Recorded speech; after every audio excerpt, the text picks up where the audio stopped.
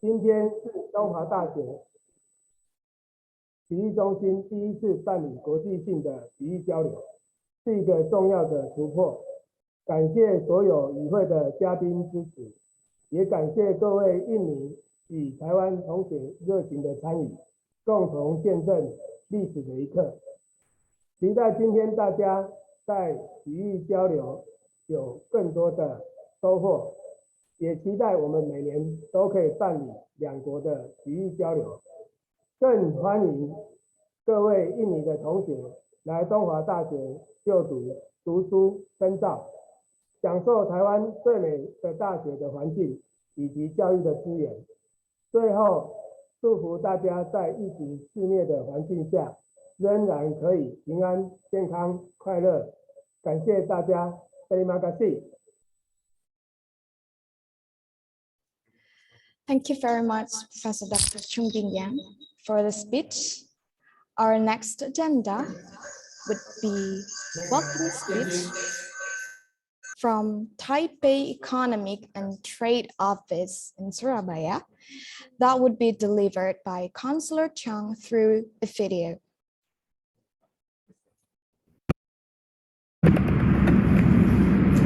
Hi there. President Cao from National Donghua University, Professor Nur Hassan, Professor Yanto, Nur Muhammad, and Professor Muhammad Ali Al-Ada from University Negeri Surabaya, Professor Sabdo Adi, Professor Kuniati, Rahayuni, Professor Fabrita Olin from University Negeri Malang, also Professor Ma from National Donghua University, and Professor Cao from National Samyang University. All the distinguished guests, both in Taiwan and Indonesia, good morning. Selamat pagi. I'm William Jiang, Director of Division and Acting Director General of Taipei Economic Trade Office in Surabaya. It is really a great honor for me to be invited among you to join this great event and to witness and say a few words. On behalf of Taipei Economic and Trade Office in Surabaya and Director General Benson Lin, I would like to convey my warmest congratulations to your endeavor and contributions to this wonderful seminar happen. I would like to say as well, based on the new southbound policy initiated by the government of Taiwan, you can rely on our commitment and hard work to promote more and more cooperations like this event we conduct here today between Taiwan and Indonesia. Once again, we are committed to working together to be looking for a tremendous perspective in exchange and cooperations in the fields of sport science, sport skills, and sport abilities, and much more, or beyond. Please allow me wish an utmost success and achievement for today's seminar. Thank you to all the dear friends, honorable guests, and the keynote speakers. Thank you not only for your time, but also for your knowledge, expertise, and experience to lead us to the frontier of tomorrow's sport science. All the best. Assalamualaikum. Thank you.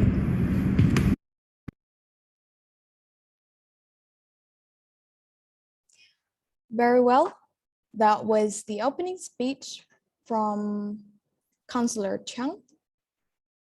On the next occasion, there will be opening speech from Professor Han Tian Chao, PhD. I would like to invite Professor Han Tian Chao, PhD, to deliver his opening speech, as well as officially open today's seminar. Good morning to both our distinguished guests from Taiwan and Indonesia online. I'm Zhao Hanjie, the president of National Donghua University. On behalf of the Donghua University, it gives me a great pleasure to be able to attend this opening and ceremony. And the most important thing is that I realized that the both country can take this platform to exchange those knowledge regarding sporting, regarding doing exercise. And I guess lately we will implement those kind of experiences into our daily life so that promote sports is not only to get a trophy, but I guess the most important thing is make us become more healthy than before. I pay a great attention to our friends from Indonesia because Donghua University has the most sister schools and the most foreign students from Indonesia. I always appreciate our friends from Indonesia to take Donghua University as their second home in Taiwan. So therefore, Donghua University will do every effort, will pay great effort to take care of all the foreign students, especially from Indonesia. Donghua University is a very young school. We are only 27 years old. However, we are doing quite good on different aspects.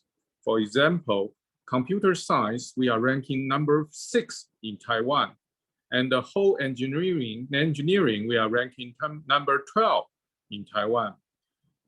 So therefore, I encourage that we take this platform or this seminar as a starting point and may expand and reach out to the rest of the scholars or students to other areas. You are all welcome to come down to Taiwan to come to Donghua University, as Donghua campus has been considered the most beautiful campus in Taiwan. Last but not least is the pandemic is gradually down to epidemic. So I expect that in the early of next year, we can both our country can open our borders again. So therefore, I really expect to see even more students or scholars from Indonesia to show up on Donghua campus to talk about sports, to talk about arts, to talk about all kinds of research area. Last, I will express my sincere wish that everyone who attend this forum will have a very fruitful result. Thank you so much. Thank you very much, Professor Han Tianchao, PhD, for the speech.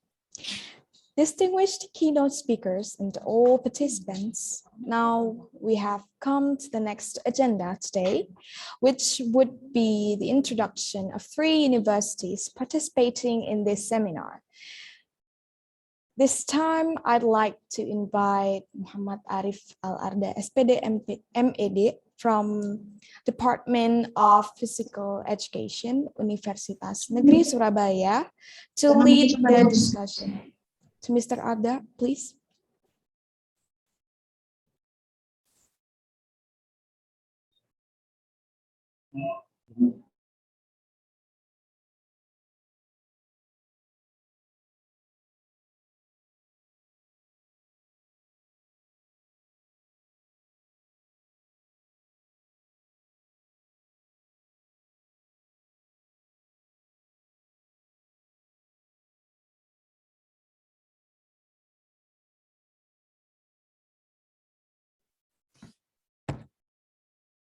Good morning.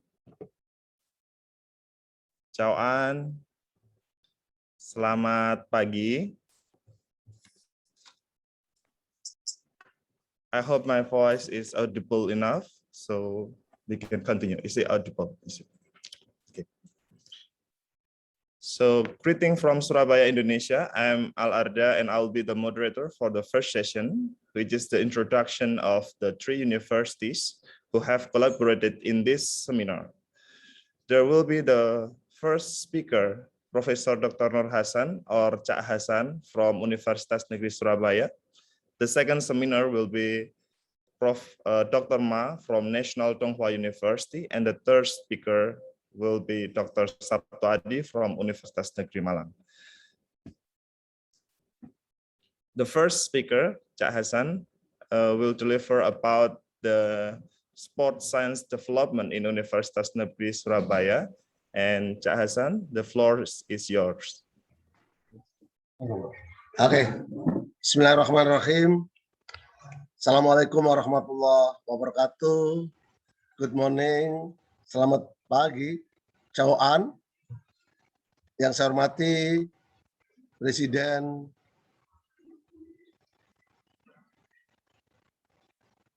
National Tionghoa University, Prof.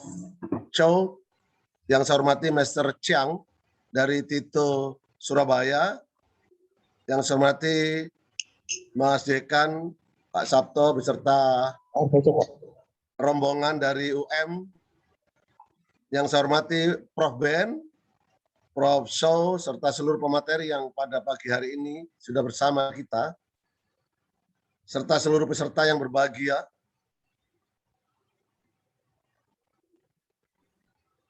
Sudah dengar ya, Pak Moderator ya? Yes, sudah, Bapak. Please help have translation, so I will make a short translation. Good morning, ladies and gentlemen. Cak Hasan is greeting for the leader of NDHU, staff members, and also all of the participants who have participated in today's seminar. Cak Hasan, boleh dilanjut? Ya. Pada hari ini saya diundang saudara saya, sahabat saya, pembimbing Universitas Negeri Surabaya, Prof. Ben, untuk menyampaikan materi terkait dengan perkembangan sport science di Universitas Negeri Surabaya, UNESA. Today, I'm invited by Prof. Ben to share about the sports science development and UNESA introduction in this forum. Sebelum saya menyampaikan materi, izinkan saya mengucapkan terima kasih atas jalinan kerjasama yang luar biasa antara UNESA dengan National Tionghoa University. Sejak foto ini diambil pada bulan Desember tahun 2019, sudah dilaksanakan berbagai program seminar, conference, penelitian, dan berbagai program lainnya. Kami berharap jalinan kerjasama ini akan terus berkembang untuk melibatkan lebih banyak sivitas akademika dari UNESA, dari National Tionghoa University, dan perguruan tinggi yang bermitra dengan kita. Cak Hasan would like to thankful for this collaboration between UNESA and NDHU or NDHU. Because since this photo taken in 2019 on December, there were so many collaboration, so many research workshop, keynote speakers, and any activity program. Hopefully in the future, there will be more international collaboration between both universities or even larger. Oleh sebab itu, pada tahun 2020, NDHU merupakan salah satu international partner terbaik dengan capaian implementasi kerjasama yang dilakukan. Selain itu, NDHU juga telah menyediakan berbagai kesempatan bagi dosen dan alumni UNESA untuk studi lanjut di sana, bahkan mengajar beberapa kegiatan di NDHU. NDHU was awarded as the best partnership award in UNESA to its contribution to the collaboration and also the commitment of NDHU to provide the scholarship and education for UNESA's lecturer. Berikut adalah satu implementasi kerjasama dalam bidang seminar olahraga, khususnya pendidikan jasmani, di mana pada saat itu Prof. Ben menjadi salah satu pemateri dari dua pemateri lainnya.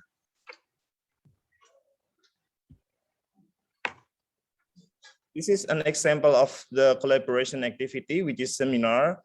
We have invited Prof. Ben from Taiwan, Prof. Lee from China, and also Dr. Herianto Nur Muhammad at that event.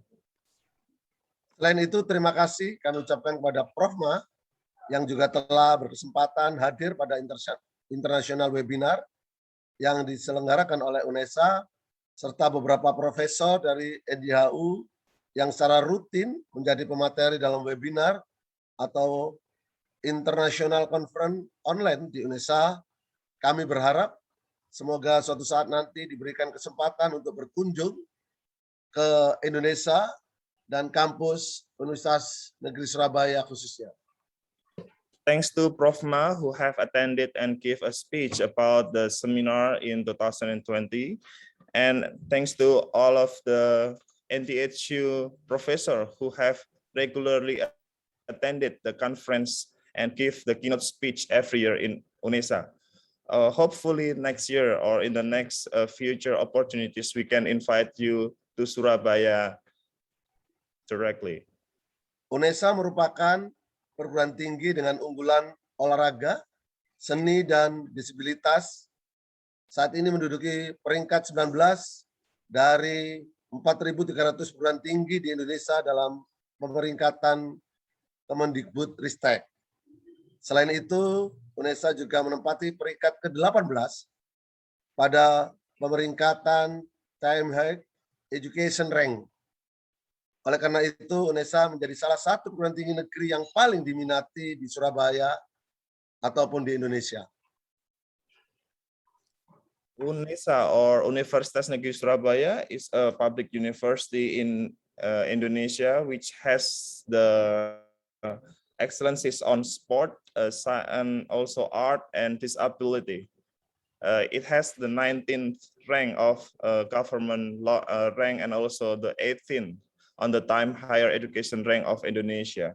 So that UNESA is one of the top choices of students for higher education. Kota Surabaya atau dikenal dengan Kota Pahlawan memiliki berbagai catatan sejarah dan juga budaya Indonesia. Kota yang pernah dinobatkan sebagai kota paling populer dalam penghargaan internasional Guangzhou 2018. It is located in Surabaya, the hero city, due to its historical and also to the culture in Indonesia. This city was awarded as the most popular city by Guangzhou International Award on 2018. Surabaya merupakan kota terbesar kedua di Indonesia yang juga dikenal sebagai kota modern, yang nyaman, elegan, dan aman. It's also known as a second largest city in Indonesia, which has a modern lifestyle so that it's convenient, safe, and also elegant for living. UNESA saat ini memiliki 7 fakultas, 2 program studi, 1 program vokasi, dan 1 program pasca sarjana. UNESA currently has 7 faculties, vocational program, and postgraduate program. Fakultas Ilmu Olahraga merupakan salah satu fakultas yang mendukung unggulan UNESA. Ada 3 jurusan yang mencetak guru PJOK, yang mencetak pelatih adalah pelatih olahraga dan ilmuwan olahraga. Sports Science faculty is one of the leading faculties in UNESA. It has 3 majors. The first one is physical education teacher, and the second major to be a sport coach, and the third one to be a sports scientist. Fakultas Ilmu Keolahragaan juga didukung oleh berbagai fasilitas untuk menunjang proses pembelajaran. Sports Science faculty also supported by some facilities to improve the learning activities. Fasilitas yang pertama adalah gedung olahraga dengan kapasitas dan fasilitas yang memadai untuk kejuaraan internasional. Ada futsal, ada geraha, ada kolam renang, ada lapangan bola basket, dan tahun ini akan dibangun gedung doping lantai 4, satu-satunya di Indonesia. Indonesia has some infrastructure of the sport for which has the international standard. So it can be the international event will be held on it. There are basketball, also futsal, also the swimming pool, and also this year we will have the laboratory for doping. Kolam renang berstandar internasional dilengkapi laboratorium pengamatan gerak di dalamnya, ada laboratorium atletik internasional, laboratorium berkuda juga internasional, ada juga beberapa laboratorium yang sedang proses pembangunan. So these sport facilities are actually a laboratory for this sports itself. For example, for the swimming, have the laboratory of the swimming teaching and coaching, and also we'll have the laboratory of track and field and laboratorium of horsing. Karena kebijakan kementerian baru, kita diminta untuk implementasi Merdeka Belajar, maka UNESA membangun laboratorium Merdeka Belajar, menggunakan tempat terbuka hijau dapat dimanfaatkan untuk jogging track, bersepeda, camping, dan juga kegiatan outdoor lainnya. Beside those facilities, there is also the open outdoor space for all of the Universitas Negeri Surabaya to practice like running, cycling, camping, or doing any other outdoor activities. Selain itu, UNESA juga mengembangkan sport science melalui pengembangan dan penelitian yang dilakukan di Sport Science Fitness Center. Laboratorium ini tidak hanya digunakan sebagai tempat tes dan pengukuran, tapi juga tempat latihan untuk meningkatkan performa atlet nasional maupun atlet internasional. There is Sport Science Fitness Center. It's a laboratory not only for sport science measurement and testing, but also for sport training for national and international athletes from Surabaya or East Java. Beberapa alat yang tersedia diantaranya ada SwimMac. Alat ini dapat digunakan sebagai tempat latihan dan penelitian dalam olahraga renang. One of the tools of this laboratory is called SwimMax. This is the static swimming pool which can train the swimmer and do the research about swimming.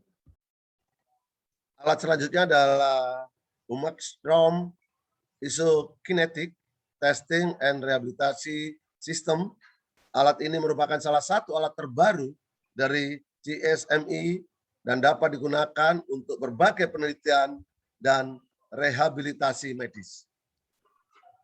UMAC norm Isokinetic is our latest devices or tools from Sports Science Fitness Center. It could be testing and the rehabilitation purpose, and it could be also part of the research and also teaching in our faculty.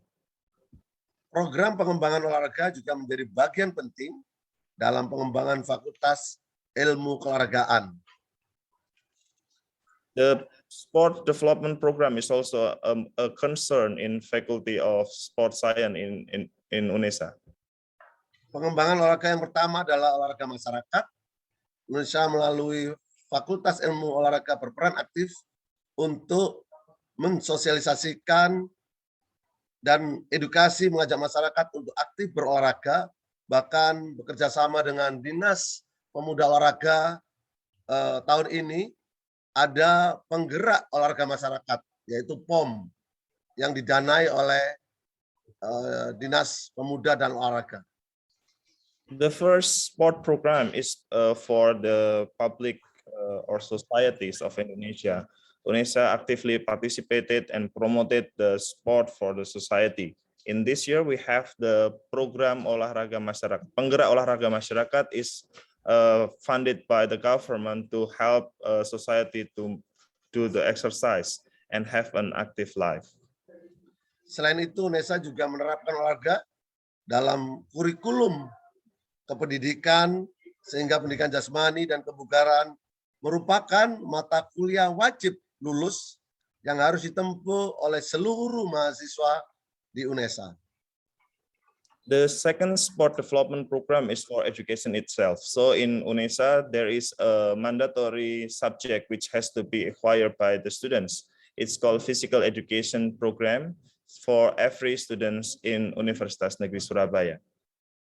Pembinaan olahraga prestasi juga menjadi bagian penting dalam kontribusi UNESA kepada negara Indonesia atau Jawa Timur.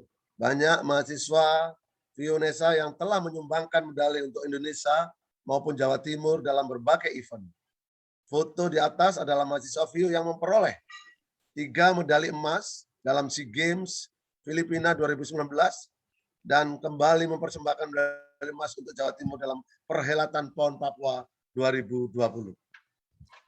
The third program is for sport competitive, and this is the picture of our student who has 3 gold medals from SEA Games 2019 in Philippines. And there are also many national athletes also participated now in the PON or National Olympic in Papua.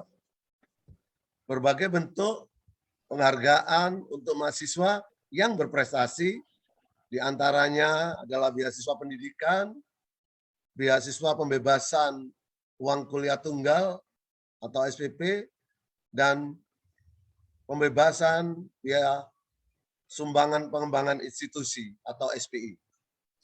There are some types of scholarship for students who have achieved the competitive level in national or international level. Jenjang pembinaan olahraga di UNESA secara umum dapat dirangkum menjadi 6 tahapan di atas. 1. Pengenalan olahraga melalui MPK, pendidikan jasmani dan kebugaran untuk mengajak mahasiswa aktif berolahraga. 2. Mahasiswa yang mempunyai minat dalam olahraga tertentu dapat bergabung dalam UKM olahraga. 3. Mahasiswa yang mempunyai potensi dapat terjun langsung dalam klub-klub olahraga. 4. Mahasiswa yang memiliki prestasi akan tergabung dalam klub olahraga profesional. 5. Mahasiswa yang memiliki prestasi level daerah akan berkesempatan ikut program Puslada dan mewakili Jawa Timur. UNESA tahun ini juga menjadi tempat Puslada untuk berbagai cabur unggulan Jawa Timur dalam Puslada New Normal. 6. Mahasiswa yang memiliki prestasi tingkat nasional dan berpotensi menembus persaingan internasional dan mendapatkan kesempatan bergabung dalam program Pelatnas. This is the development program which we provided for our students. So the first one is by the courses of physical education. We will facilitate the students to do the activity. And we have the highest level is the national training camp for those who has international achievement and participated in international event to be the Indonesian athlete. Di perhelatan PON tahun ini 61 perwakilan dari Fakultas Ilmu Olahraga untuk memperkuat kontingen Jawa Timur. There are 61 students who are currently participating in National Olympic Games in Papua 2020, and they are now competing in many sports and doing the training in Universitas Negeri Surabaya. Saat ini UNESA memiliki 38 UKM olahraga dan beberapa diantaranya masih baru, yaitu olahraga petang, olahraga rugby, floorball, cricket, dan pickleball. There are 38 sports club for the university students, and the latest one is petang, rugby, floorball, cricket, and pickleball. VIO, Fakultas Ilmu Olahraga juga memiliki mata kuliah strategis prestasi dengan dosen pengajar yang memiliki kualifikasi pelatih internasional dengan pengalaman bertanding dan berprestasi level internasional, diantaranya adalah mata kuliah pencaksilat, anggar, petang, dan berkuda. In our faculty, there is also the subject which is the excellences of our faculty. The first subject is called Pencak Silat, Anggar, Petang, and Berkuda. This subject is taught by international coaches or the teacher who has the international experience. UNESA juga menyelenggarakan kompetisi olahraga tahunan yang bertujuan untuk melatih mahasiswa memiliki pemahaman akan manajemen olahraga, office sitting. Berikut adalah kompetisi olahraga tahunan yang biasa diselenggarakan. Bola basket, sepak bola, karate, pencaksilat, atletik, dan bahkan terakhir adalah petang. This is the annual sport competition program which is held by the student of sports and faculty. And there are basketball, football, karate, pencak silat, athletic, and recently we have petang to teach the student about the sports management and holding a national or international event. Fakultas Ilmu Olahraga UNESA juga selalu berupaya untuk meningkatkan kualitas SDM-nya melalui kerjasama internasional. Berikut adalah daftar kerjasama internasional yang paling banyak implementasinya, kerjasamanya baik dalam bidang penelitian, pengajaran, student exchange, dan kegiatan lainnya. NJHU juga merupakan salah satu unggulan dan mitra yang luar biasa dengan UNESA dari kerjasama fakultas olahraga. Dilihat dari jumlah penelitian, publikasi, dan pendidikan. Sports and faculty also has some partnership with international universities, and Donghua is not only the best partnership in our universities, but also in our faculty, because Donghua has some international collaboration, international seminar, and also some activities program. Hopefully in the future, there will be also student exchange program or also faculties exchange program between UNESA and NDHU. Demikian kiranya paparan yang bisa saya sampaikan. Atas perhatiannya saya ucapkan terima kasih. Semoga kerjasama Taiwan-Indonesia dalam sport akademik terus berkembang dan semakin berdampak pada institusi yang ada di dalamnya. Saya akhiri, selamat pagi. Wassalamualaikum warahmatullahi wabarakatuh. Sisir. Thank you for the presentation, Prof. Nur Hasan.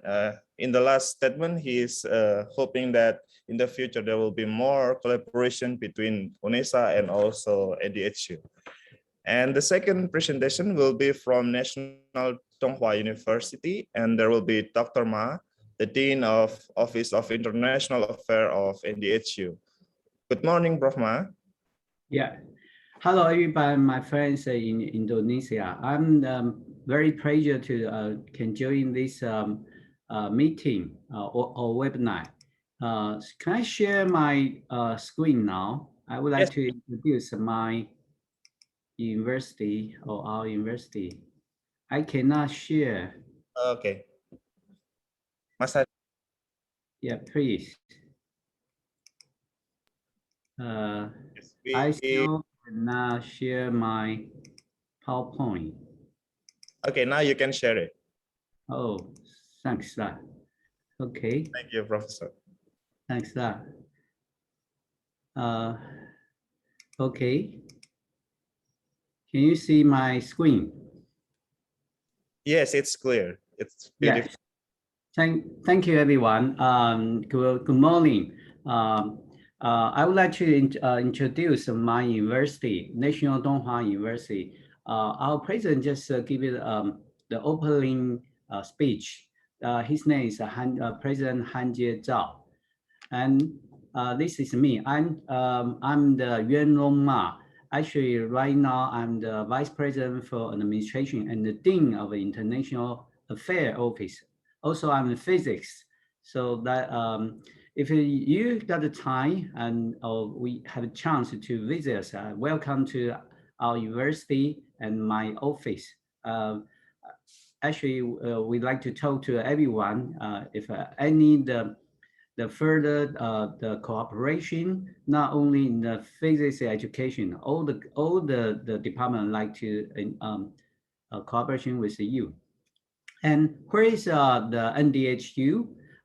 Actually, our university is a comprehensive university and the most beautiful single campus in Taiwan.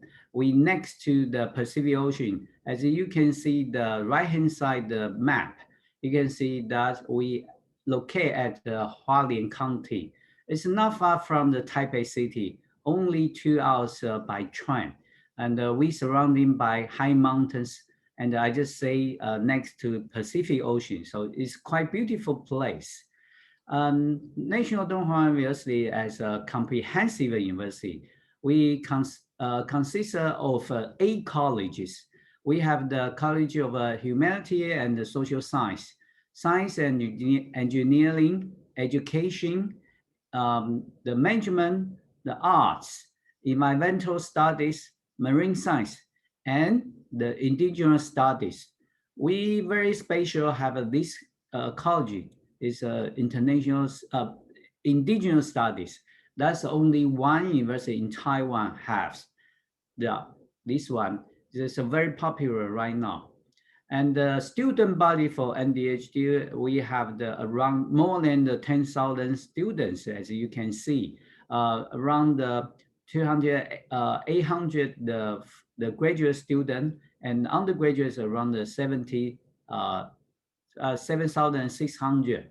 So the student body is quite good as a young university. Actually, the university, the National Donghua University is a young university, only 27 years old. So right now we have around 500 full-time faculty.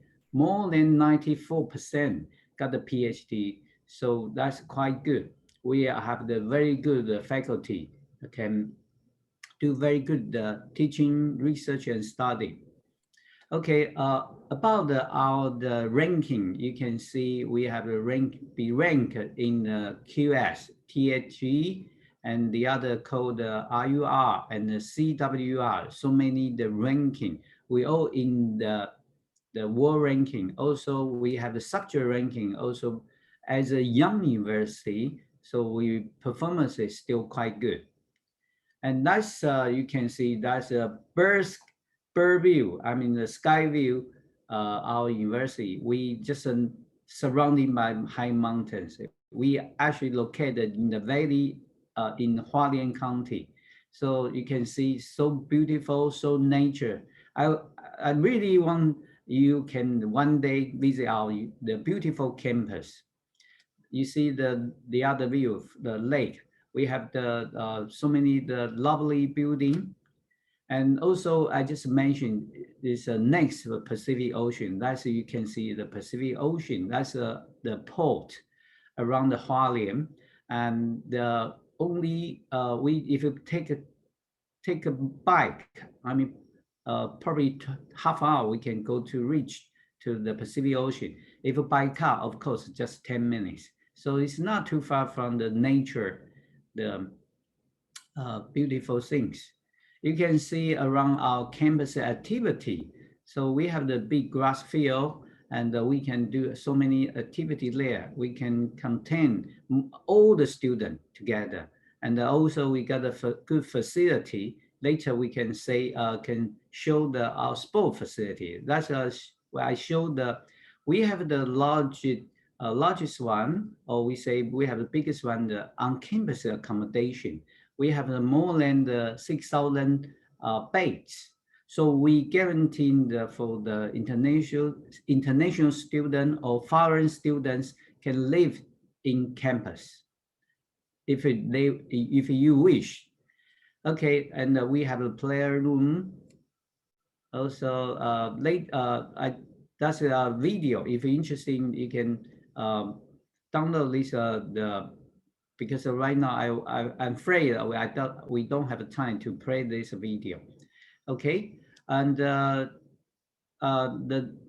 I would like to introduce a sports center. Professor Yang, Yang Changbin is a very good the director right now, and we have got so many awards in the competition. And this the swimming pool, and this is a basketball. Actually, that is general the physical education center that is all kind of the sports activity we can hold in here for the basketball, volleyball, badminton, also of course indoor the tennis. That's a table tennis room. You can see so many tables there, and we have the gyms. I often visit there. We got the new facility you can see there, so you can do the weight training for all parts of your bodies. Okay, that is the karate or the room. Actually, this one is so popular also for the other like yoga. You can also doing here. That's the other one. That for dancing, you can see so many glass, so many the windows or the mirrors. Sorry, the mirrors, so you can see your body dancing or moving. And this one is just the weight training is special for the teams, the sports teams. Okay, not for the general people. Okay, that's sorry about the Chinese, and that's team, the athlete team, swimming team, and we have the orientation team, and I forgot how to say the Taekwondo. Okay, so in English, so that's all we have also the other team, the tennis team, football team, and badminton team. We have the two teams, one for A level, one for level B. And also we have the basketball as we have the women and men's. And that's volleyball. Especially the women volleyball is level 1 in Taiwan. So quite good. And that is show all kind of the metal here, the list, the gold metal, silver metal, and all the rank. Okay, thank you everybody for your attention. If one day you can visit us, that would be nice. Thank you. Thank you, Prof. Ma. Thank you for the presentation. And I think from the presentation that Prof. Ma delivered, we can see how beautiful the campus and the sport facility is very good. And I just realized that there is a new gym for weight training facilities, because in 2019, the last time I tried the sport gym facilities, that was not that huge, and now it's huge and complete. You can come back to visit. I'll visit Tonghua in this near future, maybe in near future, maybe in this month or next month. Yeah, great. That would be great. Thank you. Thank you. Thank you, everyone. Bye-bye.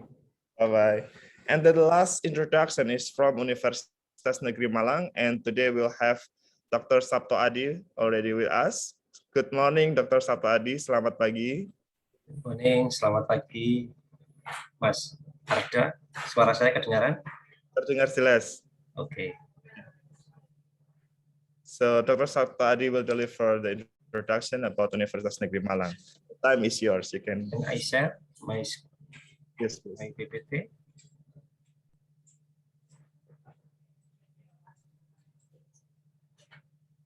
You like? Excellent. Okay. Can you see? Yes, yes. It's Okay. Thank you, Mr. Arda from Universitas Negeri Surabaya as Master Ceremony. And good morning, ladies and gentlemen. Dear President of Universitas Negeri Surabaya, Prof. Nur. dear President of Sun Yat-sen University, dear President of National Donghua University, dear of President of Universitas Negeri Malang, dear Dean of National Donghua University Sport Center, Dr. Ma Yuanron, and dear all of the speaker, Mas Arda, Mrs. Kurnia Rahayu, Mrs. Febrita, and Mr. Dr. Herianto, and thank you all for being here today at this meeting. And I hope presentation about Universitas Negeri Malang overview, maybe around 10 minutes, just 10 minutes.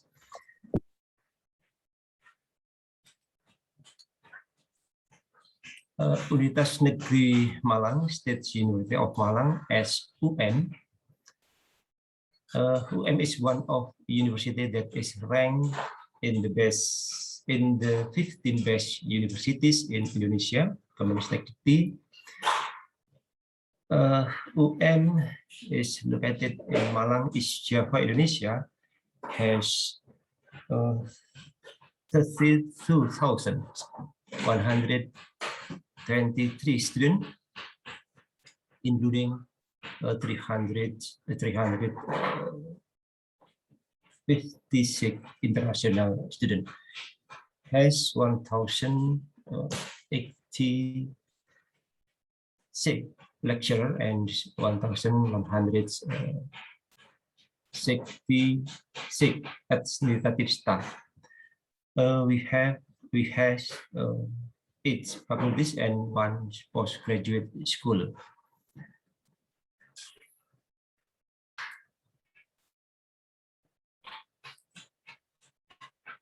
Okay.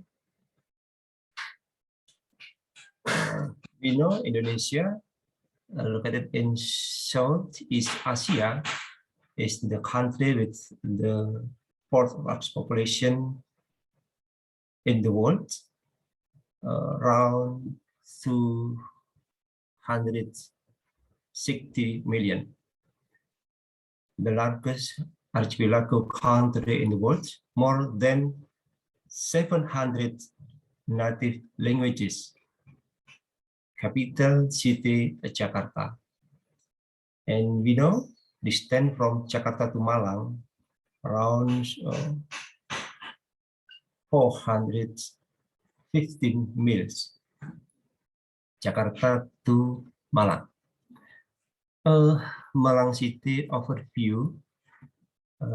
We know Malang, a city of education and tourism, and one of the greenest city in Indonesia. Malang is second largest city in East Java. Very popular local language, Boso Walikan, reverse language. And we have population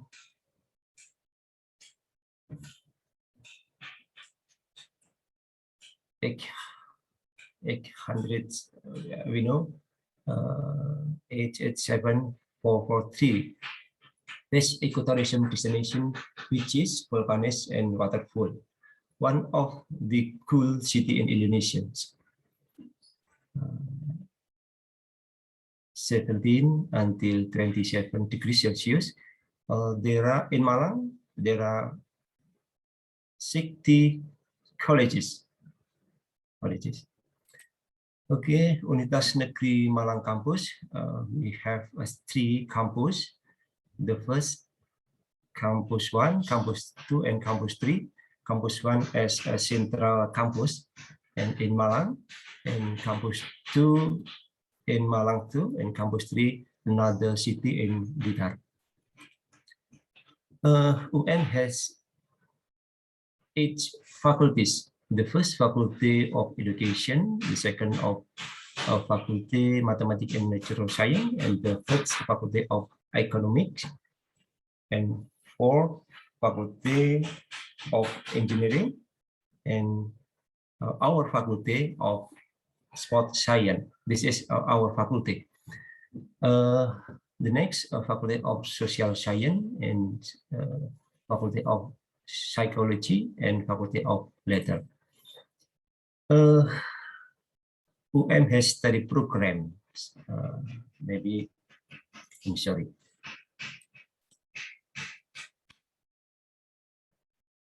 We have, sorry. We has undergraduate 120 and master program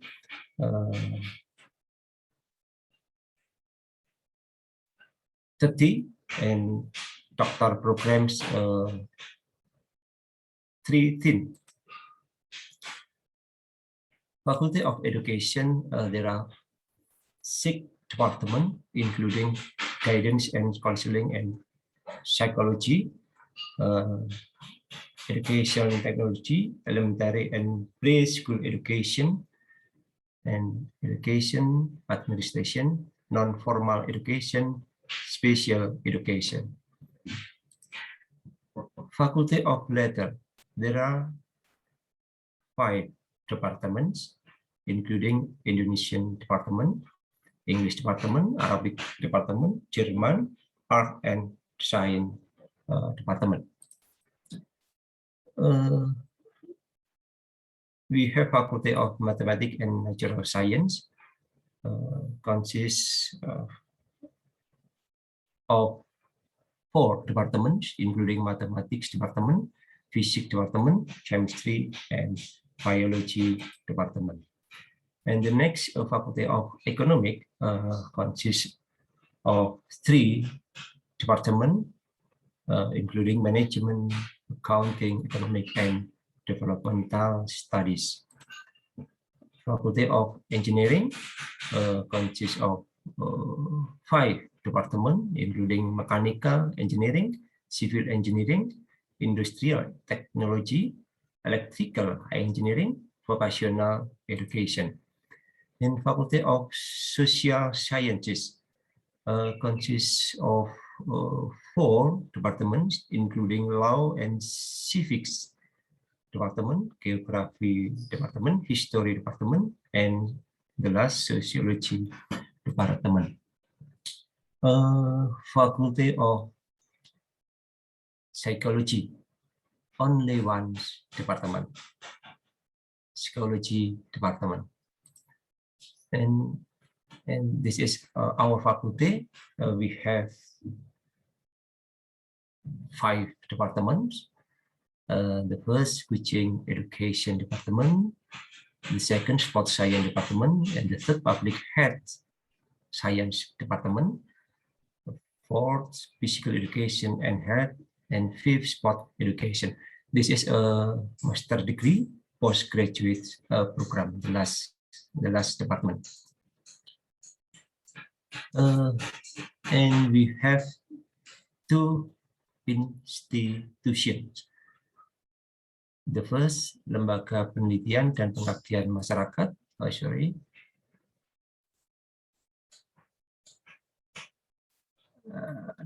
and second, Lembaga Pengembangan Pendidikan dan Pembelajaran. This is about research, and this is about community service.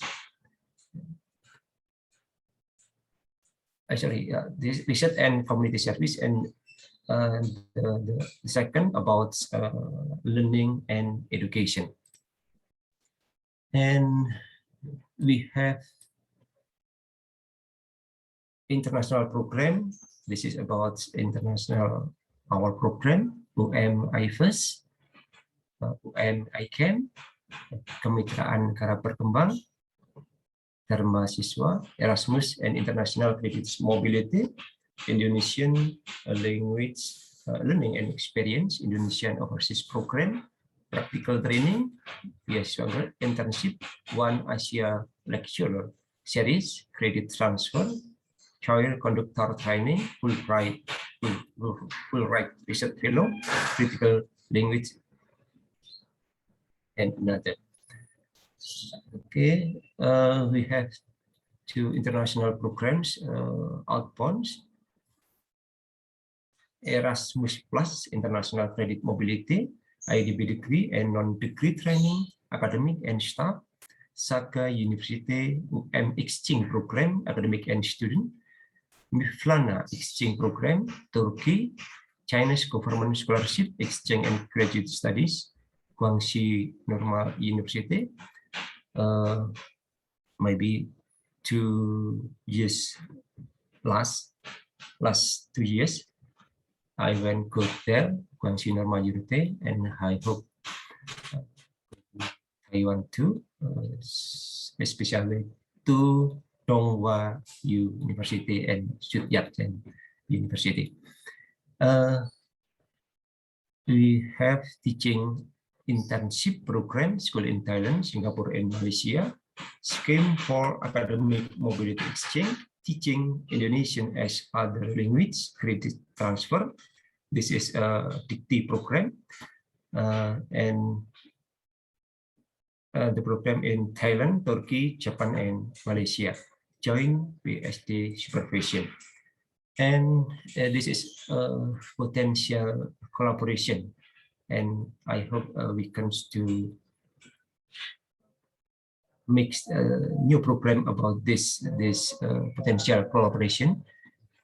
The first exchange and or placement of student credit transfer and credit earning, teaching and non-teaching internship, joint and double degree, exchange of research, administrative and teaching personnel, joint research, joint supervision, joint academic activity such as international conference, seminar, and symposia, lecturers, guest lecturer, I mean.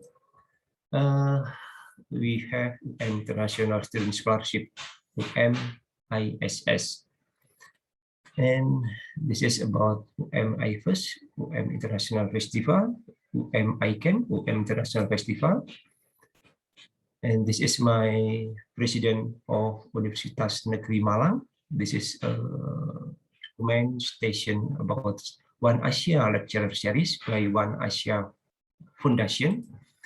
And this is about international cooperation with Australia. There are 5, Canada 2, China 5, United Kingdom 1, Finland 1, Japan 6, Malaysia 3, Morocco 1, Netherlands 1, Sweden, Philippines, and until Taiwan to cooperation. And I hope we can increase our cooperation. Thank you very much. And the last, my statement, through this academic dialogue activity between us, universities in Taiwan and Indonesia, I hope to improve our academic competence, especially in the field of sport science. In addition, I hope that this academic dialogue activity can continue to be carried out regularly in other aspects like research, collaboration, seminar, and other activity. Thank you very much. Thank you your participation. Thank you, Dr. Sabto, and very wonderful presentation from Malang University. It's really beautiful campus, and if you guys have a chance to come and visit Indonesia, I believe that you will enjoy to come to Malang. And as Dr. Sabto mentioned that he expected to have more collaboration with Taiwanese universities. By this program, actually, it's a good chance for us to broaden the partnership with Taiwan universities.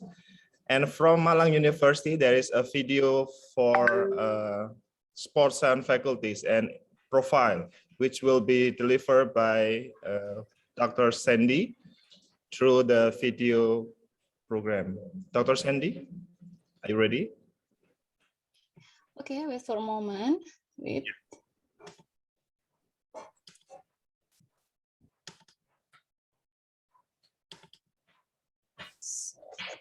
Can you see? Okay. Yes, we can see it. You can play the video.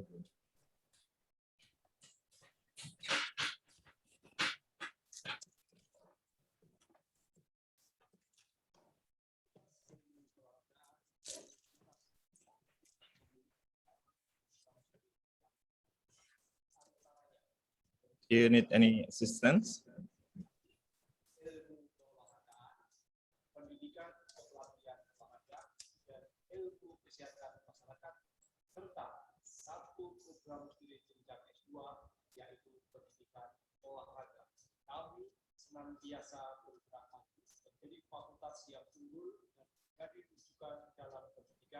Dr. Sandy, I think you should return to the stop share. Okay, wait for a moment. Pardon? Cannot see the videos yet, but we can see your screen on the desktop. Oh, sorry. Wait. I will stop share from here and then Yeah. Okay. You can share with yours. and you can try to share again. And don't forget to tick and check the mark or share the desktop.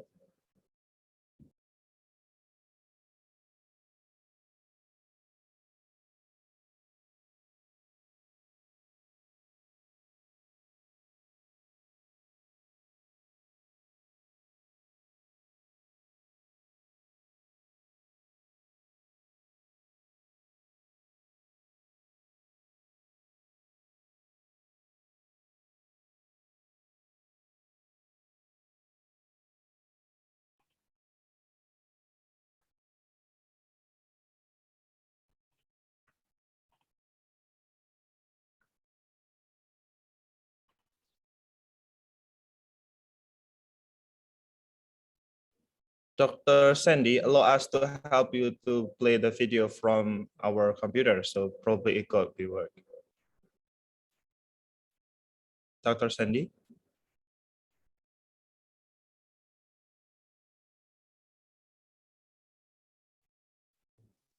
Sorry, I have a problem with my speaker. Can you help me to share our our video? Yes, we will share the video from our. Okay. Don't worry. Professor Chan.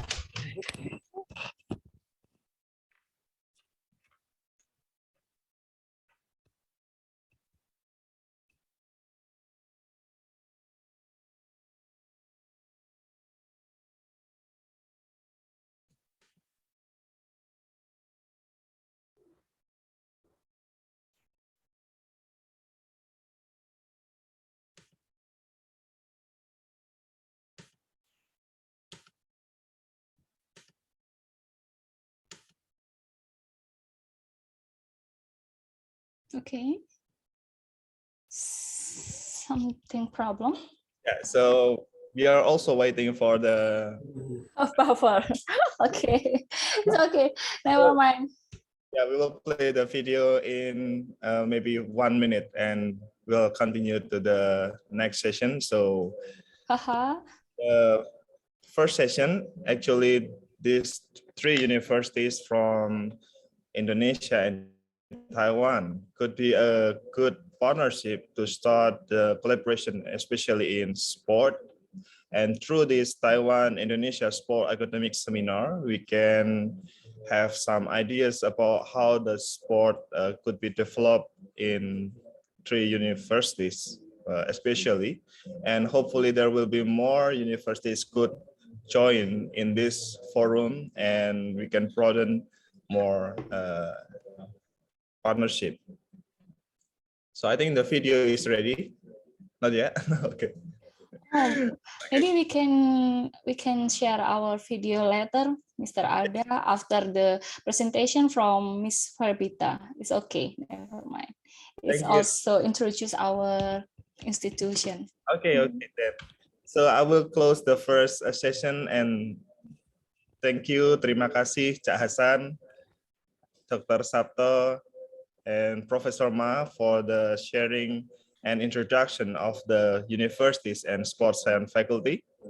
And I will end the session. The second session will be continued by Dr. Sandy to be the moderator. But we'll have maybe about 2 minutes break. Yeah, I will return back to Laili as our MC. Very well. Thank you, Mr. Arda. That was such fruitful introduction of the three universities. As we have heard from the presentations, all of them has excellences, not only in physical education and the facilities, but also in many other aspects. Not to mention that the three universities also has global collaborations and have achieved so many awards, both in academic and sports fields. Three of them are one of the top universities in Indonesia and Taiwan. Distinguished keynote speakers and all participants, next agenda we have today will be a discussion about Indonesian physical education from both Universitas Negeri Surabaya and Universitas Negeri Malang perspectives. This time I'd like to invite Professor Tae-Hung Sao from National Sun Yat-sen University to lead the discussion. But before that, we are going to play a short video from Universitas Negeri Malang.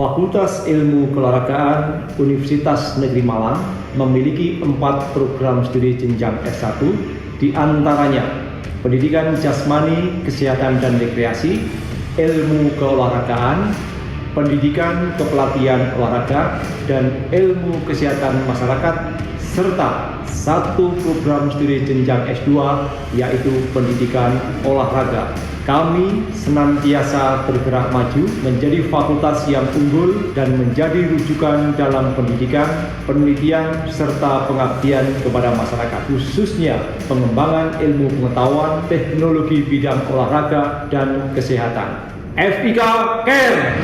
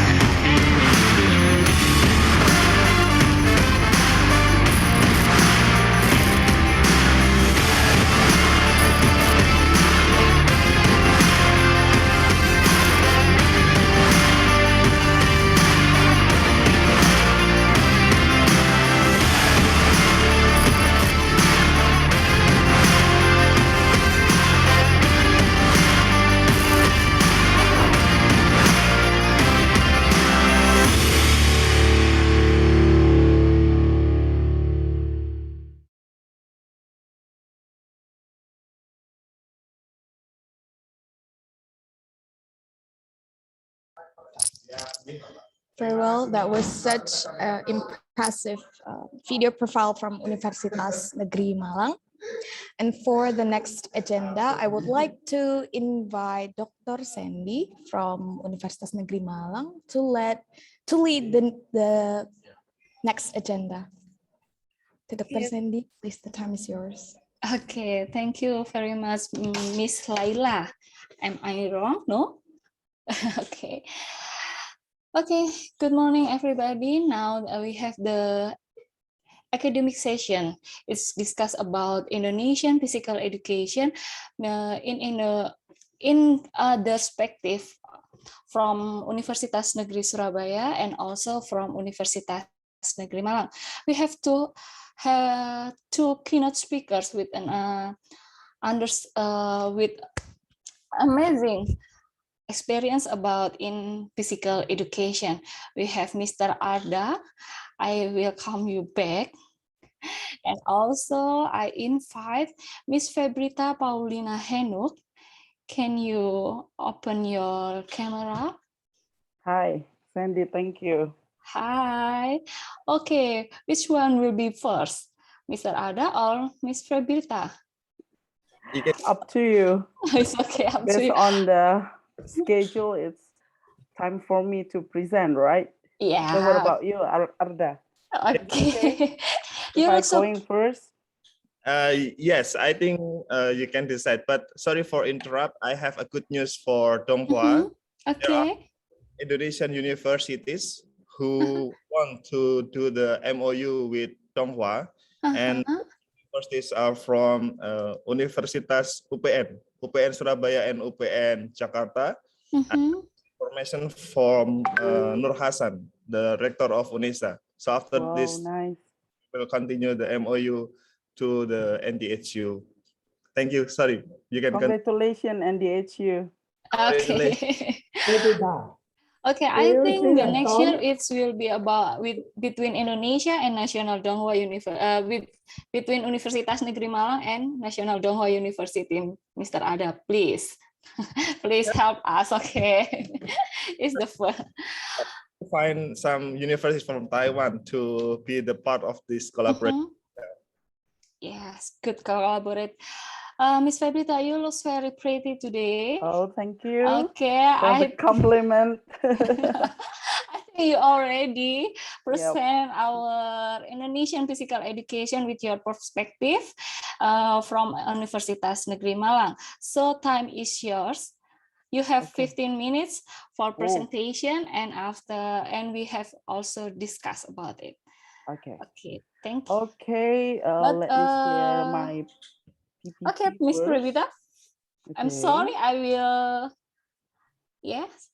Can I speak about your curriculum? Oh, okay.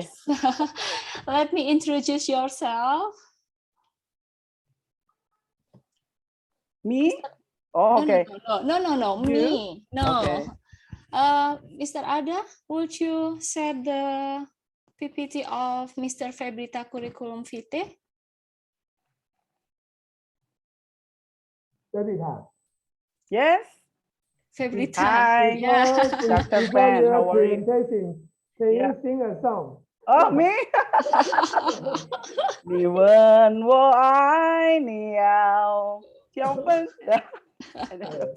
那个菲利塔是那个马浪大学的体育系的系主任嘛。那我们2年前到马浪去的时候，他带我们去唱歌，很厉害。他是印尼的歌后哈。下次有机会他来台湾的时候，我们再邀请他来唱歌，这样很厉害。那个翻译一下。Okay, can you? Tahun lalu pas Okay. Prof Ben ke Indonesia, dia Mbak Febrita ngajak mereka nyanyi ya. Iya. Nanti terus pas Mbak Febrita mau ke Taiwan, nanti nyanyi untuk kita semua dulu. Of course. I'm waiting for your invitation, Mr. Ben. Okay. Thank you. Or maybe for the last year presentation, Miss Febrita, you can sing a song for us. Should I?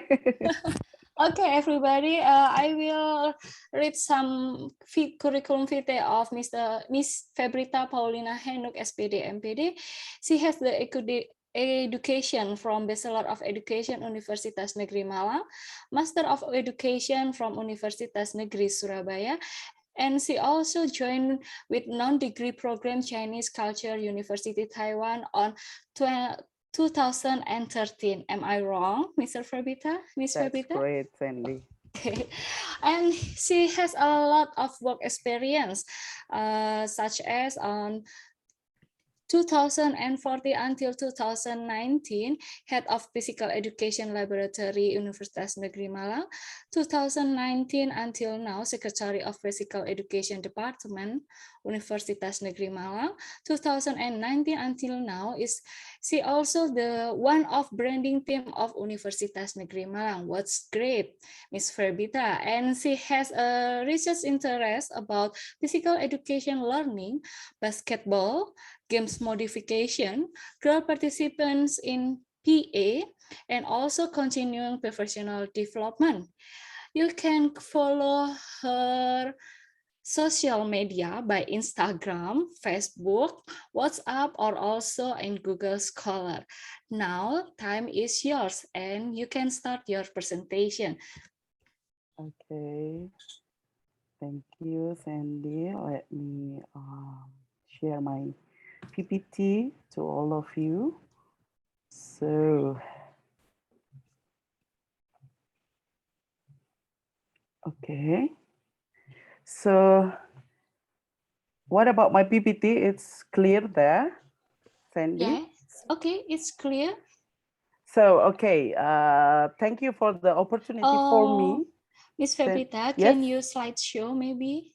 Oh, slideshow? No, it's no slideshow? Yes, No. but maybe the different setting because we can see the notes on the... Yeah. Okay, We can okay. see the notes. Okay. Okay. Play from the start. Yeah, okay, it's right. Excellent. Okay. So, ladies and gentlemen, thank you for having me in this prestigious event. Today, I'd like to describe about physical education in Indonesia. First of all, I'd like to describe the 5 topics. First, historical foundation, and then the legal foundation, and of course, physical education today, and then our future view, and the role of higher education and in the development of physical education. As you know, for Indonesian, we have founder father, our first president, Bung Karno. We usually call him Bung Karno. Mentioned that sports can form new people who are mentally and physically healthy.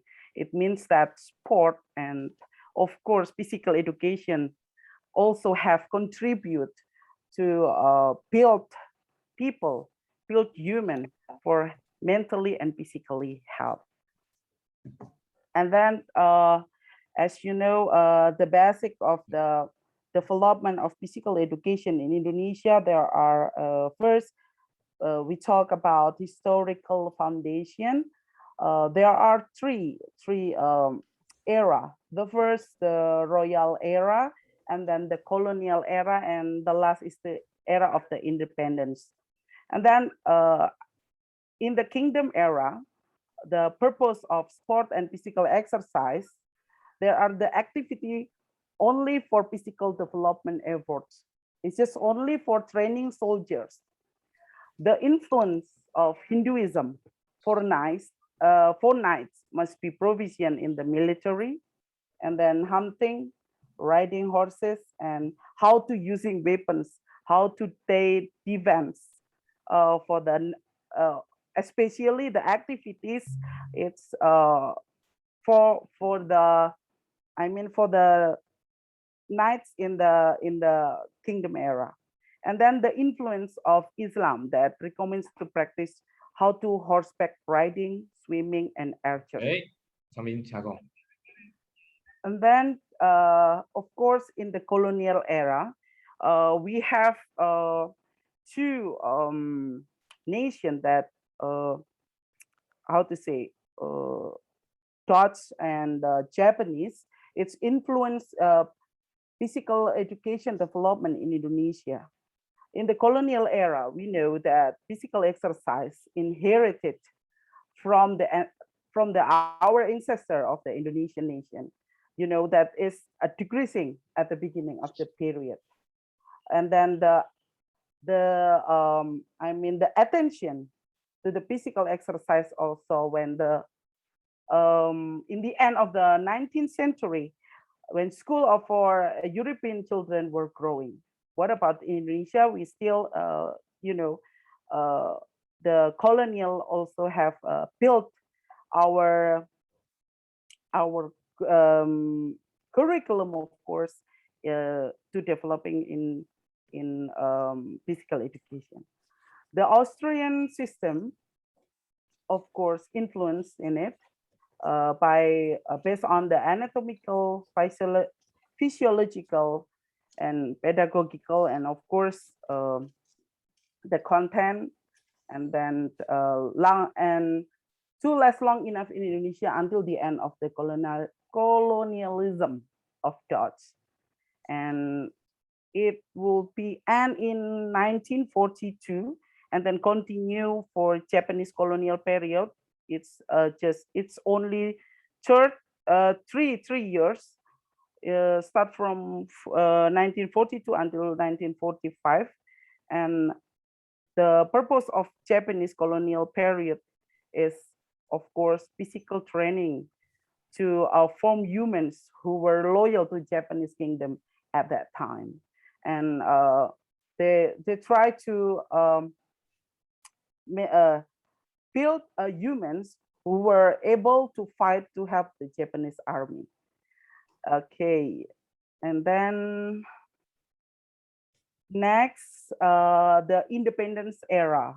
So after the Japanese colonial, Indonesia have the independence in 17th of August 1945 in Jakarta. And in the independence era, the first task of the Ministry of Education and Teaching at that moment, the first is organize physical exercise among Indonesian youth to achieve and obtain a high body condition in order to enter the armed forces and a large scale. It means that the basic of physical education at that moment try to, the purpose is to build Indonesian youth have health and have a good body to be armed forces. And then second, strive for physical and mental rehabilitation. Of course, after in the war of after Dutch and Japan forced us. So the purpose of the physical education is strive to for physical rehabilitation of physical and mental health. As you know, the development of PE terms in Indonesia. So in 1945 until 1950 is, we call it, but the movement period, and then continue to the period of physical education, and then we focus to sports, and then the period of physical education, sport and health. The period of sport education, and then the period of sport education, and until now the period of physical education, sport and health. So that's the development based on the history era. So what about the juridical foundation? As we know, one of the this juridical foundation as the basic of physical education development in this country, and of course as the guidance to how to build physical education in school or in the society. So there are two ministries that have there are two laws that build physical education development in Indonesia. First, the number 20/23 on national education system, chapter 2, article 3 mentioned that the national education function or the purpose of national education mentioned that education to develop the capability, character, and civilization. And I have a big word there, healthy. So because it's this from this word, physical education established until now in Indonesia. If it is erased by the government, so I don't know what will happen with me or the physical education tomorrow. And then the second, from the 2005 number 3 law on the national sports system, chapter 4, article 17, mentioned that the scope of sports includes activities. First, educational sport, as we know, we call it physical education itself, and then recreational sports, and then high performance sports. And additional scope in the newest grand design on national Indonesia 2021 mentioned there are sport tourism and of course sport industry there. Okay, based on the 2005 number 3 law on the national sport system mentioned that educational sport are physical education and the sport that are carried out as a part of regular and continuous educational process. It means that physical education is same as educational sport that have a purpose to as a part of educational process to build human has knowledge, personality, skills, have health, and also physical fitness. In this following picture, we can see that physical education in Indonesia is regulated by two ministries, right? So there have two different purposes, but they can connect with each other. So the basic is the foundation is society, family, and then the sportmen where there is two in these two ministry of also talk about sportmen within physical education involved in it. And then there are one program in education ministry. There are sport club in school, and we call it as a extracurricular activities. And of course, in this Ministry of Youth and Sport, there are sports school, military sports club, professional sports club. And then it's tried to select the athlete and become a national athlete and until the Olympic. So the implication of that, there are four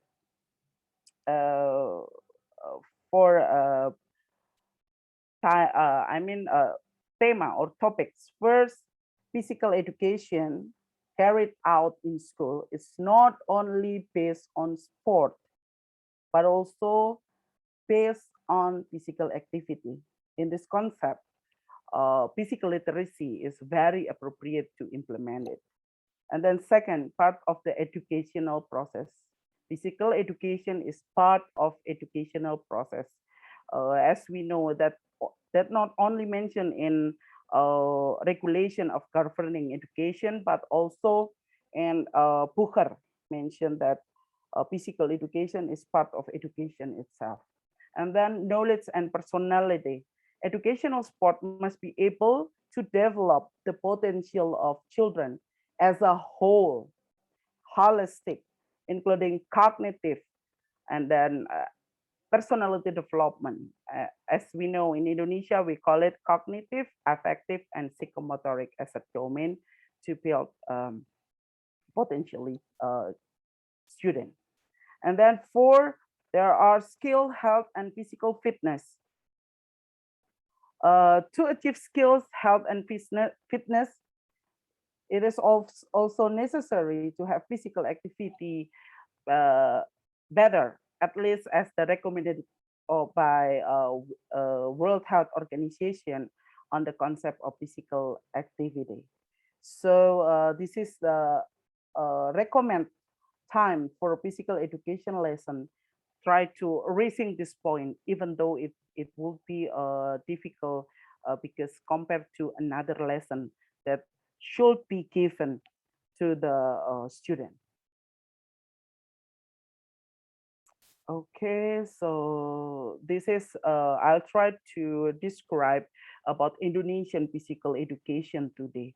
First, many young physical, good news for me, especially many young physical education teachers have a better digital literacy.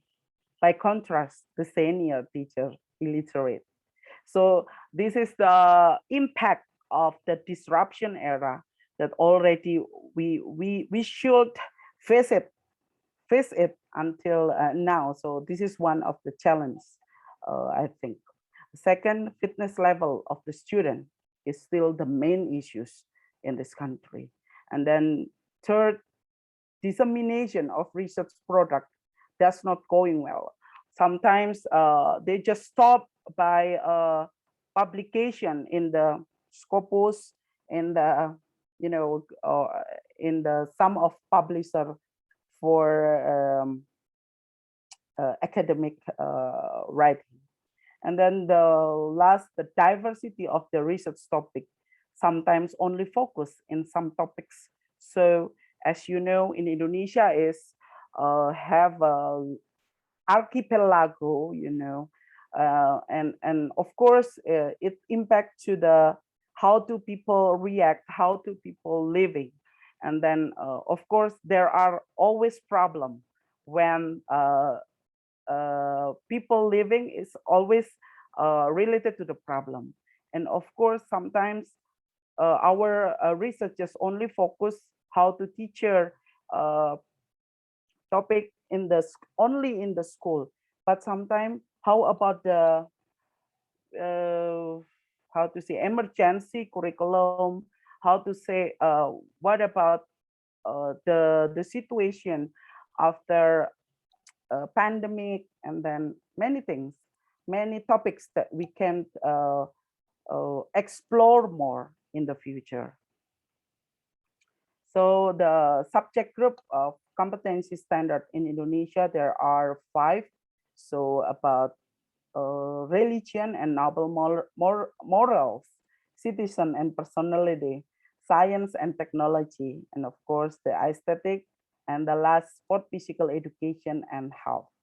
It's based on the number 22 of 2006 regulation of the Minister of National Education. So next, the physical sport and health subject, groups aim to have objective to shape the character of the student to be empowered, physically and mentally healthy, and of course foster a sense of sportsmanship. And it means that the goal, it could be achieved if the content of the activities of physical education, sport, health, education, and natural science, and relevant local content should be involved in the curriculum. This is the scope of physical education in Indonesia. There are, 7.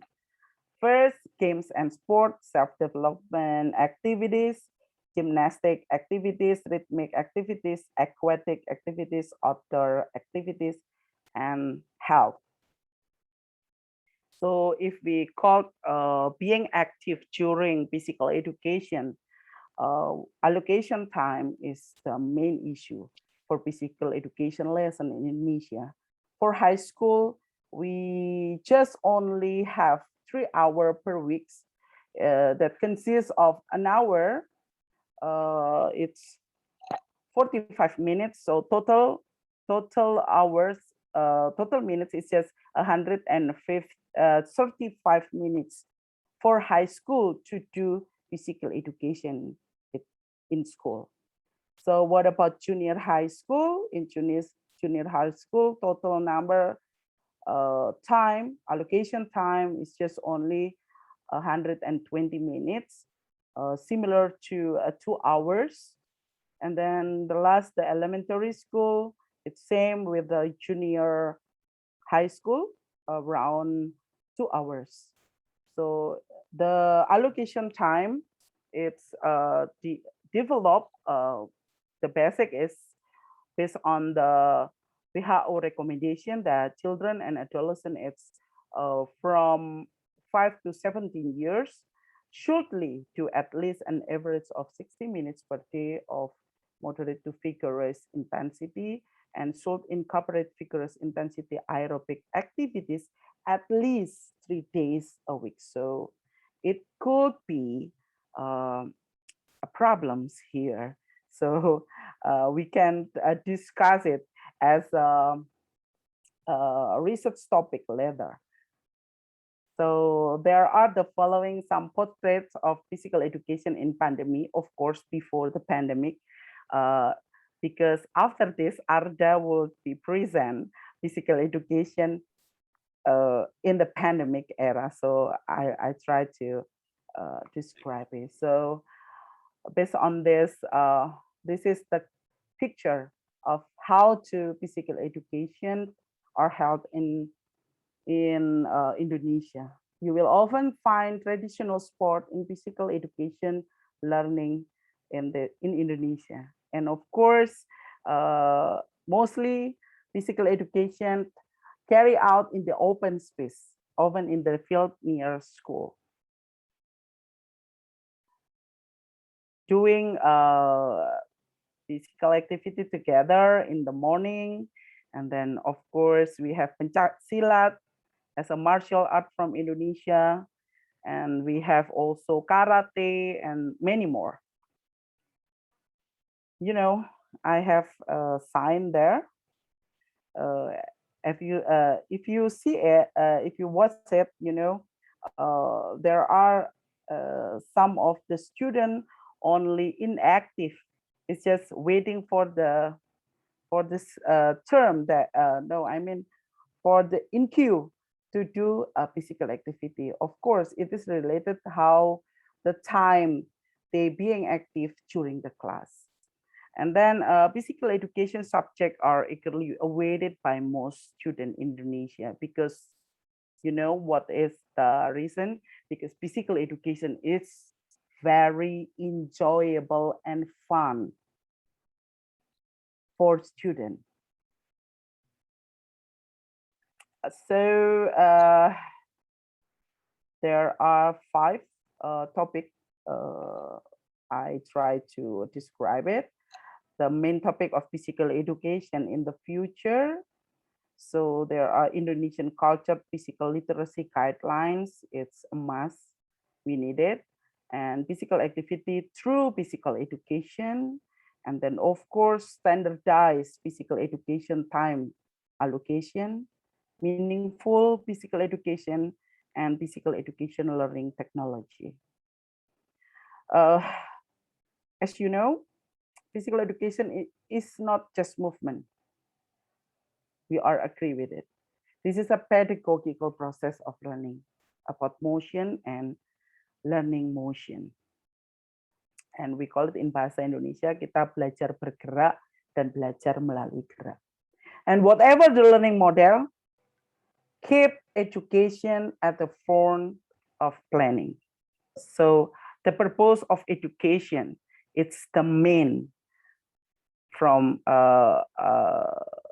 it's the main issue for when we learn about model to implement it in our class. It's a nice quote. Physical activity is the world's cheapest drug. So keep moving and keep active if you want to be healthy.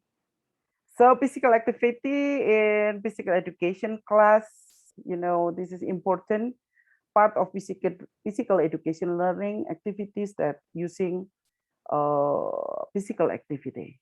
And then physical activity in the classroom provide student opportunity to engage in physical activity during the school day and after the school day.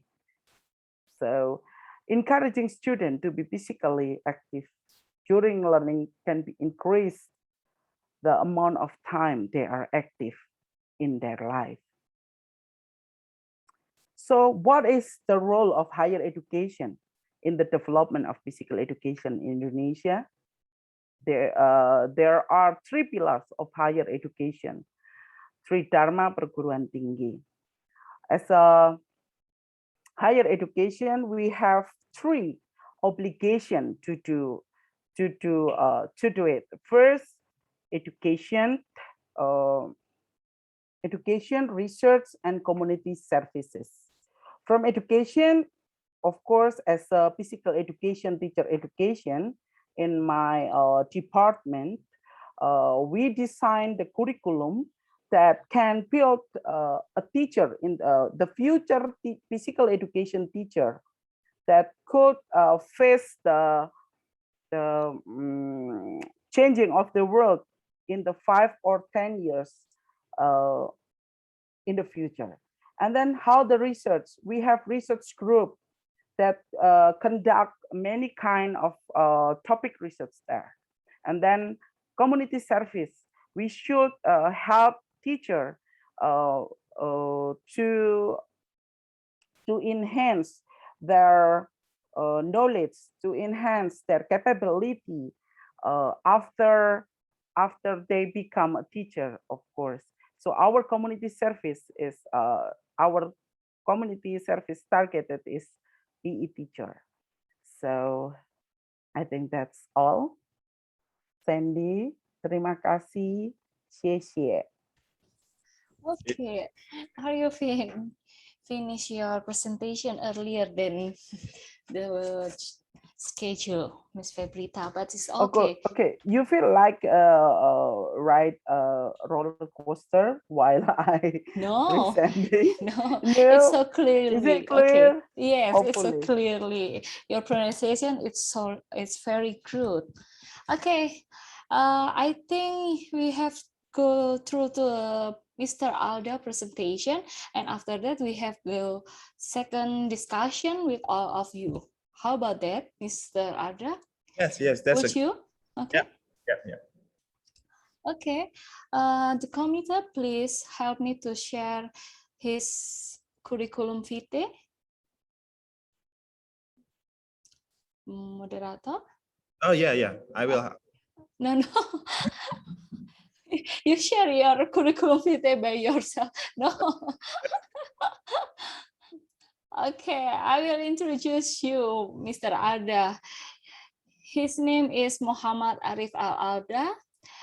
He lives in Gresik, Jawa Timur. You can follow his social media at Facebook, which the name is Muhammad Arif Al-Alda.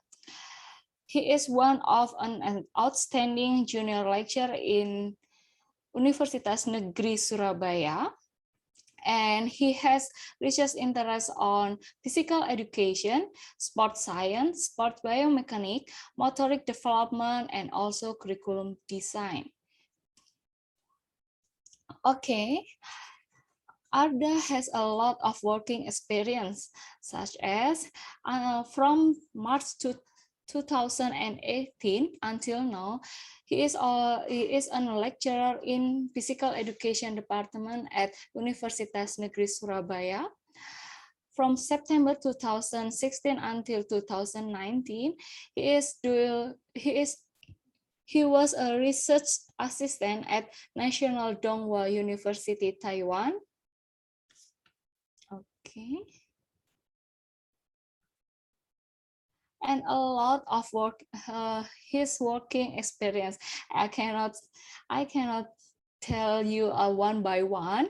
You can follow her. You can follow his Google Scholar with the keywords is Muhammad Arif Al-Arda. Now time and floor is yours. You can start your presentation. Thank you. Okay, Mr. Ben, would you say something? Can we use Chinese introduce L? Okay. 那个，看一下，对。Okay, teacher. Okay. 有吗？有收到吗？ He is your great student, Professor Chang. I think he is a great student from you. 各位老师、各位朋友，大家午安。我们简单介绍一下刚刚那位阿尔达教授，他目前是在印尼的泗水大学任教。那么，他的联络方式就如我们荧幕上所看到的履历表，可以在 Facebook 上面追踪他。那以下是他主要的几个研究方向，包括了体育的教学、运动科学、运动生理学等等，还有甚至体育类的课程规划，这都是他的研究方向。那再往下看，就是他历来的经历。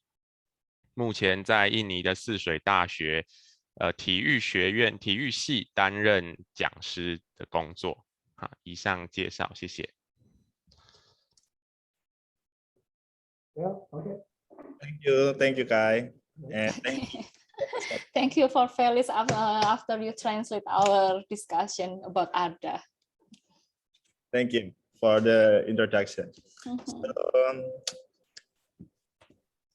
I would love to start the presentation by sharing the screen. So before I start, is my screen visible for everyone? Yeah. Yeah. Great. It's so clear. Okay, you can go. Okay, thank you and good morning. Selamat pagi or Chào An in Taiwan. And the second session of this presentation, I would love to present about the implementation of physical education, especially during the COVID-19 pandemic in Indonesia. Actually, this session is following by the discussion later. So hopefully there will be more discussion questions so that we can share the perspective and also the knowledge about the physical education. And as Ms. Febrita delivered in the first session, she's mentioned that physical education should be fun and enjoyable for the students. But it's not only just movement, it's a pedagogical process of learning through movement and by movement. I think it's a very good quote. And that's why we have to think how to deliver a physical education to be enjoyable and fun for students, even though there is in COVID-19 pandemic. So during the COVID-19 pandemic, all of the subjects in Indonesia were delivered by using online. So maybe some of you already familiar with this kind of logos. So we use these logos a lot. Like now we have Zoom or sometimes WebEx, Microsoft Teams, Google Meets, or any other platform of online learning. So the next challenge is, in order to get a good quality of physical education classes and to provide an enjoyable and fun learning, we have to think how to deliver the physical education activity, especially by using online. Online learning or distance learning is actually part of education, which combines electronic technology and internet-based technology. So it's not only the teacher's factor or teacher's competence, which is important, but also there's the support from electronic devices and internet connection. So by this presentation, would love to divide the presentation into two parts. So in online learning, we can do online class if we have a good internet connection, or if the student has the internet access and electronic devices to do that. But if they don't, there's a problem, but we could also use the project-based learning to do the distance learning activities. In online class, we have the dynamica, or we have the phenomena which just appears from our society. The first one is the implementation of teaching and learning activities has changed. In the previous time, normally we teach physical education by giving the student an example and ask them to do the movement after that, and we can evaluate the movement and give them feedback directly. But in online teaching, it's kind of different. All of the things that we face is the screen. The students, the materials, and also the activities are on the screen. So we need to think about what kind of strategy and how to deliver the physical education teaching so that we can adapt with this phenomena. And then the second challenge is there is a limited student social interaction. So we may have the ability to communicate by chat or phone call or video call, but we still couldn't get the real social interaction, just like the normal class. So this is caused another problem, which is called boredom issues. So students feel bored to do the activities. Students don't want to follow the class, and even they just come to attend the seminar or to the class and just close the camera and they sleep. So it's happening. So that's why we have to think about how the physical education in pandemic could be worked and delivered excuse me.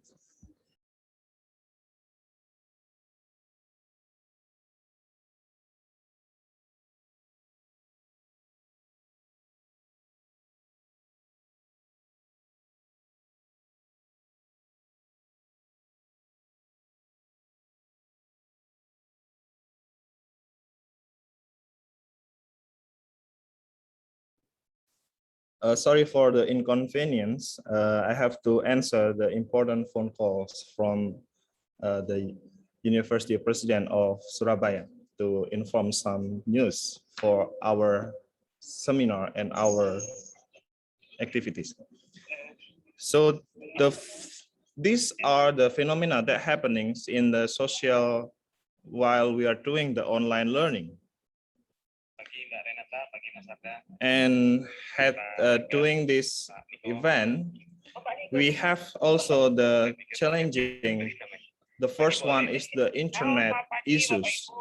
Not every places in Indonesia has the internet issues, so that the online learning could be also be conducted with or without the internet. So that are the strategy that we have to think. And the second challenge is about the device itself. So not every... Excuse me, Mr. Arda. We can hear another voice from your speaker. Would you unmute for a while so we can continue our academic session today? Yes, I'm sorry. So just unmuted. Thank you. Yeah. So the second issue is about the device. Not every student in Indonesia has a supported device to do the online activities. And the last one is for the teaching strategy itself, we have to find what are the teaching strategies which is suitable for the online learning activities. So in this teaching strategy, there are so many teaching strategies, but I'm going to deliver 3 of them that we can implement to our student, and it can be an inspiration for the teachers to promote physical education to online learning. The first one is project-based learning. In the project-based learning is actually the learning method that uses project or activities as a media for students to explore, assess, interpret, synthesize, and also doing the product. In physical education, the activity could be conducted by some project, just like in the movement to music topic, we give them an assignment to analyze how to do the movement and how the movement pattern could be analyzed and what are the muscles which is included in each movement and how to count the heart rate or heartbeat during the exercise. This project can be done individually or by group so that the student could do the activities by themselves in their house without any specific equipment that they need to do. And for the cooperative learning, basically the ideas is the students work in a group to achieve the learning objective which has been formulated. So the learning activity could be conducted in a small group for people or maybe more than that. And student could do the coordination by using the WhatsApp videos or any other medias to communicate with each other. And they can make a group project, for example, to do an activity which they can combine and share it into YouTube to have more interesting activities.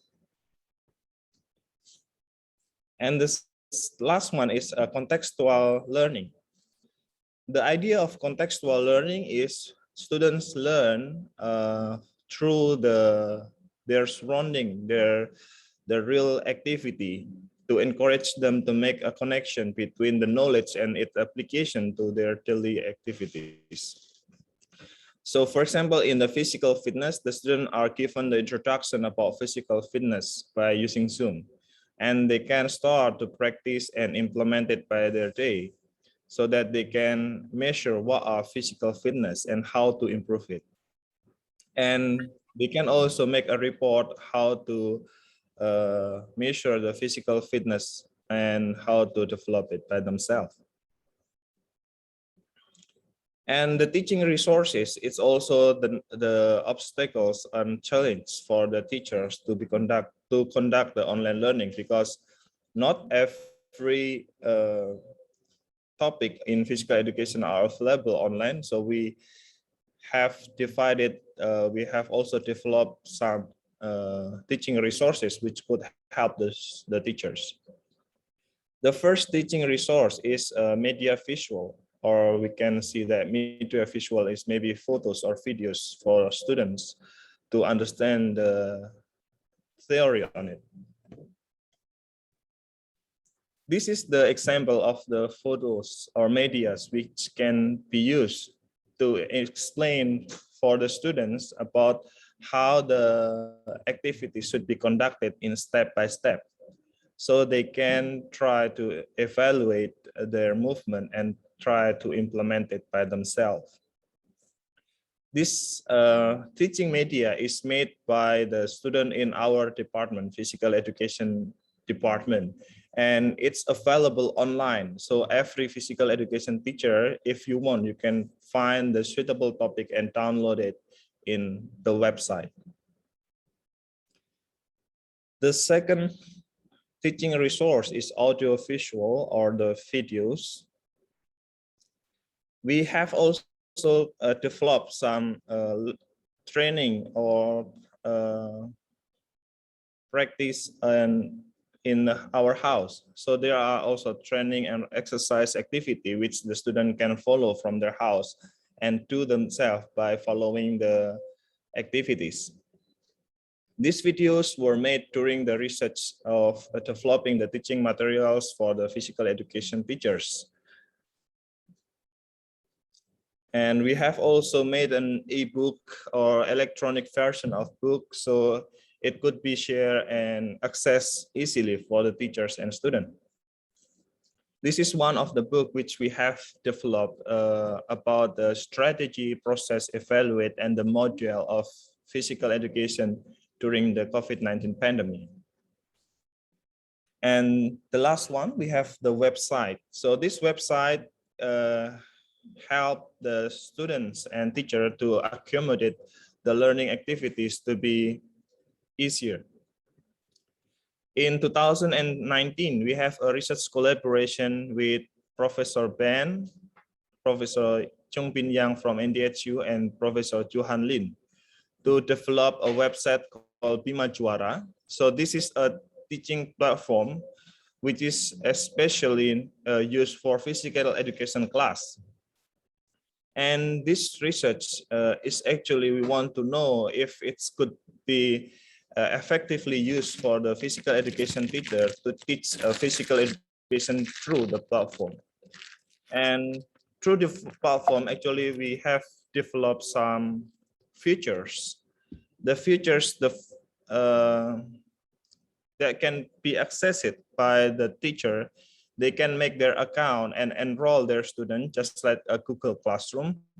But the special one of this website is designed particularly on or for physical education purposes.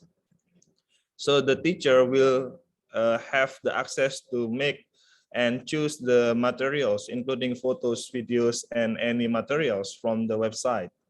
And they can put it on their class.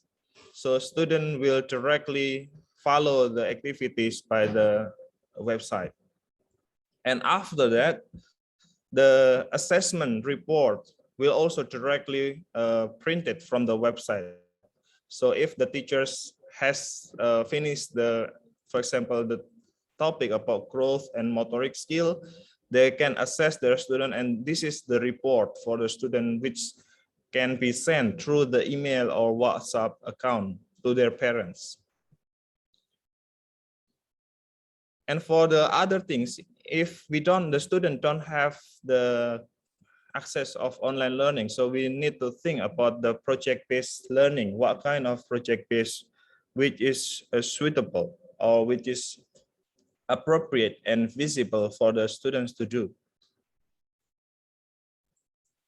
So project-based learning is actually a way of teaching by giving a student an assignment. So the student and the teacher interacted each other by doing an assignment.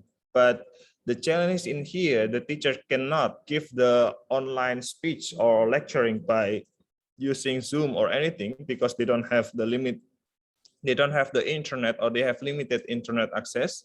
So the things that we do is we provide the textbook or student worksheet for them to learn or to help them learn during the activities. So the textbook we use is usually the book about the topic or materials that can be assigned, can be given to the students to read.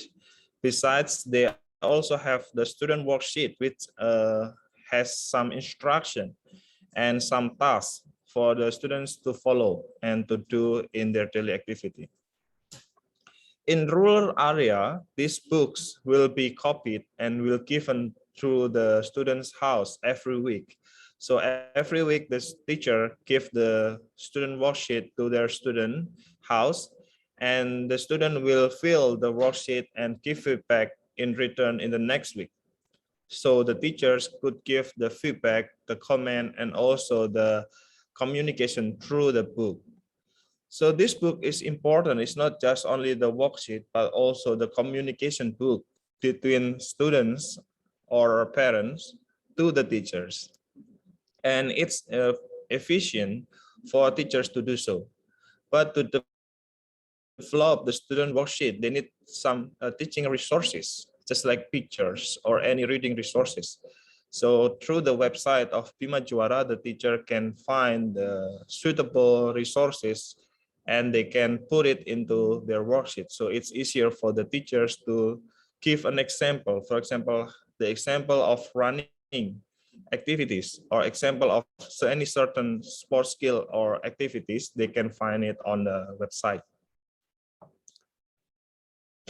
And this is the tips that we can do during the activities on online learning. The first one is fun learning. As Ms. Febrita, the previous speaker, mentioned that physical education must be enjoyable and fun for the student. So the fun activity could be designed from the teaching activity itself. So we could use the design of a game or small competition through online, or we can build the project based and we can share through online. These are the activities that can encourage the students to participate more and enjoy the classroom. The next strategy of make a fun activity during the class, we could have a live physical activity in the Zoom or any platform. So the teachers and students do the physical activity together, and there is a video which the student can follow. In this activity, we can still do the activities together, but even though it's online, but the teachers still feel they are doing the activity together, and then we can set the limit also the target on each activities. The second tips is about the online interaction. Since we understand that the online interaction during the pandemic is the common things, but how about the online interaction during the physical education class? In this online interaction, we can encourage the students to share their activities by online. For example, if I'm doing cycling today, then I will take a picture and share to my social media. Then the other classroom, the other roommate in the classroom, they have also doing the same. So they will feel like, oh, my friend and my classmates doing the fun physical activity. So for those students who don't have any activities during the pandemic, they will feel like motivated to do the same things. Not only through the social media or through the media platform of internet, so students could make the online interaction more on the small group discussion, for example, in WhatsApp or any platform. In this group, they can discuss and assign some projects so that they can always communicate to fill the deadline or to fill the target which is set every day. So for example, the teachers could assign them about in every day, students has to fill about 5,000 steps of physical activity or movement. So in this group, they can share the activities, what are they doing and how they fill the 5,000 steps. And the last tips is about intensive teaching. The intensive teaching in this term is actually the teaching which is provided for the student who needs more assistance. As we know that there are differences on the student's capability to understand and receive the knowledge on the classroom or performing the skill. So that teacher has to provide an activity or a special time for them who need the intensive teaching. So through this intensive teaching, teacher can help the student who have the learning difficulties, especially in performing the physical activities. And through this activity, then student could also has more time to communicate with the teachers and discuss about what can they improve. There is also the principle of 4C. that can be implemented in every teaching strategy. The 4C are communication, the second is collaboration, the third is critical thinking, the fourth is creative. So if we could apply these 4 principles into our physical education class, then we'll find it more beneficial for students, and it's helpful to achieve the learning objective. The communication means that the children could try to communicate with each other, to share their ideas and their thoughts by using online media. And they can also doing the collaboration. After they have this discussion, they can also collaborate in doing some project or to achieve certain goals. And for the critical thinking, it helps the students to think about how to do the solving of the problem. So they will have the problem solving skills by using the critical thinking in sport or any physical activities. And the last one is creative, means that the teacher could help teacher to promote their innovation of their thought in doing physical activity. So students could make an adjustment and try to develop the activity based on their perspective, and they can also share the activities through the platform online. So not only that, they can also make the innovation on their activities by doing the original concept of exercise. So it's part of the creative skills that they can develop from physical education class. So that's all of the presentation about the physical education implementation, especially on the pandemic, during the pandemic. So if we have more discussion, we'll be glad to discuss about the sharing session about how the other phenomena or challenges that maybe could also happen in Taiwan or in other places. So I will take the thanks for your attention, and I will return it back to the moderator. Okay, thank you. What a amazing presentation from you both, Mr. Alda and Ms. Febrita. Before we go to the discussion session, to all of you, our participant, please fill in our presence link after this session, because if you want to get the certificate, you have to fill all of our presence link. We have 2 presence link, isn't right? This the moderator or the committee, Mr. Yes. Alda? Yes, we have 2 presence link after this session, because we have 1 session in the morning about physical education, and after that around 2 p.m.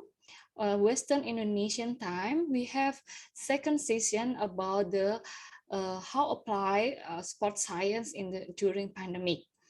Now, the time for the question and answer. To all the participants who want to ask about physical education, please raise your hand and I will see and call your name first. Miss Sandy. Pardon? Sorry for interrupting, but okay. The second session will be started on 2 Taiwanese time, 2 p.m. Oh, sorry. 2 on Taiwan time is mean 1 p.m. we in Western Indonesian time, is right? Yes, it is. So there will be 1 hour time differences between Taiwan and Indonesia. One letter, one behind, one hour behind. We have 1 hour behind. Yes, exactly. And let me make a short translation in Indonesian, because maybe there are some Indonesian students about it. Do you want okay. short translation in Bahasa Indonesia? Untuk seluruh peserta pada pagi hari ini, mohon dapat mengisi 2 link presensi yang akan kami bagikan pada sesi pertama setelah diskusi kita bersama dengan Mr. Arda dan Miss Febrita. Dan yang kedua akan kami bagikan pada sesi yang siang hari tentang penerapan ilmu Sport Science yang akan dimulai pada pukul 1 waktu Indonesia bagian Barat atau pukul 13 waktu Indonesia bagian Barat. That's okay. Anyone have question to Mr. Ada or Miss Febrita? 好，现在我们进入那个 Q&A 的时间，所以如果有问题的话，欢迎用举手的方式让主持人看到。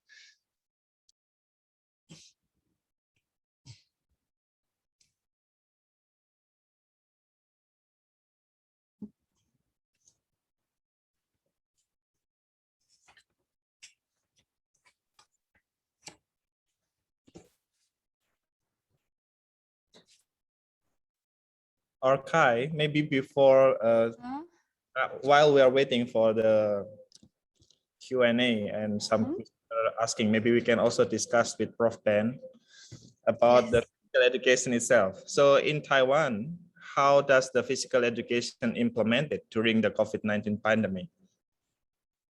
Maybe we can discuss first and then we wait for the question. Yes, for the other question. 好，那个杨教授他是说，那我们在等待问题的同时，我们可以先直接进行一段小小的讨论，关于台湾的体育教学在疫情的环境下是如何进行的。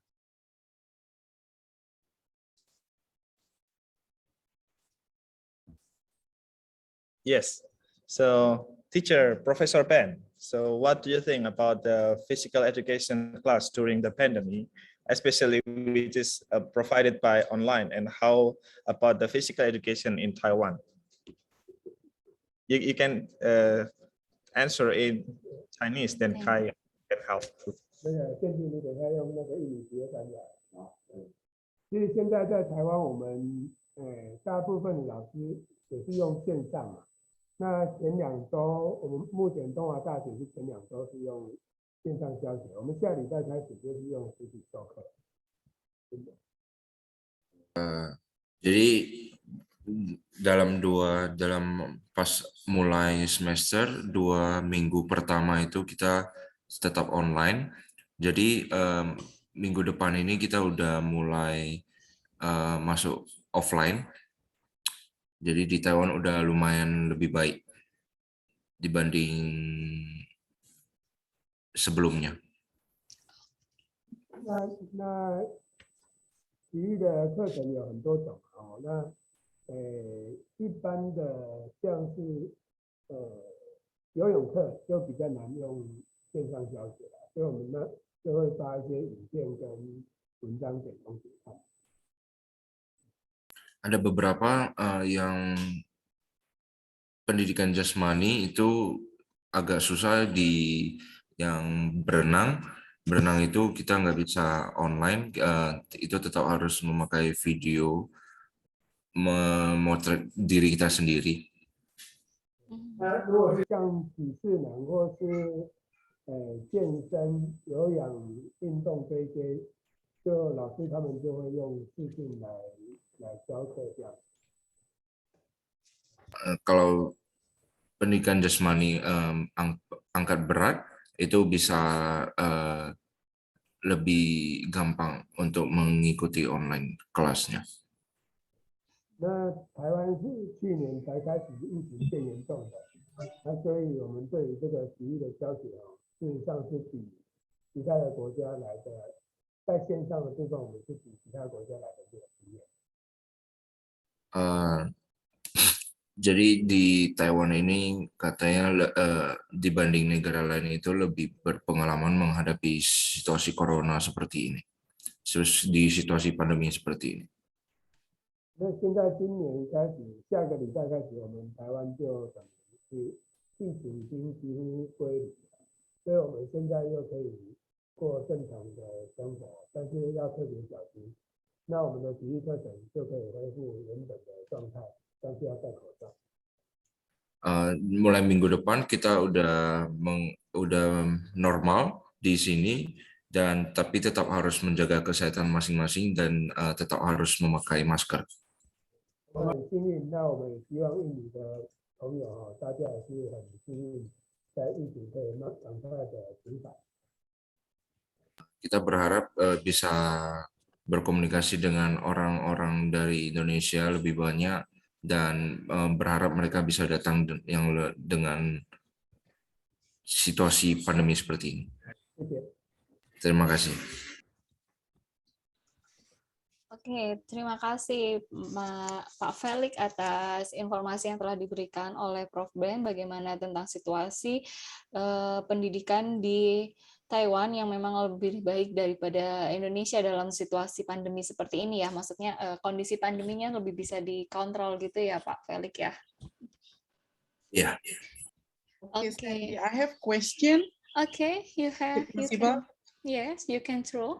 Okay, Mr. Ben, what about the government policies in the beginning when the pandemic happened? So in Indonesia, our government released emergency curriculum for school. So what about the Taiwan government? Thank you. 好，想要请问一下，在台湾疫情爆发之初，我们政府有什么应对的措施？比如说，在印尼，他们有提出一个紧急的课程规划，那台湾是怎么应对？台湾也是一样的哈，我们的教育部也是都会给我们一些指示，那让我们跟台湾的不管是大学。还有国中、国小，他们都会有一些指引。那先讲，你先分。Sepertinya halnya sama dengan di Indonesia, tapi kita nggak masalahin itu universitas atau sekolah manapun. Yang penting kita lebih ke disiplin untuk rakyat Taiwan-nya supaya bisa mengkontrol situasi pandemi seperti ini. 那我们的疫情指挥中心是每天2点都会公布目前的疫情的状态跟控制的情形。Jadi kita di Taiwan ini tiap hari itu pemerintahan itu setiap hari jam 2 itu mereka melihat memantau situasinya bagaimana di Taiwan. Apakah ada yang memakin parah atau semakin membaik? 那像我们大学的话，我们会有一个防疫的群组，学校的相关的人员都会在群组里面。那这个群组里面的头，他又跟教育部连接，所以有什么资讯都会在群组里面赶快去处理。Di Tonghua University kita mempunyai grup dengan mungkin ketua yayasan mempunyai grup dengan langsung connect dengan pemerintah. Jadi kalau misalnya pemerintah mengkasih informasi tentang pandemi atau tentang corona, kita harus bagaimana dan kita harus tetap mengikuti protokol yang disediakan. 所以像外籍生进来台湾每一个人进来，我们都全校都会掌握他们的状态。Jadi kayak seperti dari negara lain yang akan datang ke Taiwan, kita harus melihat situasi dari negara mereka sendiri dan kita tetap harus mengikuti peraturan supaya menjaga keamanan masing-masing. 那在体育的部分，我们只要收到教育部的指示，我们自己内部的群组也都会马上来应变。那把资料应变好之后，马上再回传教育部这样子。Jadi di grup pendidikan jasmani ini mereka tetap memantau dari pemerintah. Jadi setiap ada murid yang masuk, dari mereka tetap harus bisa menjaga satu sama lain supaya tidak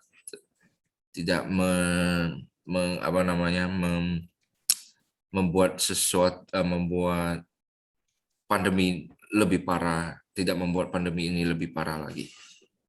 那在于这个防疫的部分，我们一切都是从严，不会从宽，就是严格的来处理，不会说是宽松的。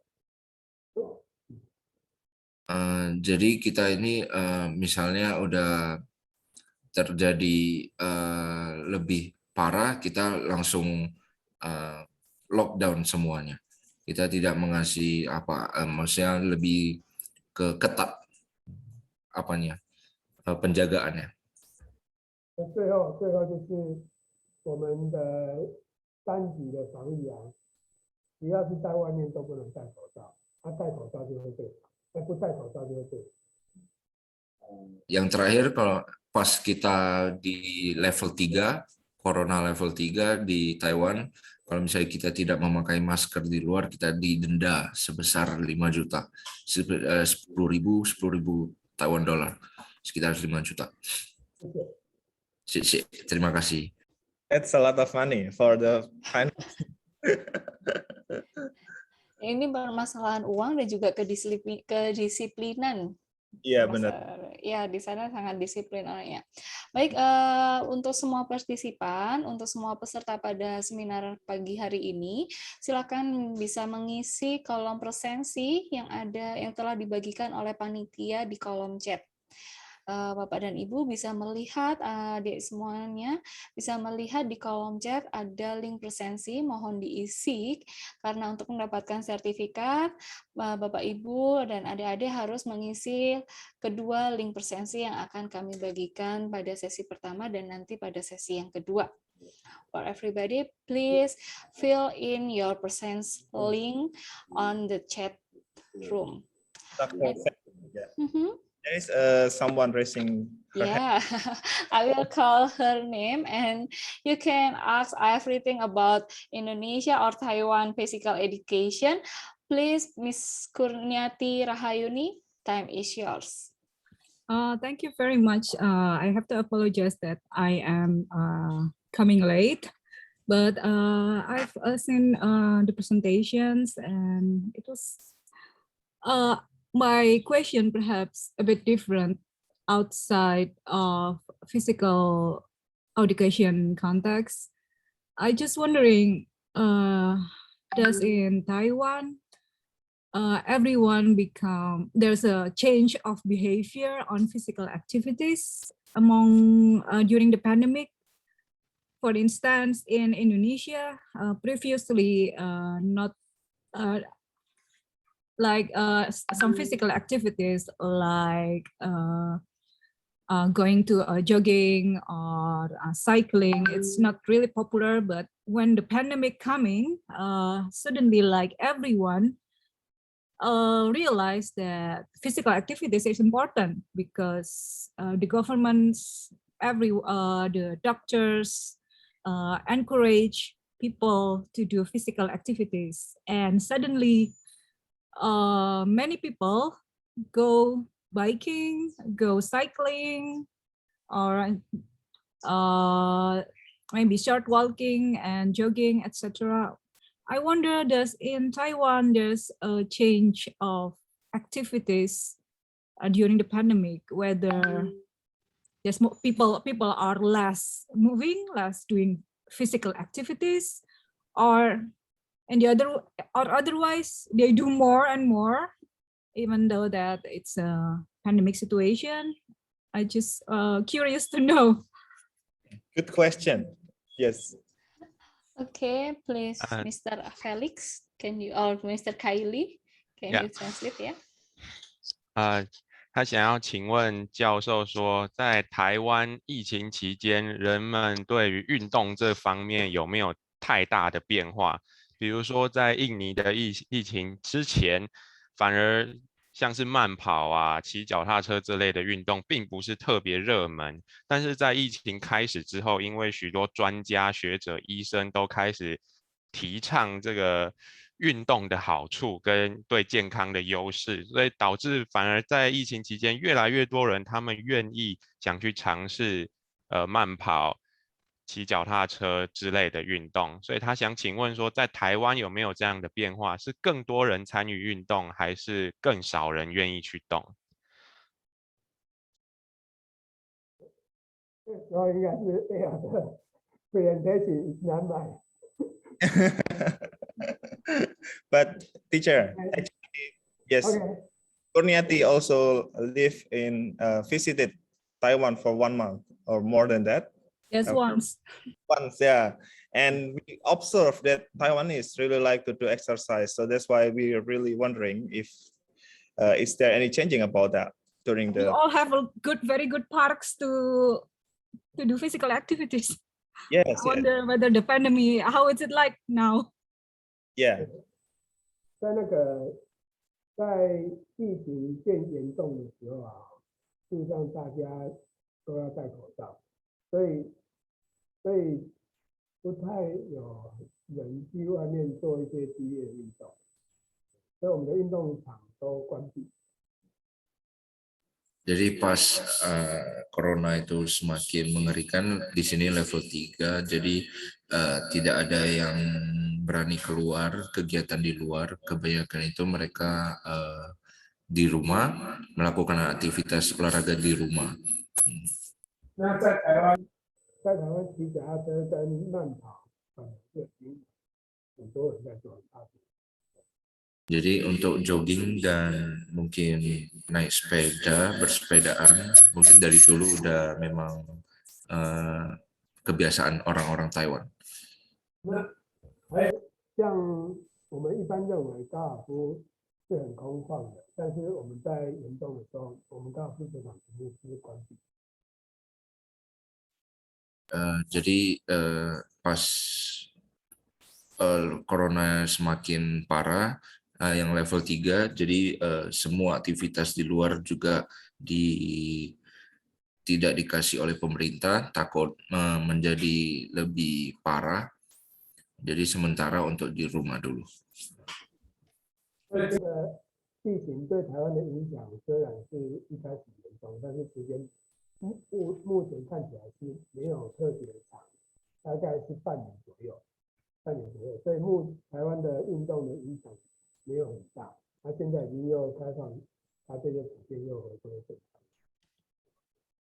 Jadi corona ini mungkin tidak berpengaruh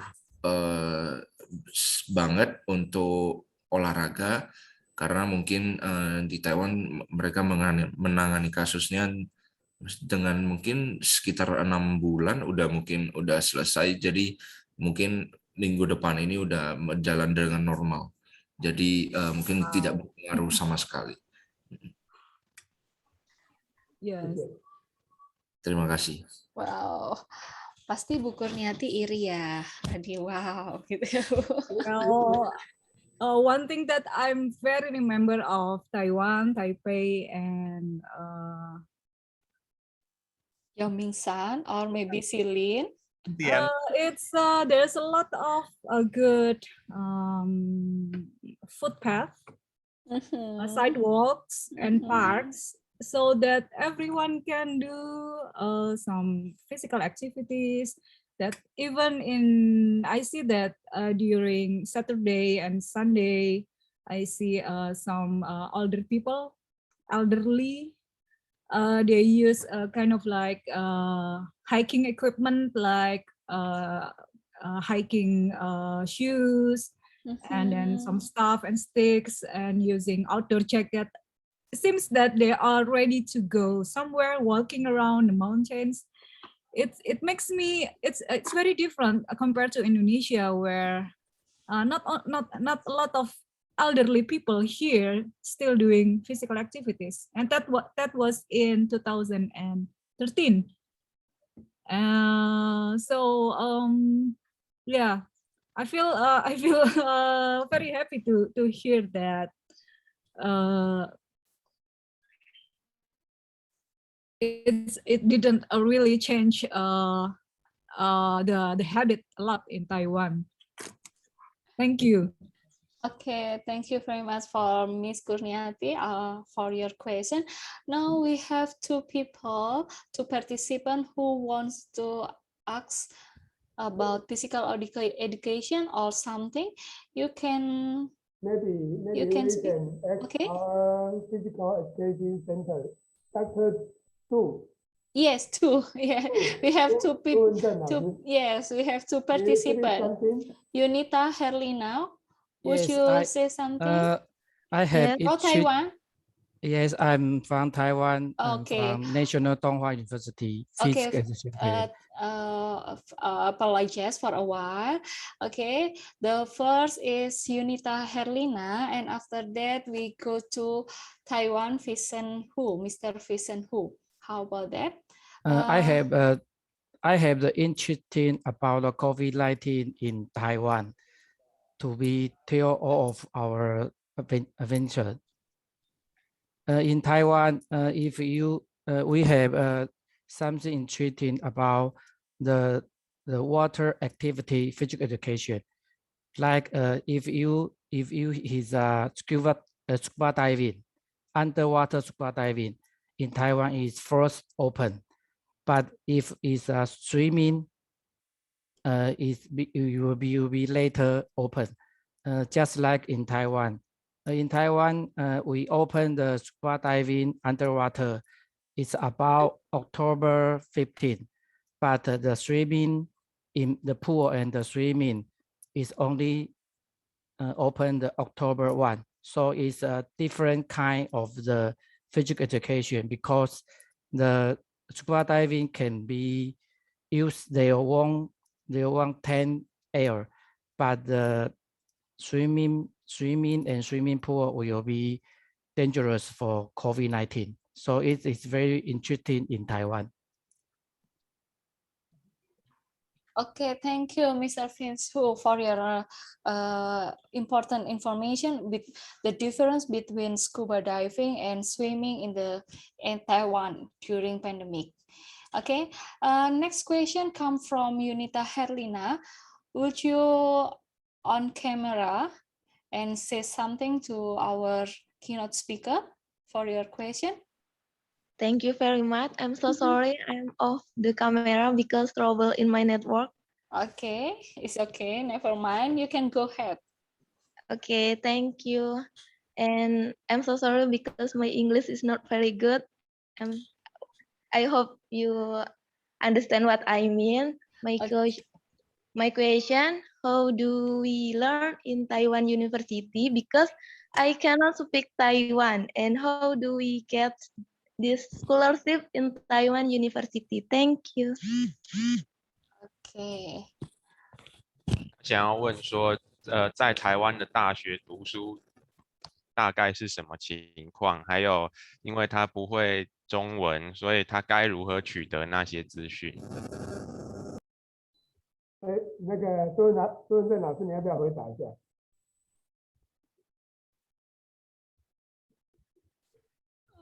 ？Mr. Felix or Mr. 好，那我 Kevin? 用中文，我用中文来回答一下刚才的问题。其实，在台湾，你讲慢一点，我们可以翻成印尼话。好，你讲一段，我们翻一段。OK， 好。其实，在台湾的大学的双语教学是非常普遍的。Jadi intinya kalau misalnya mau mendapat beasiswa itu agak gampang itu di Taiwan. 如果你有需要任何的国际生要来台湾念书的相关讯息，都可以寻找各个学校的国际处。Jadi kalau misalnya mau mendaftarkan diri untuk yang kita bisa memasukkan, kalau misalnya tidak bisa bahasa Mandarin, mungkin sulit untuk bahasa Mandarin, kita sarani untuk masuk ke international department. 而且现在台湾的比较公立形态的学校都有双语的教学跟国际班。Jadi di Taiwan itu hampir semua universitas itu udah menerima beasiswa dari, mungkin ada koneksi dari universitas yang di Indo mungkin, jadi bisa connect Jadi kita tinggal kalau misalnya kita mau mendaftarkan diri menjadi di internasional dan mendapatkan beasiswa hanya mungkin perlu nilai raport. 所以你可以搜寻各个学校的英文网站或国际网站，就可以查询到相关的入学跟就学讯息。Jadi kalau misalnya mau mengecek daftar-daftarnya mungkin di website NDHU langsung. 我特别要说明，东华大学在我们校长的指导之下，是目前最喜欢收国际生的学校，所以真的欢迎大家来我们东华大学。Jadi Tonghua University sangat welcome orang-orang dari luar seperti di Indonesia. Jadi siapapun boleh datang untuk berilmu di Universitas Tonghua. 以上就是这个部分，谢谢大家，欢迎来台湾。Terima kasih, itu saja. Oke, baik, terima kasih Pak Felix. Mohon maaf untuk sebelumnya saya ingin bertanya kepada Mbak Yunita, posisi ada di Surabaya, Mbak Yunita? Sorry. Tidak, Kak. Saya ada di Pamekasan, Madura. Oke, Pamekasan Madura. Ini di Jawa Timur aja ya. Ini mungkin bisa tambahan informasi bahwa di Surabaya ada TEC atau Taiwan Education Center, itu di bawah juga Kementerian dari Pendidikan di Taiwan yang bisa membantu Mbak Yunita apabila Mbak Yunita ingin melanjutkan studi di jenjang berikutnya, misal master atau PhD degree ataupun yang lain atau short program yang lain, itu bisa melalui TEC dan nanti ambil international program atau ambil kelas internasional, dan di sana juga akan ada beberapa universitas juga akan menawarkan untuk short course Mandarin atau short course Taiwan language selama 1 tahun dan itu free. Itu yang saya bisa tambahkan, Pak ya. Jadi jangan khawatir, bisa apabila ingin interest untuk sekolah lanjut di Taiwan, jangan khawatir, Taiwan pasti banyak beasiswa dan juga akan membantu mahasiswanya untuk belajar Mandarin seperti itu. Ya, bisa, nggak usah takut akan Mandarin. Betul ya. Ya, nggak usah takut. Okay, we have one participant again to ask some question to with us. Mr. Surya Aldi, are you ready for your question? Yes, I'm ready. Okay, just go ahead. Thank you very much, Mrs. Sandy. Sorry, is it my voice clear? Because the very noisy behind me, very noisy. Yes, so clearly. Okay. Thank you very much for this, and I would love to maybe some question for Professor Bent, and this incredible moment gathering with all of you guys, share information, discussion, and all of the material from Miss Febrita, Miss Arif that's very giving important knowledge for us. This is the first time I'm joined with this discussion and gathering with the Taiwan-Indonesia Sport Academic Seminar. I have a question to Professor Ben about the sports science. Maybe Taiwan has special applications to deliver knowledge between teacher to student. Maybe you can share it about special application, because me as a teacher has a big problem to deliver my knowledge to my students. All of you guys, we know Taiwan has one step forward from Indonesia about the sports science. Maybe you can share the special application, or you have any application to deliver knowledge between teacher and student in this pandemic. Thank you. 好，这位朋友他也是一个老师，所以他的问题是想要主要是跟体育的教学相关。那他说他发现在教学的时候，特别是在疫情期间，教学非常困难。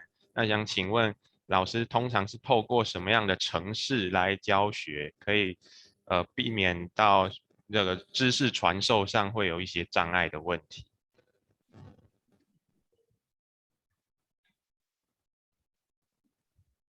我刚刚有说过了哈，事实上台湾在疫情是比较慢发生的，所以台湾在体育的这个部分的阴影并没有比其他国家更好。Jadi mungkin tadi Prof Ben udah menjawab pertanyaan ini. Jadi mungkin di Taiwan ini mungkin ya tidak lebih bagus dari negara lain juga, ya hampir-hampir sama dengan semua guru yang ada di negara yang selama pandemi lah. 这件事情让我们非常苦恼，所以我们刚刚有讲到，就是依照运动项目，像游泳，这个我们就很难去执行这个术科的部分。那重量训练跟有氧舞蹈类的表演类的，就有一些老师他就可以用视讯的教学来做课程。那有一些他就是做一些体操运动，让学生来做。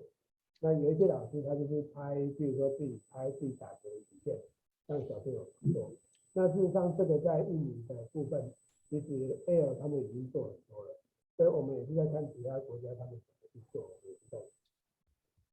Jadi seperti olahraga berenang itu mungkin ada beberapa olahraga yang agak susah, mungkin berenang atau mungkin dan sebagainya.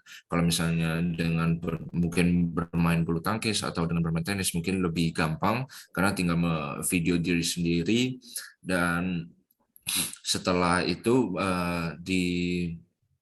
mungkin mereka juga agak payah untuk menyampaikan komunikasi dengan muridnya, dengan mengantarkan sebuah ilmu ke muridnya, dan justru dari Prof Ben ini pengen belajar dari luar itu bagaimana cara untuk menyampaikan dengan gampang untuk muridnya.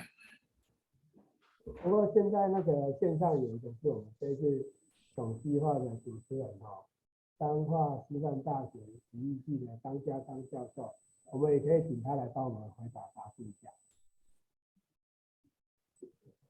你先说。Ada satu orang yang dia dari Universitas 在什么大学？彰化师大。namanya Chang Jia Chang. Dia juga boleh menjawab pertanyaan Anda semua. Okay, hi everybody. Hello, Mr. Yes, Hi. Professor I Chang. have no question. I just want to say hello to everybody.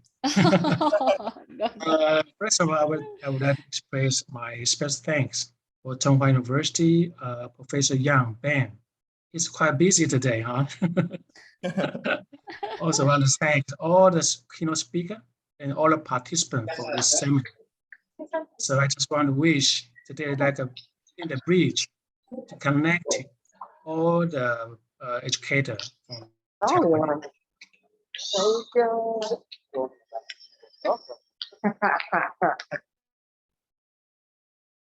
Okay, Professor Chang, are you there? Can you hear me? Yes, you can. Okay, you can continue your speech. Yes, I'm from Taiwan University of Education, which is located in central Taiwan. So I wish this quite a good opportunity connected each other from internet. So hosting this seminar, I would thanks Ben. Thank you so much. Okay, thank you, Professor Chang, for your warm speech. I think it's the end of our first session, and we have conclusion about this physical education curriculum or physical education during pandemic. First, okay, I will read some conclusion. Taiwan and Indonesia sports students must active and create. Okay, Mr. Brad, I'm sorry. What's that? The last speaker, he has a question. Our answer, he still okay? Okay. Is he still okay? The answer. Pertanyaan untuk Pak Surya tadi. Iya. Pak Surya tadi puas nggak dengan jawabannya atau? Oke. Oh, Pak Surya ada pertanyaan atau sudah cukup jawaban dari Profesor Ben? Pak Surya? Iya, Pak Surya? Yeah, I have problem internet connection here. Oke. Bagaimana dengan Yes, jawaban it's good. dari Profesor Ben? It's clear? That's clear. That's clear. Satisfaction Thank you for very you? much. Yeah, that's enough for me. Nice to see you here. Okay. Warm regard for you. Okay, I will continue to read our conclusion for the first session. First, Taiwan and Indonesia sports students must active and creative to improve the physical education, where it is the main principle to keep healthy lifestyle among us. A lot of field of sports research which can carry out our ideas to make better world during this pandemic. And I write it is 4 principle or 4 characteristic for physical education is first enjoyable, like Ms. Febrita said. Second, fun learning, online interaction, and intensive teaching, like Mr. Ada said. That's all for this first session, and I return back to our Master of Ceremony. Thank you for your attention and see you. Thank you, Dr. Sandy.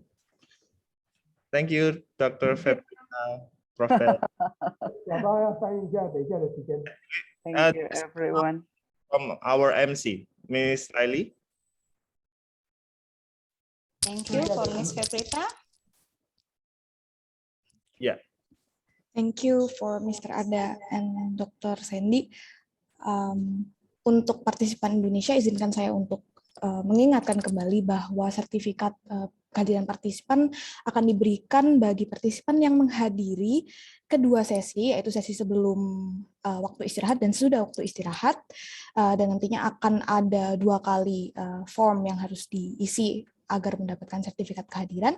Dan setelah ini akan ada waktu istirahat dan kita akan kembali lagi di jam 1 waktu Indonesia Barat atau jam 2 waktu Taiwan setelah sesi istirahat. So I would like to remind all the participants that the certificate of participation is going to be given if the participant attend both sessions. So there will be 2 sessions. There will be before and after the break time. And there would be separated form of attendance or presence link that the participant need to fill, and it would be shared before and after the break time. So after this, we are going to have break time, and we will finally hear from our 3 keynote speakers. So make sure you don't miss it, because we will be back in 2 hours from now on at 1 p.m. Western Indonesian time or 2 p.m. Taiwanese time. Kai, could you please make a translation for the announcement? Yeah. 各位与会者，我们上午场的讨论到此告一段落。接下来我们会有一段休息时间，下午2点会开始进行我们第2阶段专题演讲的部分，总共有3位讲者将分享他们的知识。那记得，如果需要研习证明的人，我们会要求上下午场个别都要填一次出席证明，我们会将连结贴在聊天室，在休息时间之前以及回来下午2点回来之后，都会各有一次签到，那请各位一定要注意填写。Thank you, Kai. So, yeah.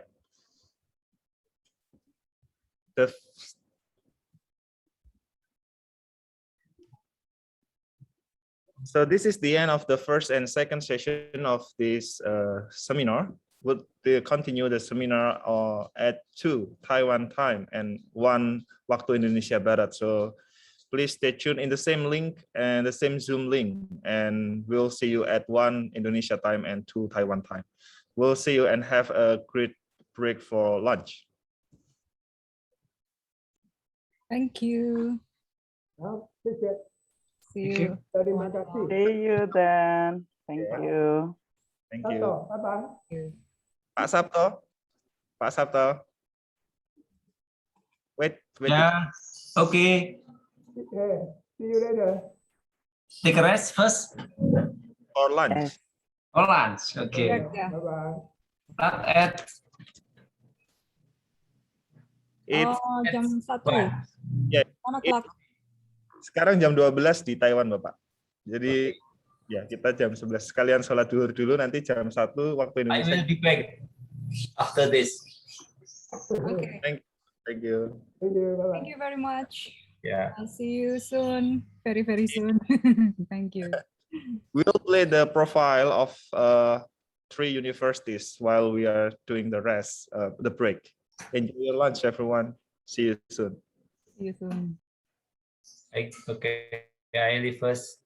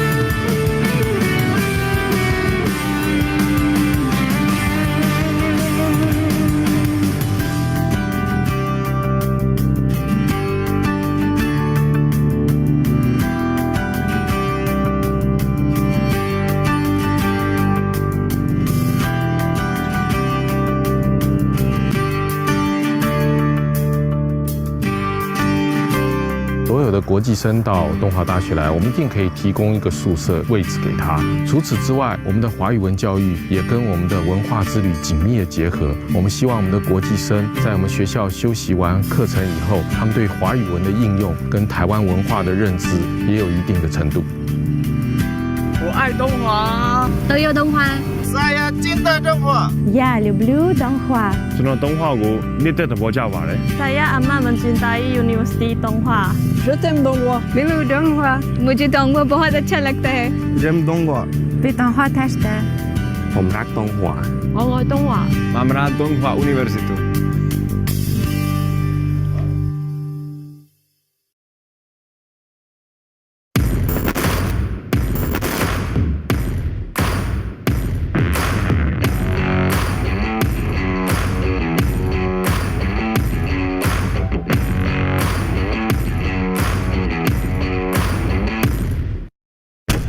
Fakultas Ilmu Keolahragaan Universitas Negeri Malang memiliki 4 program studi jenjang S1, di antaranya pendidikan jasmani, kesehatan dan rekreasi, ilmu keolahragaan, pendidikan kepelatihan olahraga, dan ilmu kesehatan masyarakat, serta 1 program studi jenjang S2 yaitu pendidikan olahraga.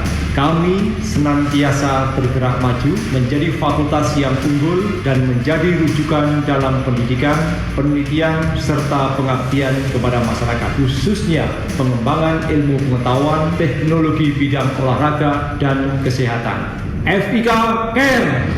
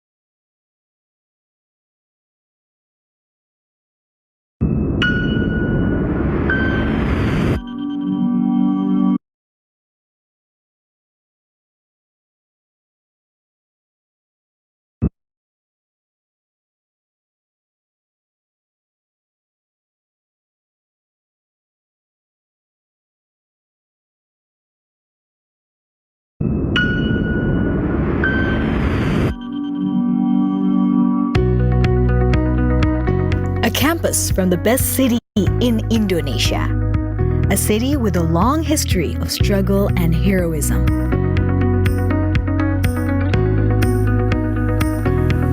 Welcome to Universitas Negeri Surabaya.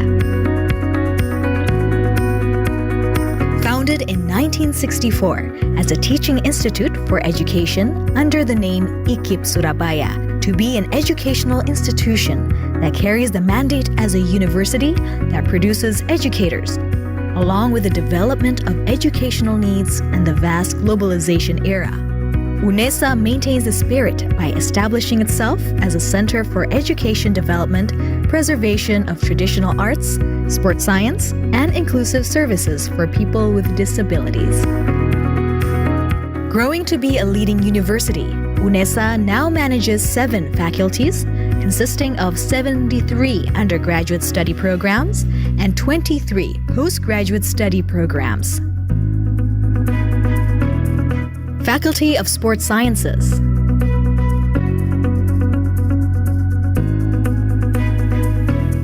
Faculty of Languages and Arts.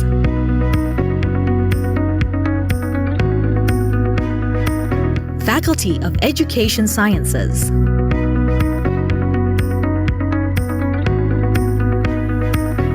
Faculty of Social Sciences and Law.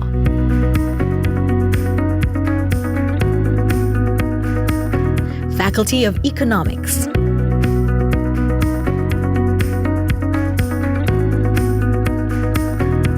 Faculty of Mathematics and Natural Sciences.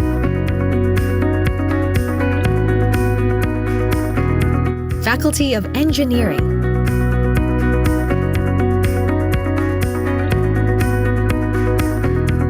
Postgraduate programs.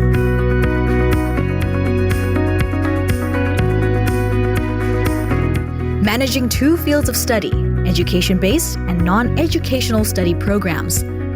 UNESA is committed to improving the quality of education, fostering scientific traditions in research, promoting the spirit of community service, collaborating with stakeholders, and performing excellent, transparent, and accountable services.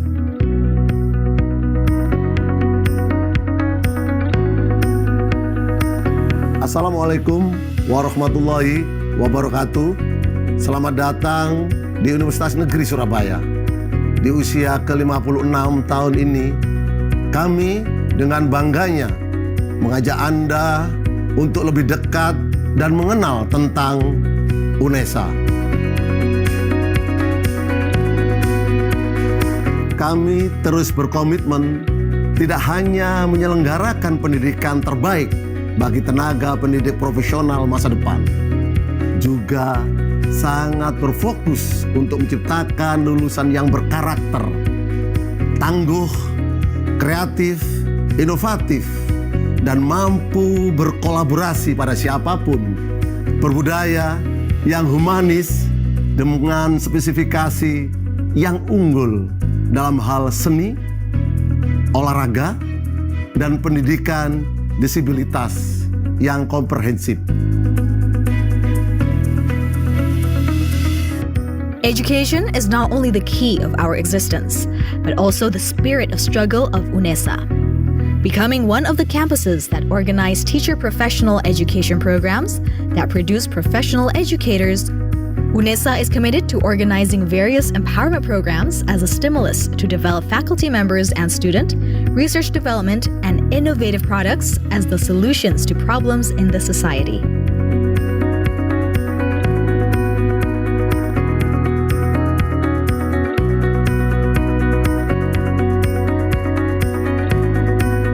UNESA, House of Champions, a supportive ecosystem in producing competitive and well-qualified human resources with global perspective to compete on both national and international levels.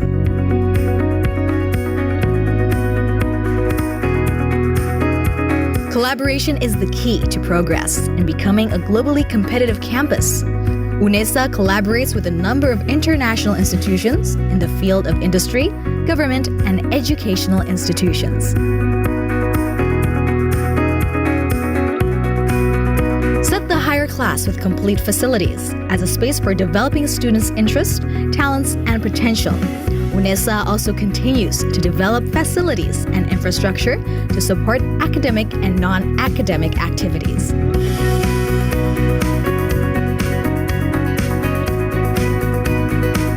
Futsal International Sports Arena, Container Students Dormitory, Sports Center, Language Center, Graha Unesa, Student Activity Center, Jogging Track, Equestrian Field, International Basketball Arena, Student Activity Units,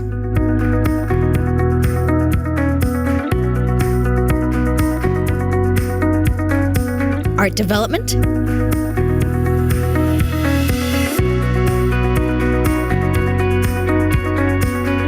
Character and Personality Building,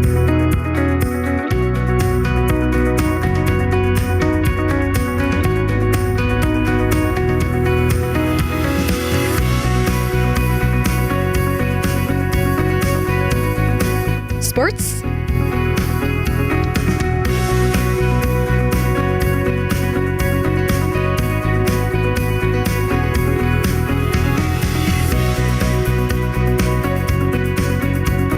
Outdoor activities,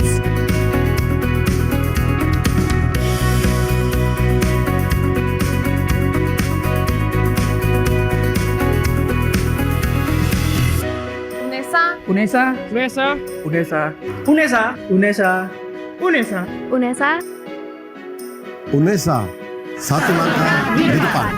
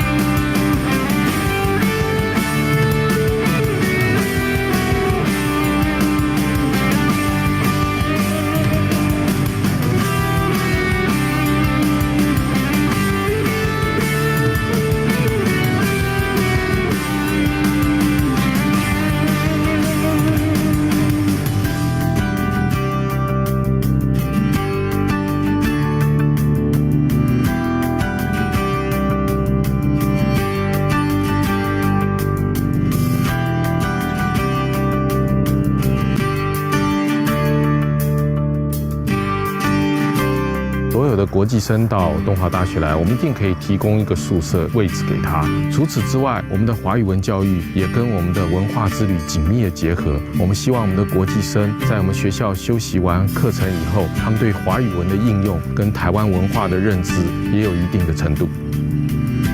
我爱东华，都有东华。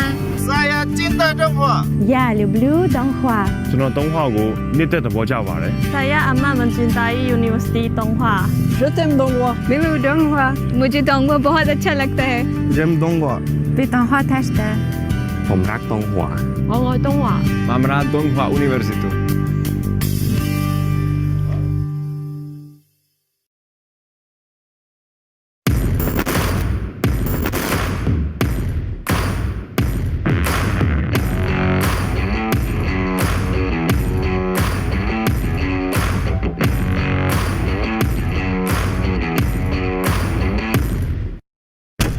Fakultas Ilmu Keolahragaan Universitas Negeri Malang memiliki 4 program studi jenjang S1, di antaranya pendidikan jasmani, kesehatan dan rekreasi, ilmu keolahragaan, pendidikan kepelatihan olahraga, dan ilmu kesehatan masyarakat, serta 1 program studi jenjang S2 yaitu pendidikan olahraga.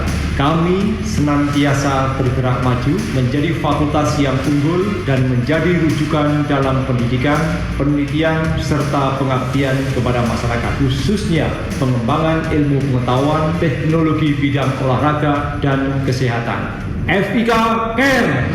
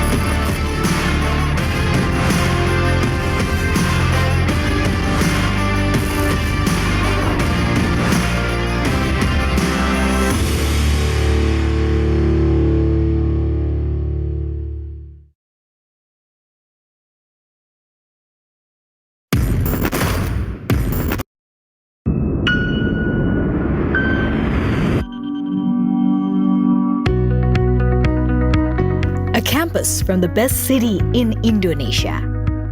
A city with a long history of struggle and heroism.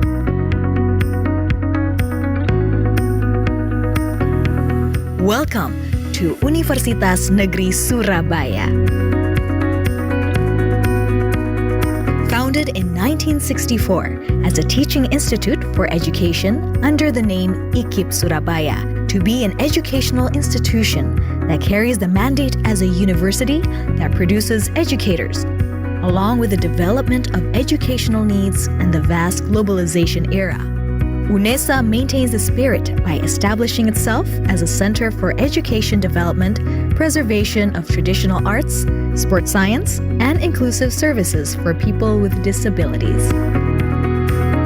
Growing to be a leading university, UNESA now manages 7 faculties, consisting of 73 undergraduate study programs and 23 postgraduate study programs.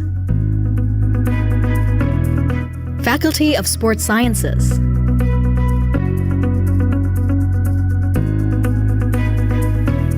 Faculty of Languages and Arts,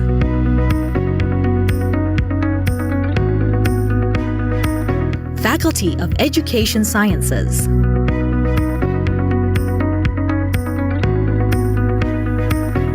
Faculty of Social Sciences and Law.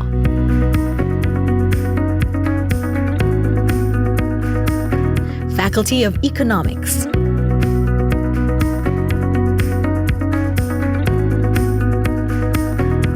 Faculty of Mathematics and Natural Sciences.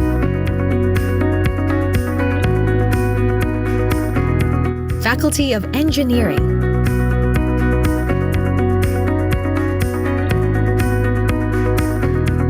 Postgraduate programs.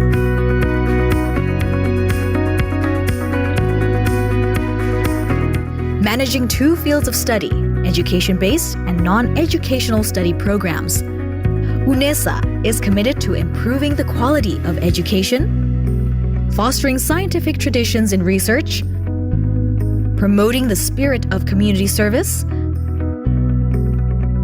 collaborating with stakeholders, and performing excellent, transparent, and accountable services.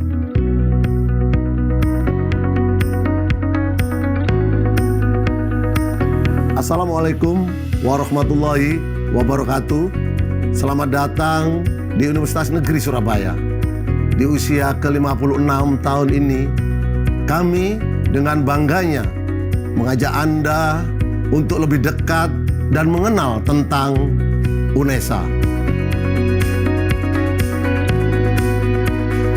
Kami terus berkomitmen tidak hanya menyelenggarakan pendidikan terbaik bagi tenaga pendidik profesional masa depan, juga sangat berfokus untuk menciptakan lulusan yang berkarakter, tangguh, kreatif, inovatif, dan mampu berkolaborasi pada siapapun, berbudaya yang humanis dengan spesifikasi yang unggul dalam hal seni, olahraga, dan pendidikan disabilitas yang komprehensif. Education is not only the key of our existence, but also the spirit of struggle of UNESA.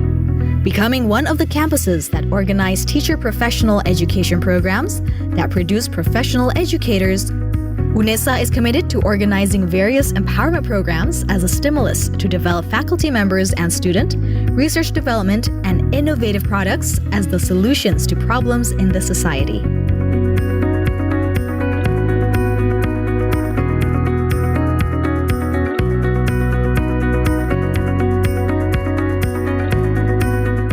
UNESA, House of Champions, a supportive ecosystem in producing competitive and well-qualified human resources with global perspective to compete on both national and international levels.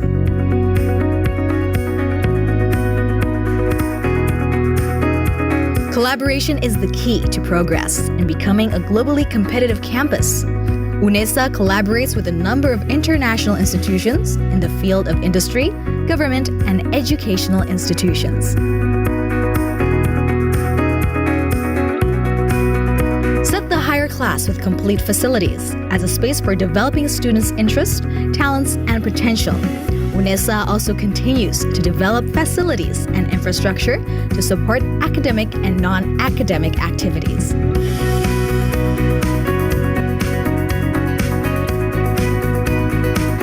Futsal International Sports Arena, Container Students Dormitory, Sports Center, Language Center, Graha UNESA, Student Activity Center, Jogging Track, Equestrian Field, International Basketball Arena, Student Activity Units,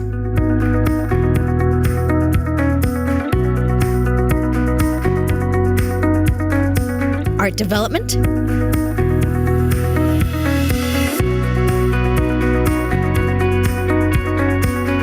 Character and Personality Building,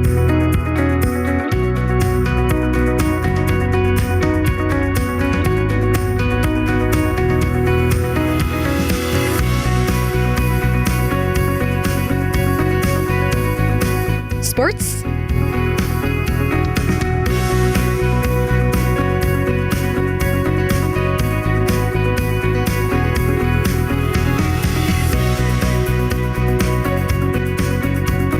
Outdoor activities.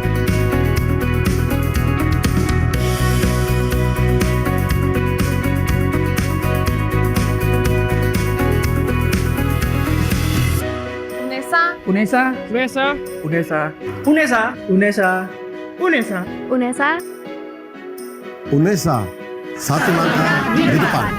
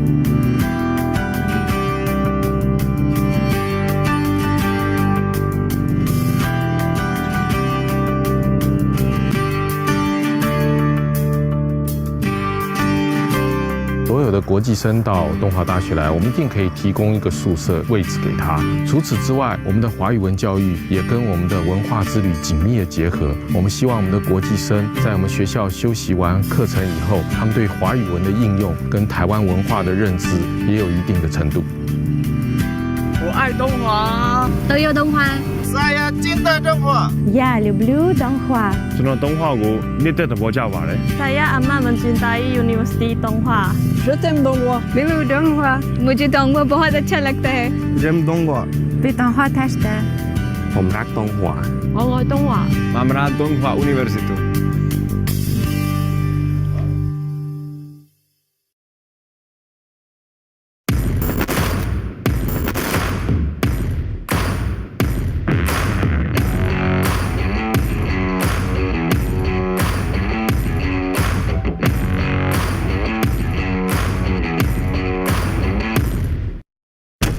Fakultas Ilmu Keolahragaan Universitas Negeri Malang memiliki 4 program studi jenjang S1, di antaranya pendidikan jasmani, kesehatan dan rekreasi, ilmu keolahragaan, pendidikan kepelatihan olahraga, dan ilmu kesehatan masyarakat, serta satu program studi jenjang S2 yaitu pendidikan olahraga. Kami senantiasa bergerak maju menjadi fakultas yang unggul dan menjadi rujukan dalam pendidikan, penelitian, serta pengabdian kepada masyarakat, khususnya pengembangan ilmu pengetahuan, teknologi bidang olahraga, dan kesehatan. FIK Care!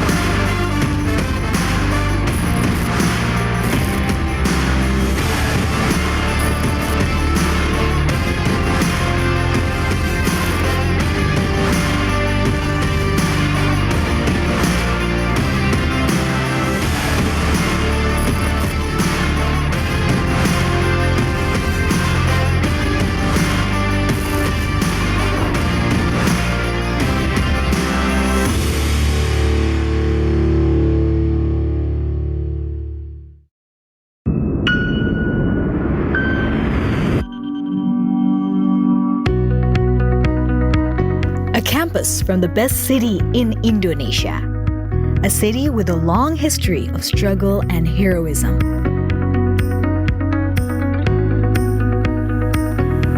Welcome to Universitas Negeri Surabaya.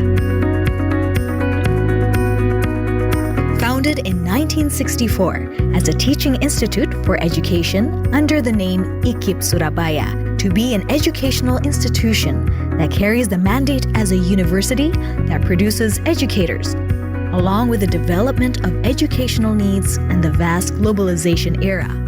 UNESA maintains the spirit by establishing itself as a center for education development, preservation of traditional arts, sports science, and inclusive services for people with disabilities.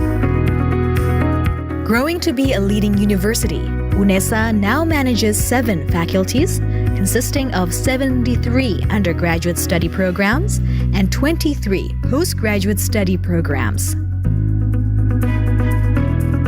Faculty of Sports Sciences,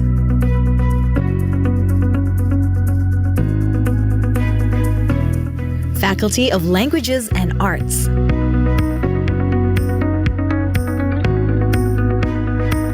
Faculty of Education Sciences,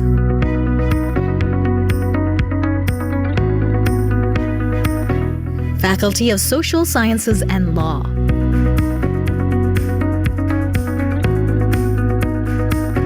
Faculty of Economics,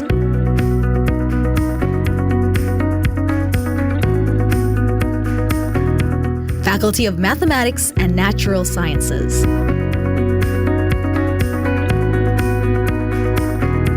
Faculty of Engineering,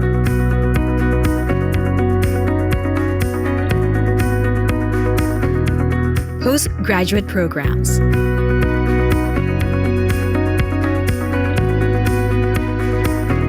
managing 2 fields of study, education-based and non-educational study programs. UNESA is committed to improving the quality of education, fostering scientific traditions in research, promoting the spirit of community service, collaborating with stakeholders, and performing excellent, transparent, and accountable services.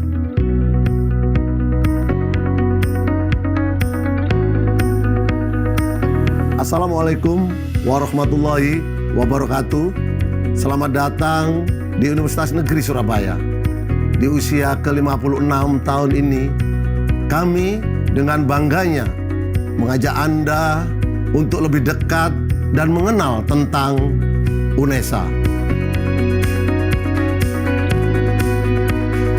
Kami terus berkomitmen tidak hanya menyelenggarakan pendidikan terbaik bagi tenaga pendidik profesional masa depan, juga sangat berfokus untuk menciptakan lulusan yang berkarakter, tangguh, kreatif, inovatif, dan mampu berkolaborasi pada siapapun, berbudaya yang humanis dengan spesifikasi yang unggul dalam hal seni, olahraga, dan pendidikan disabilitas yang komprehensif.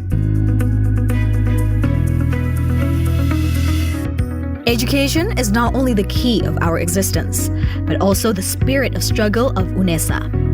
Becoming one of the campuses that organize teacher professional education programs that produce professional educators, UNESA is committed to organizing various empowerment programs as a stimulus to develop faculty members and student, research development, and innovative products as the solutions to problems in the society.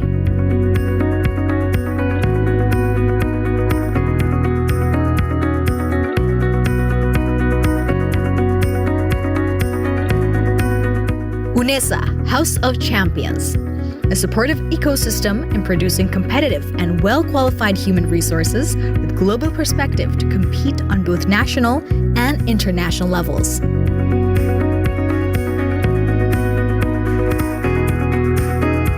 Collaboration is the key to progress in becoming a globally competitive campus. UNESA collaborates with a number of international institutions in the field of industry, government, and educational institutions. Set the higher class with complete facilities as a space for developing students' interests, talents, and potential. UNESA also continues to develop facilities and infrastructure to support academic and non-academic activities.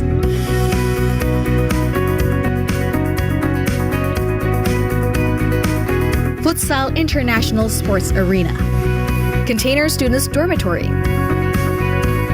Sports Center, Language Center,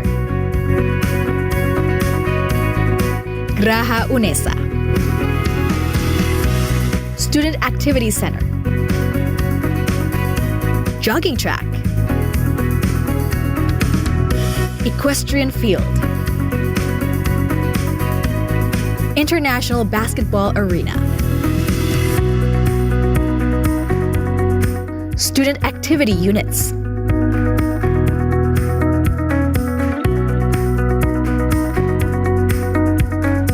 Art Development,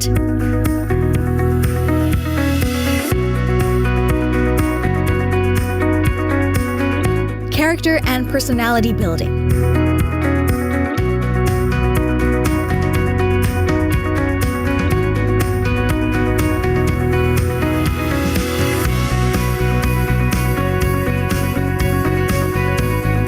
Sports,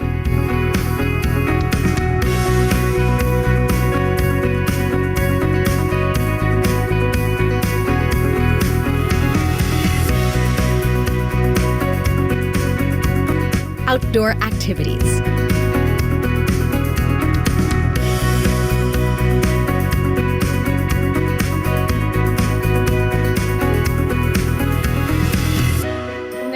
UNESA, UNESA, UNESA, UNESA, UNESA, UNESA, UNESA. UNESA, satu langkah di depan.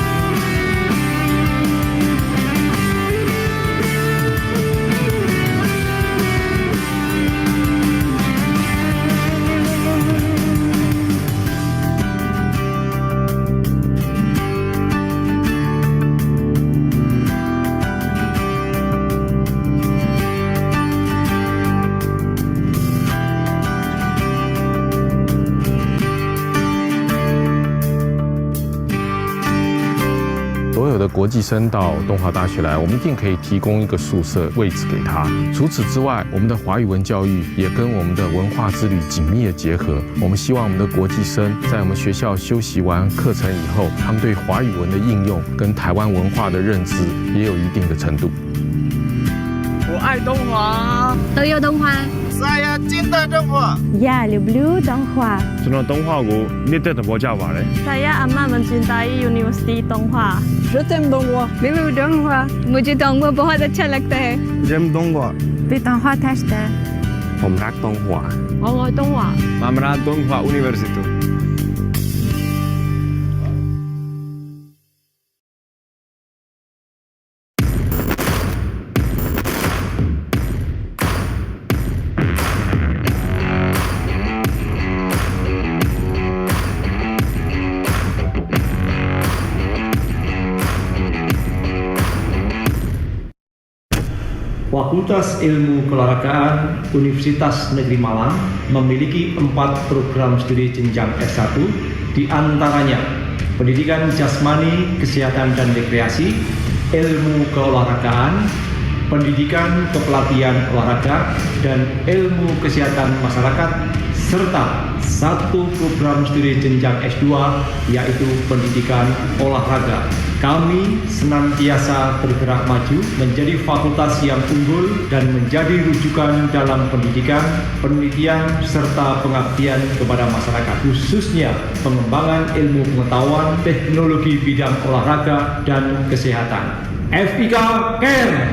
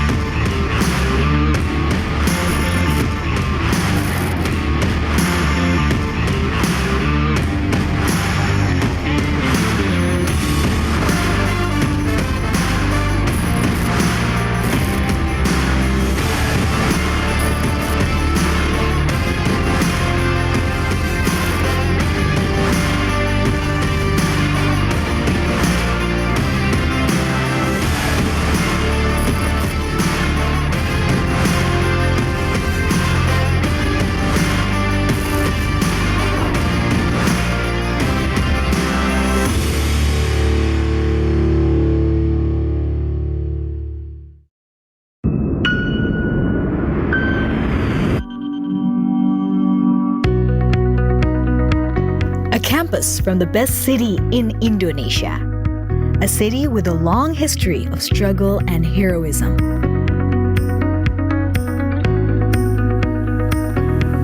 Welcome to Universitas Negeri Surabaya. Founded in 1964 as a teaching institute for education under the name IKIP Surabaya, to be an educational institution that carries the mandate as a university that produces educators, along with the development of educational needs and the vast globalization era.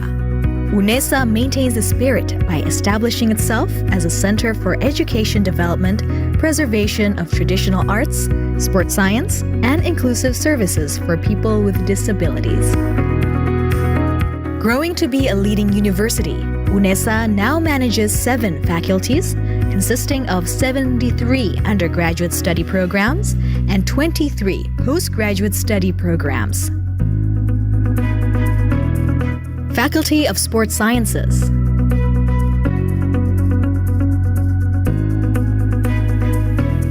Faculty of Languages and Arts.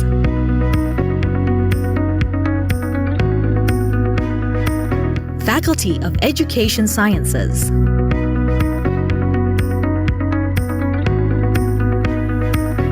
Faculty of Social Sciences and Law.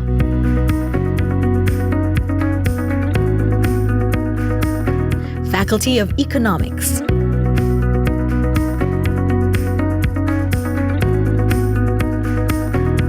Faculty of Mathematics and Natural Sciences.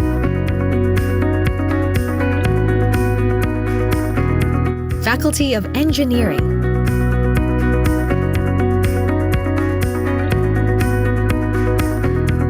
Postgraduate programs.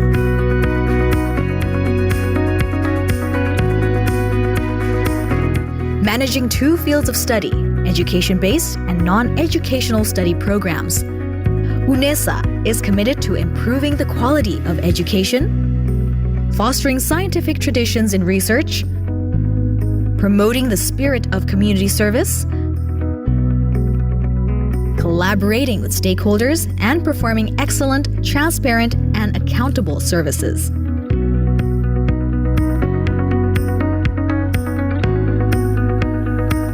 Assalamualaikum warahmatullahi wabarakatuh. Selamat datang di Universitas Negeri Surabaya. Di usia ke-56 tahun ini, kami dengan bangganya mengajak Anda untuk lebih dekat dan mengenal tentang UNESA.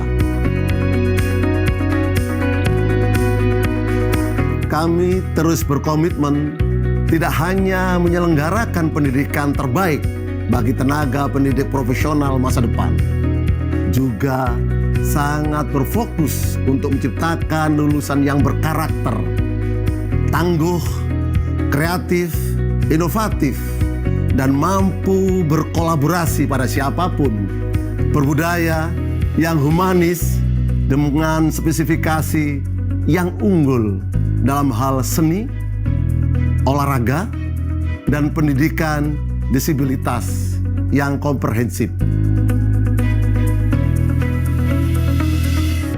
Education is not only the key of our existence, but also the spirit of struggle of UNESA. Becoming one of the campuses that organize teacher professional education programs that produce professional educators, UNESA is committed to organizing various empowerment programs as a stimulus to develop faculty members and student, research development, and innovative products as the solutions to problems in the society.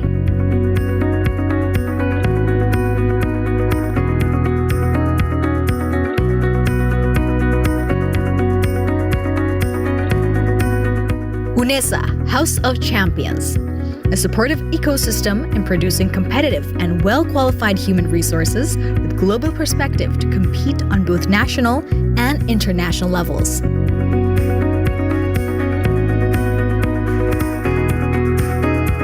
Collaboration is the key to progress in becoming a globally competitive campus. UNESA collaborates with a number of international institutions in the field of industry, government, and educational institutions. Set the higher class with complete facilities as a space for developing students' interests, talents, and potential. UNESA also continues to develop facilities and infrastructure to support academic and non-academic activities.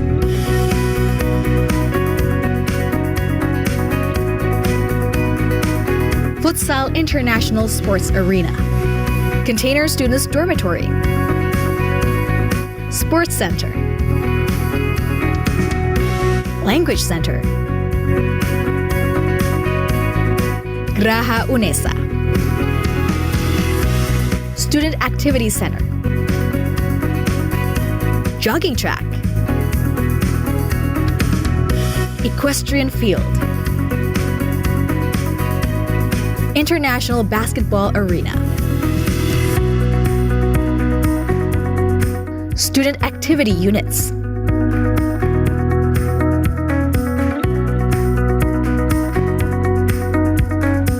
Art Development,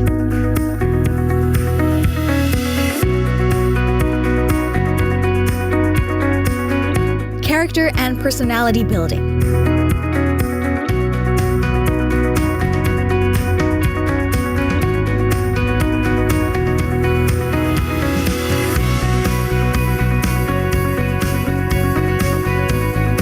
Sports,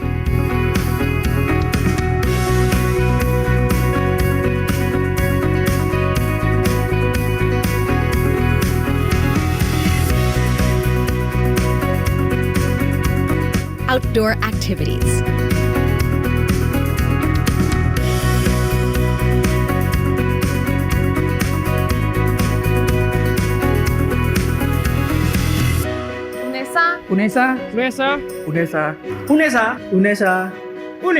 UNESA. UNESA, satu langkah di depan.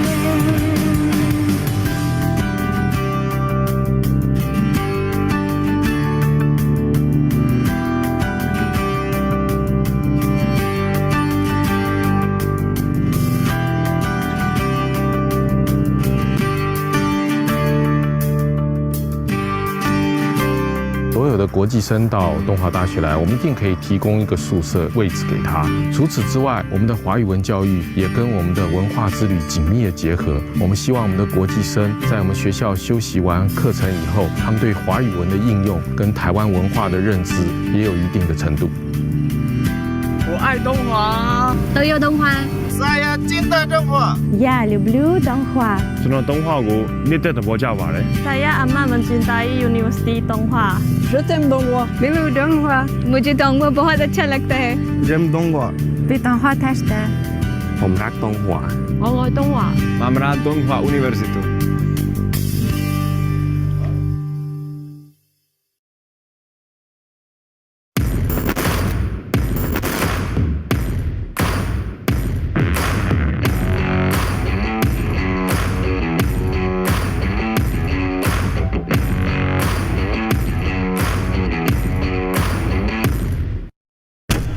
'Fakultas Ilmu Keolahragaan Universitas Negeri Malang memiliki 4 program studi jenjang S1, di antaranya Pendidikan Jasmani, Kesehatan dan Rekreasi, ilmu keolahragaan, pendidikan kepelatihan olahraga, dan ilmu kesehatan masyarakat, serta satu program studi jenjang S2 yaitu pendidikan olahraga.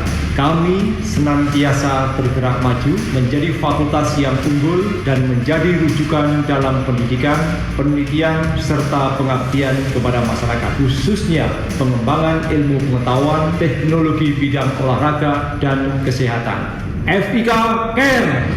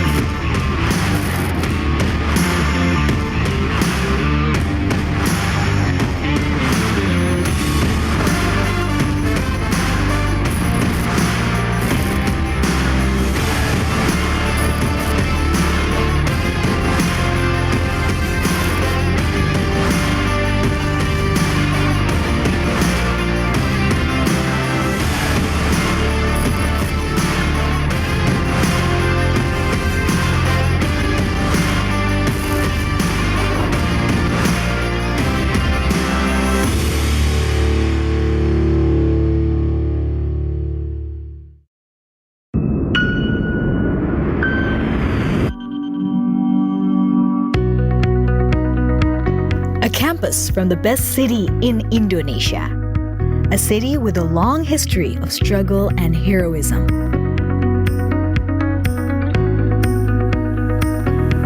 Welcome to Universitas Negeri Surabaya. Founded in 1964 as a teaching institute for education under the name IKIP Surabaya, to be an educational institution that carries the mandate as a university that produces educators, along with the development of educational needs and the vast globalization era. UNESA maintains the spirit by establishing itself as a center for education development, preservation of traditional arts, sports science, and inclusive services for people with disabilities. Growing to be a leading university, UNESA now manages 7 faculties, consisting of 73 undergraduate study programs and 23 postgraduate study programs. Faculty of Sports Sciences,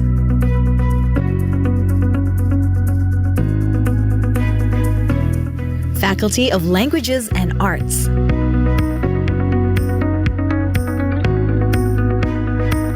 Faculty of Education Sciences,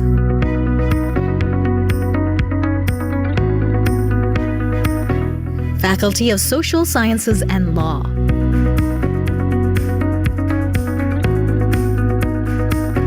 Faculty of Economics,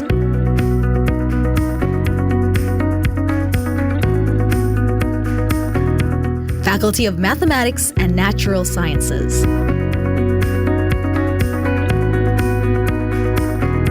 Faculty of Engineering,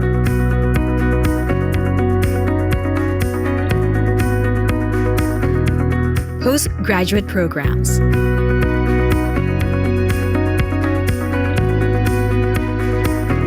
managing 2 fields of study, education-based and non-educational study programs. UNESA is committed to improving the quality of education, fostering scientific traditions in research, promoting the spirit of community service, collaborating with stakeholders, and performing excellent, transparent, and accountable services.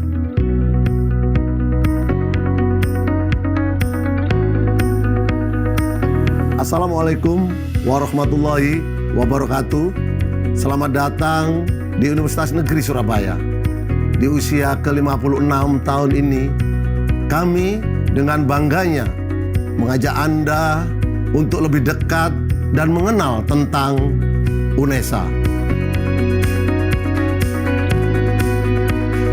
Kami terus berkomitmen tidak hanya menyelenggarakan pendidikan terbaik bagi tenaga pendidik profesional masa depan, juga sangat berfokus untuk menciptakan lulusan yang berkarakter, tangguh, kreatif, inovatif, dan mampu berkolaborasi pada siapapun, berbudaya yang humanis dengan spesifikasi yang unggul dalam hal seni, olahraga, dan pendidikan disabilitas yang komprehensif. Education is not only the key of our existence, but also the spirit of struggle of UNESA. Becoming one of the campuses that organize teacher professional education programs that produce professional educators, UNESA is committed to organizing various empowerment programs as a stimulus to develop faculty members and student, research development, and innovative products as the solutions to problems in the society.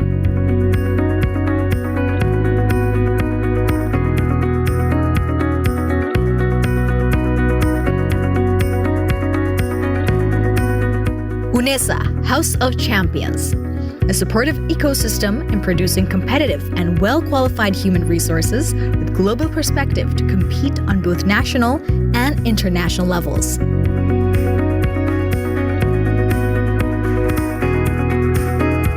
Collaboration is the key to progress in becoming a globally competitive campus. UNESA collaborates with a number of international institutions in the field of industry, government, and educational institutions. Set the higher class with complete facilities as a space for developing students' interests, talents, and potential. UNESA also continues to develop facilities and infrastructure to support academic and non-academic activities.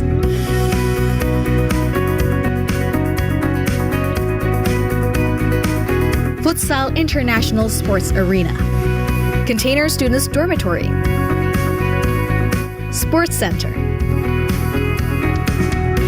Language Center, Graha UNESA, Student Activity Center, Jogging Track, Equestrian Field, International Basketball Arena, Student Activity Units,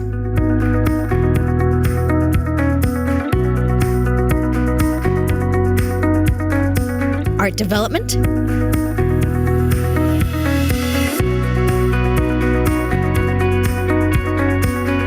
Character and Personality Building,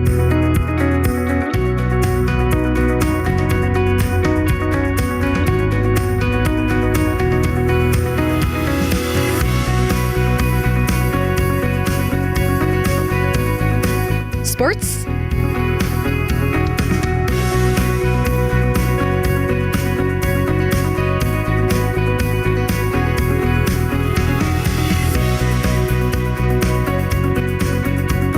outdoor activities,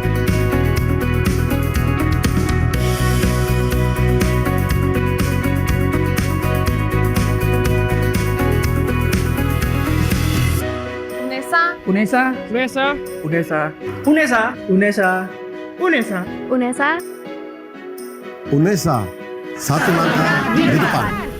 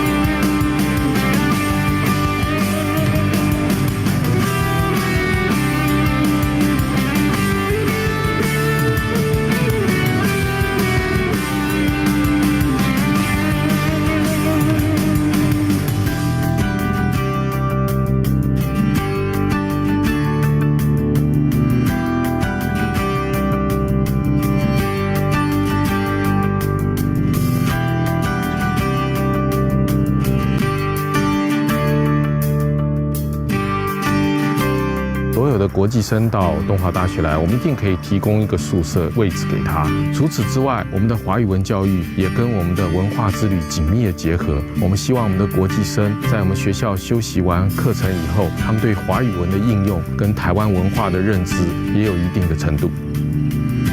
我爱东华，都有东华。Saya cinta Tionghoa. Ya, люблю Tionghoa. Senang Tionghoa, ni tak Jawa le. Saya amat mencintai University Tionghoa. Je t'aime Tionghoa. मैं भी Tionghoa. मुझे Tionghoa बहुत अच्छा लगता है. Jem Tionghoa. Vì Tionghoa thật là. ผมรักตงหวา 我愛東華。Mamra Tionghoa University.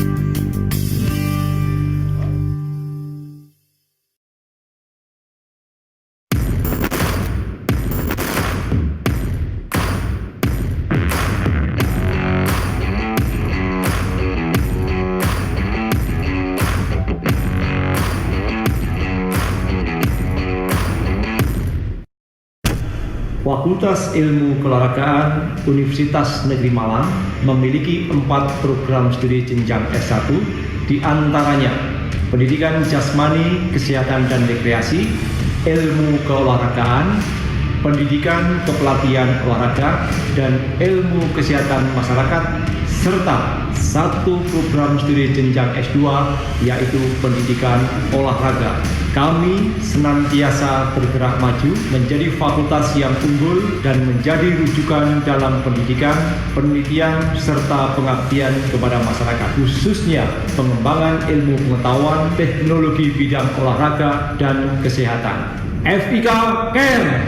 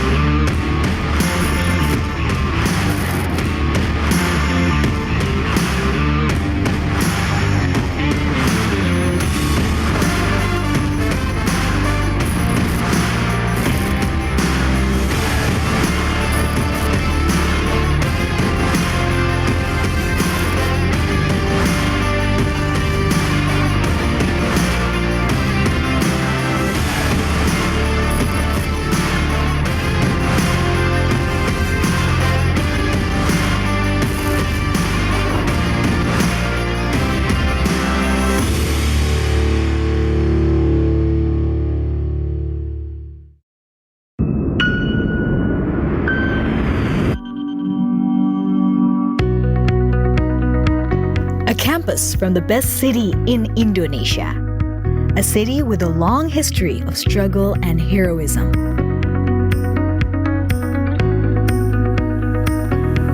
Welcome to Universitas Negeri Surabaya.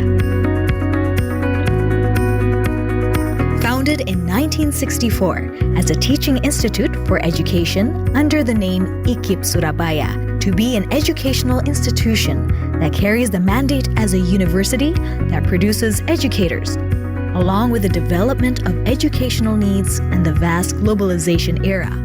UNESA maintains the spirit by establishing itself as a center for education development, preservation of traditional arts, sports science, and inclusive services for people with disabilities.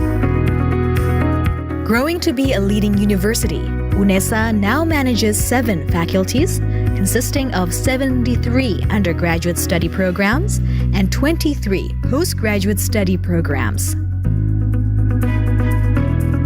Faculty of Sports Sciences.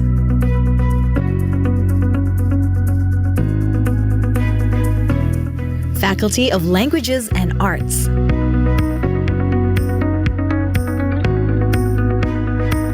Faculty of Education Sciences.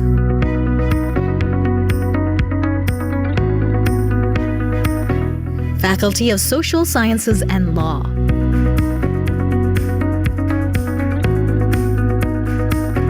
Faculty of Economics.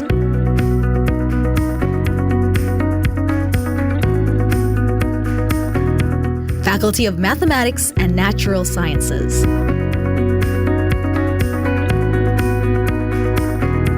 Faculty of Engineering.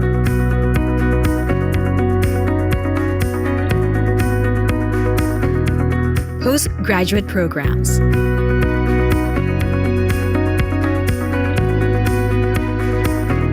Managing two fields of study, education-based and non-educational study programs. UNESA is committed to improving the quality of education, fostering scientific traditions in research, promoting the spirit of community service, collaborating with stakeholders, and performing excellent, transparent, and accountable services.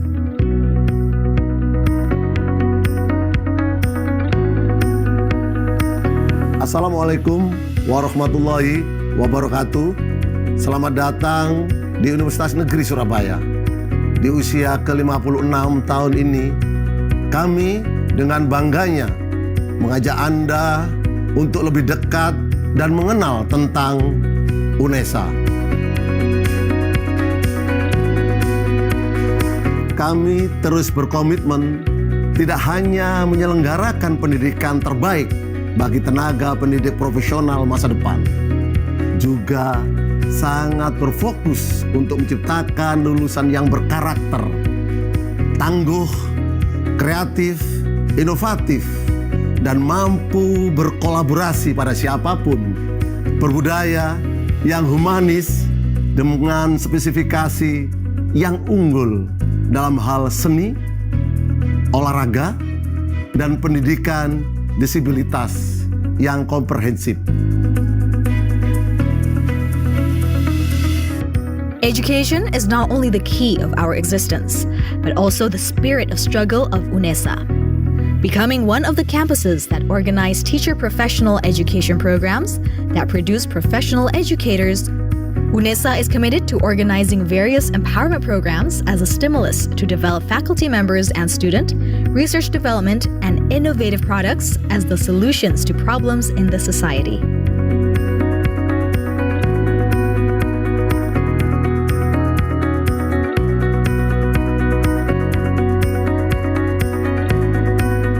UNESA, House of Champions, a supportive ecosystem in producing competitive and well-qualified human resources with global perspective to compete on both national and international levels.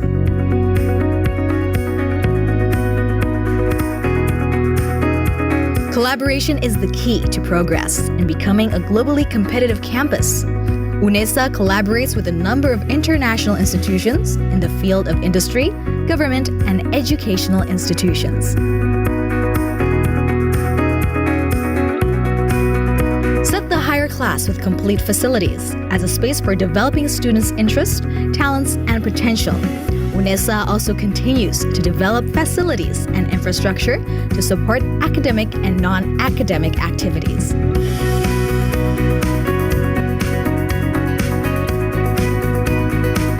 Futsal International Sports Arena, Container Students Dormitory, Sports Center, Language Center, Graha UNESA, Student Activity Center, Jogging Track, Equestrian Field, International Basketball Arena, Student Activity Units,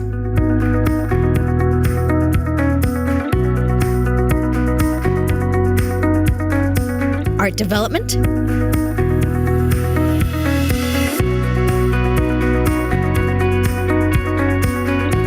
character and personality building.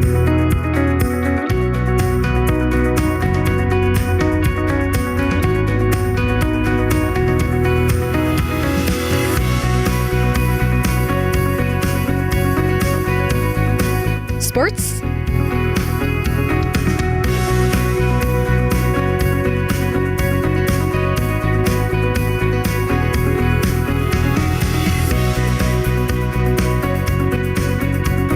outdoor activities,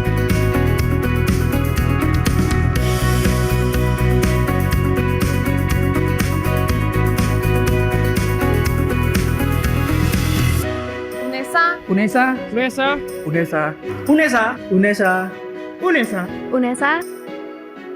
UNESA, satu langkah di depan.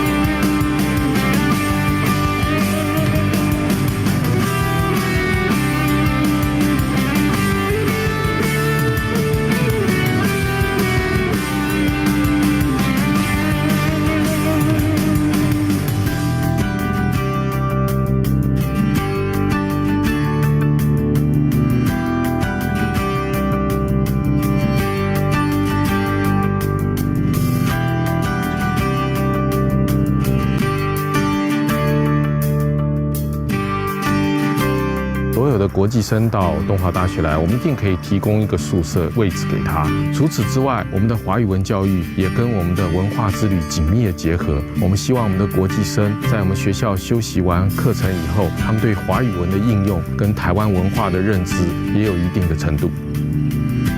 我爱东华，都有东华。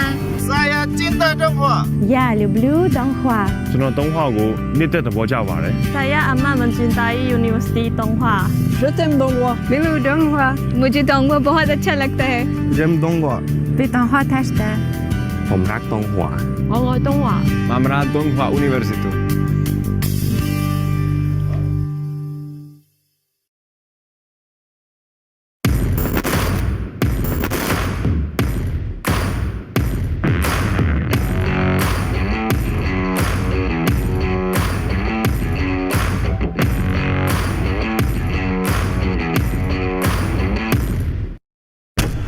Fakultas Ilmu Keolahragaan Universitas Negeri Malang memiliki 4 program studi jenjang S1, di antaranya pendidikan jasmani, kesehatan dan rekreasi, ilmu keolahragaan, pendidikan kepelatihan olahraga, dan ilmu kesehatan masyarakat, serta satu program studi jenjang S2 yaitu pendidikan olahraga. Kami senantiasa bergerak maju menjadi fakultas yang unggul dan menjadi rujukan dalam pendidikan, penelitian, serta pengabdian kepada masyarakat, khususnya pengembangan ilmu pengetahuan, teknologi bidang olahraga, dan kesehatan. FIK Care!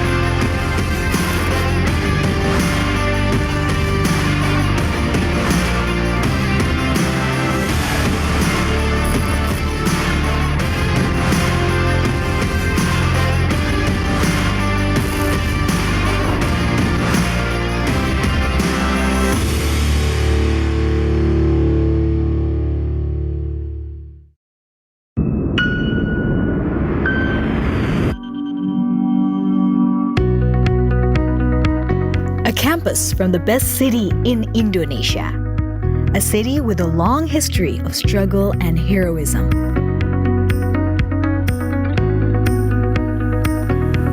Welcome to Universitas Negeri Surabaya. Founded in 1964 as a teaching institute for education under the name IKIP Surabaya, to be an educational institution that carries the mandate as a university that produces educators, along with the development of educational needs and the vast globalization era. UNESA maintains the spirit by establishing itself as a center for education development, preservation of traditional arts, sports science, and inclusive services for people with disabilities. Growing to be a leading university, UNESA now manages 7 faculties, consisting of 73 undergraduate study programs and 23 postgraduate study programs. Faculty of Sports Sciences,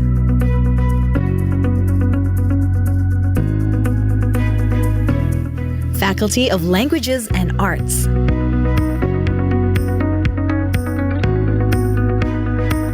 Faculty of Education Sciences,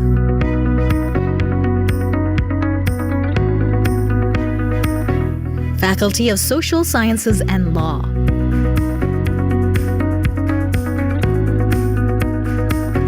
Faculty of Economics,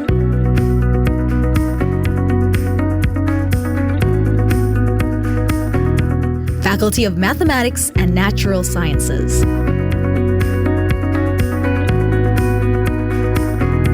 Faculty of Engineering,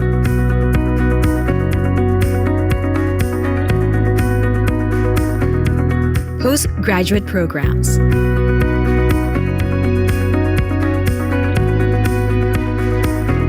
managing 2 fields of study, education-based and non-educational study programs. UNESA is committed to improving the quality of education, fostering scientific traditions in research, promoting the spirit of community service, collaborating with stakeholders, and performing excellent, transparent, and accountable services.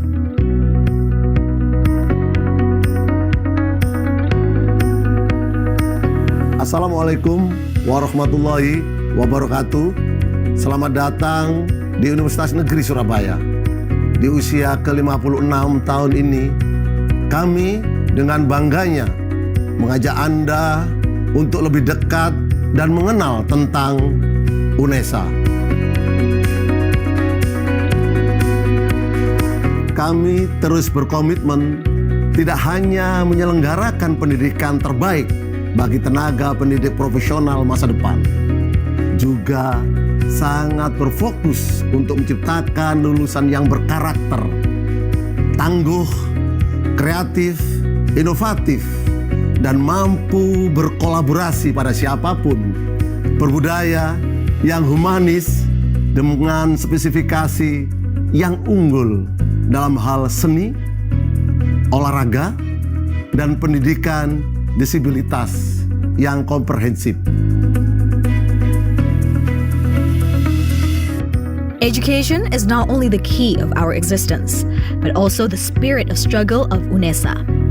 Becoming one of the campuses that organize teacher professional education programs that produce professional educators, UNESA is committed to organizing various empowerment programs as a stimulus to develop faculty members and student, research development, and innovative products as the solutions to problems in the society.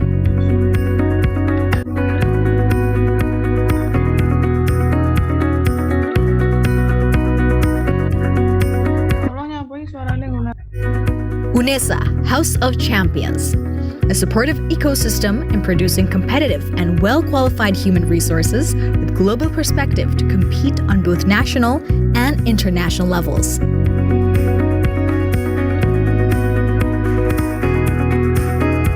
Collaboration is the key to progress in becoming a globally competitive campus. UNESA collaborates with a number of international institutions in the field of industry, government, and educational institutions.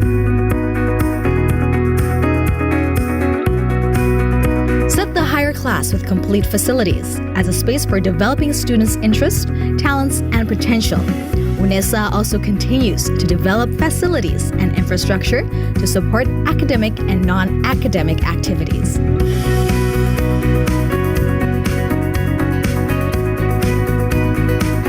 Futsal International Sports Arena, Container Students Dormitory, Sports Center, Language Center, Graha UNESA, Student Activity Center, Jogging Track, Equestrian Field, International Basketball Arena, Student Activity Units,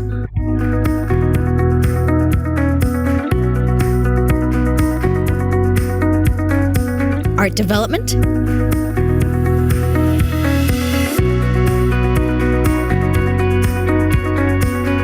Character and Personality Building,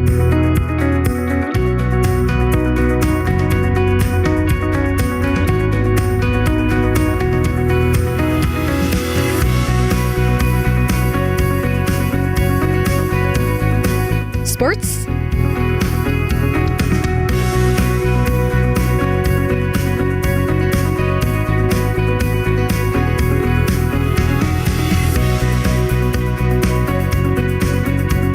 outdoor activities,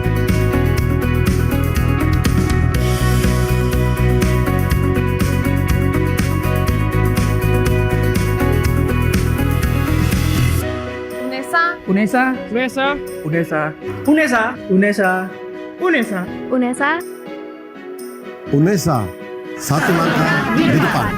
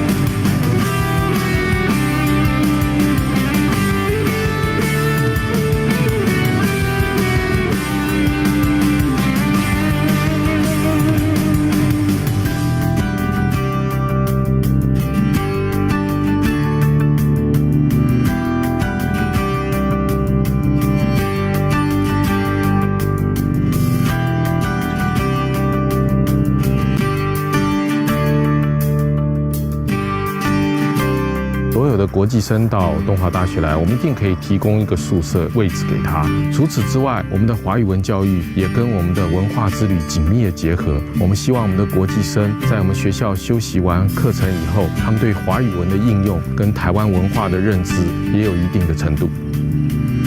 我爱东华。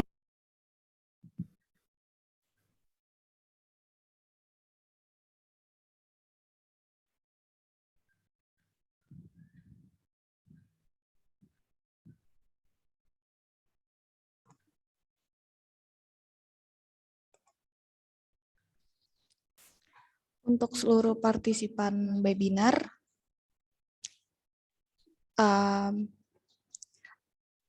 webinar kali ini akan kita mulai dalam 10 menit, kurang lebih di jam 1:05 ya, akan dimulai di jam 1:05.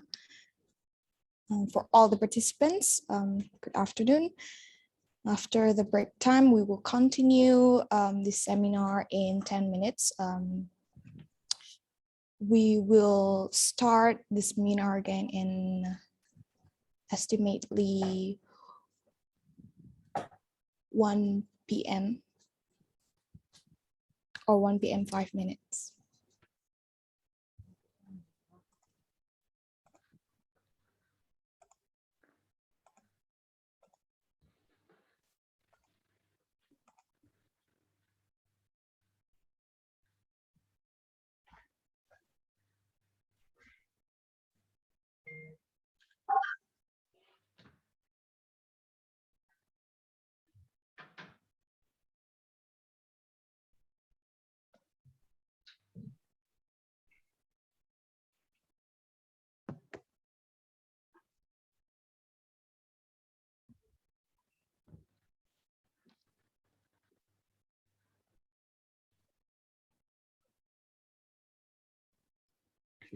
To all the participants, please stand by in the Zoom meeting because we are going to start the seminar in 5 minutes.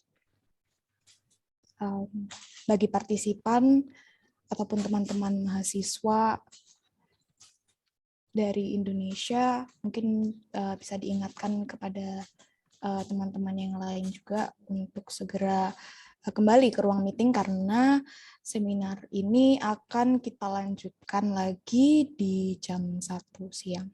Terima kasih.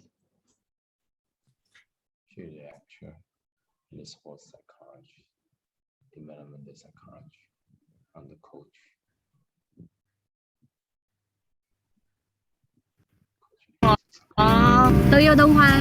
Saya cinta Tionghoa. Ya, люблю Tionghoa. Senang Tionghoa của biết tên của cha vào đấy. Saya amat mencintai University Tionghoa. Je t'aime Tionghoa. मैं भी Tionghoa. मुझे Tionghoa बहुत अच्छा लगता है. J'aime Tionghoa. Vì Tionghoa test है. ผมรักตงหวา 我愛東華. Mamra Tionghoa University.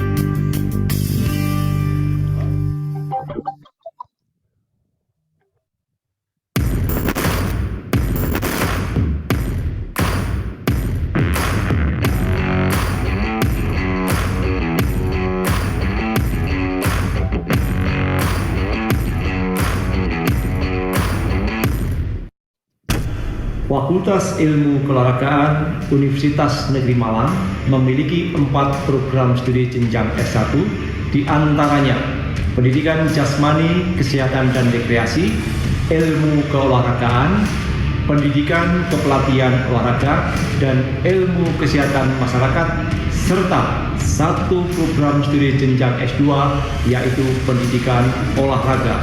Kami senantiasa bergerak maju menjadi fakultas yang unggul dan menjadi rujukan dalam pendidikan, penelitian, serta pengabdian kepada masyarakat, khususnya pengembangan ilmu pengetahuan, teknologi bidang olahraga, dan kesehatan. FIK Care!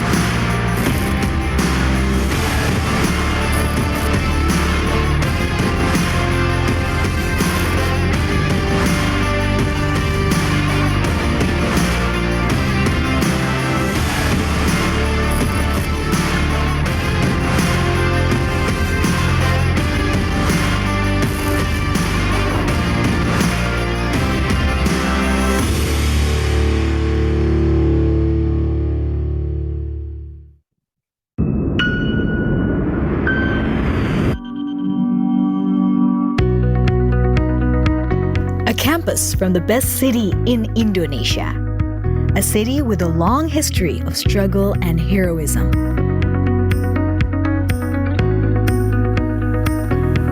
Welcome to Universitas Negeri Surabaya. Founded in 1964 as a teaching institute for education under the name IKIP Surabaya, to be an educational institution that carries the mandate as a university that produces educators, along with the development of educational needs and the vast globalization era. UNESA maintains the spirit by establishing itself as a center for education development, preservation of traditional arts, sports science, and inclusive services for people with disabilities. Growing to be a leading university, UNESA now manages 7 faculties, consisting of 73 undergraduate study programs and 23 postgraduate study programs. Faculty of Sports Sciences,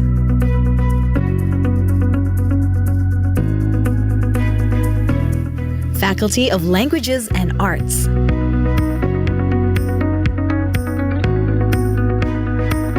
Faculty of Education Sciences,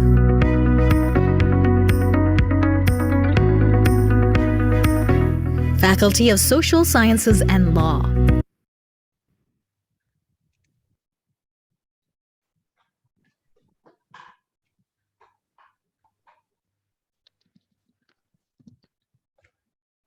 It's my time to speak. Is right? Or just beginning? A very good afternoon and welcome back to the Taiwan-Indonesia Sports Academic Seminar. Ladies and gentlemen, we just had our break time and now finally we are going to meet and hear from our 3 keynote speakers. Profesor Kurniati Rahayuni, MPSI PhD from Universitas Negeri Malang, Professor Teh Hung Sao from National Sun Yat-sen University, and Dr. Herianto Nur Muhammad, SPD MPD from Universitas Negeri Surabaya. They are going to share with us regarding many aspects of the implementation of physical education, of course, from different perspectives. And then we will have a comprehensive discussion session after that. And this session would be led by Mrs. Febrita Paulina Hinuk. To Mrs. Febrita, the time is yours.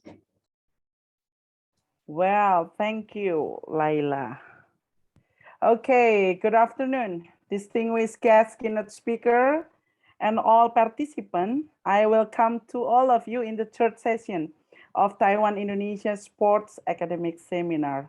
My name is Febi Henuk and I'm the lecturer in Physical Education Department at Sports Sciences Universitas Negeri Malang, and I'll be serving as your moderator today. Okay, we have 3 keynote speakers here.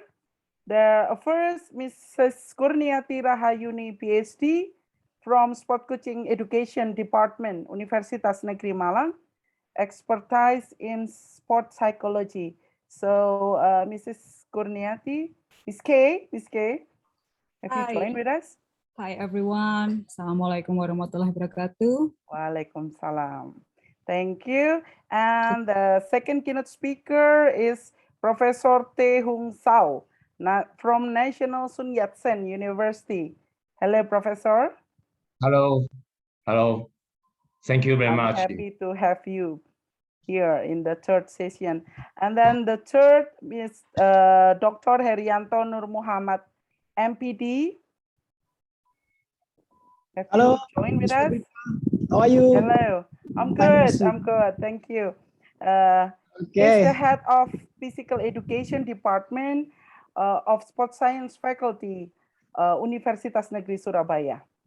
Thank you for all the keynote speaker. And then, ladies and gentlemen, before we begin, let me inform to all of you that first, this session is being recorded to be available for viewing post-conference. Second, if you have any question, For the presenters, please use the chat feature in this Zoom webinar or just click raise hand. And we will hold most questions until the end of the session. And then before I wrap up the session, I'd like to let you, I invite to all of the keynote speakers to give some closing statement to this sign that we will end the session. Okay, so are you ready for the third session? Okay, show me your, if you are ready, please give me your reaction with love. Show me your love in the third session. Can I give you me all your love? Okay, thank you. Well, the first session. Now let's please welcome our first presenter, Ms. Kurniati Rahayuni. Time is yours. Thank you very much. Okay, mind me to share my screen. Okay. I'm sorry, I cannot share my screen. Can anyone who become a host? Become a co-host? Yes, please can make me as, okay. You can do it now. All right, great. Okay, I hope everyone can see my PowerPoints. Yeah, it's clear. All right. Thank you very much, everyone. Thank you very much to the Committee of Indonesia Taiwan Sports Seminar to have me here, to invite me to share some of bits of my research from my PhD study in University of Birmingham. So, Assalamualaikum warahmatullahi wabarakatuh. Selamat siang, everyone. My name is Kurniati Rahayuni, but some of my friends call me Kay. So it's very convenient that you can call me by that name, the initial of my name, Kay. So today I will talk about applying cultural sport psychology in sport coaching research. So this is a little bit outside in the margin of physical education, but I believe this could also give you some perspective about how broad, about how wide our sport science is. Okay, so applying cultural sport psychology in sport coaching research is the title of my presentation today. This presentation is coming from part of my research as PhD student in University of Birmingham. I just graduated at 2020, so compared to another professor here, I'm still very, very young. And so I'm very delightful to be here to present some of my findings. Okay, so what is actually cultural sport psychology? I will divide my presentation into two parts. First, what is cultural sport psychology? And the second is the examples of cultural sport psychology research, or CSP. So this is my university in UK, University of Birmingham. Maybe you can imagine how a person like me, I'm just coming from Malang, from Indonesia, and I'm go into quite a big and vibrant university with a quite high competitive level of study. So you can imagine that beside of some excitement, I also encounter some confusion about how should I study in this country, in UK. And unfortunately, that also commonly happen in our athletes who are coming from different area, from different country, from different places. When they mobile, when they go to a new place, perhaps to compete or to have a long training program. And those confusions can be captured by cultural sport psychology. Okay, next I will explain this genre.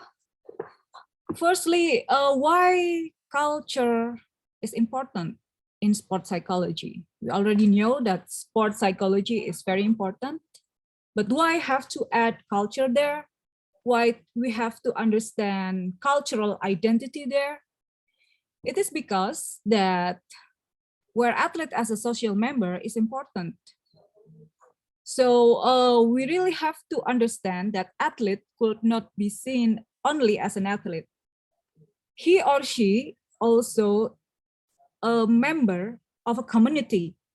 He or she also hold some hopes, expectation from the community where they belong. I will give you some example that this is the picture of Johnny Smith and John Carlos and Tommy Smith from Olympic, Mexico Olympic 1969.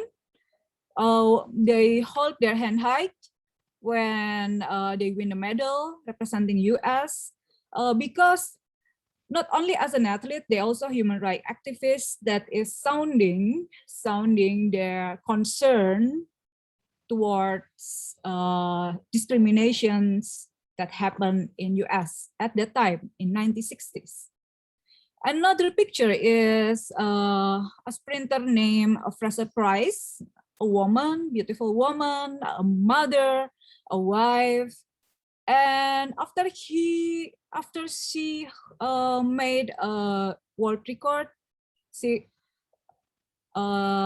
bring her son proudly, so we can see that she also had multiple identities as a mother, as also a woman, which in her community has a different interpretation toward that role. And by this, we cannot only see them as an athlete, but we have to also see them as part of their identity, including cultural identity. And this is important because we need to know athletes as a whole. Okay, so what is actually cultural sport psychology, or CSP? It's a research genre of sport psychology in particular population, focus on culture and subculture in sport. Subculture is something that inside the culture. So the topics mostly is about athletes of specific population. For instance, motherhood in some backgrounds. And it could be also the topics about subculture or specific phenomenon in a particular country, in particular clubs or population. And it's also about social topics in the age, or something that is very rarely to be researched, like gender, discrimination, maltreatment, abuse, socioeconomic status, marginalization of certain population, disability, something that is very rarely to be seen and to be researched in sport. This is cultural sport psychology is. And the emergence of CSP is also fairly young, at about 2005, but in 2017 there has been a recommendation from ISSP, or International Society of Sport Psychology, that culturally competent research and practice in sport and exercise psychology is needed. So if we are thinking that sports psychology is important, then we also have to consider where we are working, at what cultural society, at what social background, at what social climate we are working with. Because applying sport psychology in Western countries with in Asian countries, in Indonesia, in Taiwan, each are different. And that is what we call culturally competent research, or the researcher must also understand the cultural background. I will give you some examples of this. Okay, so this is some examples of CSP research from the Western background.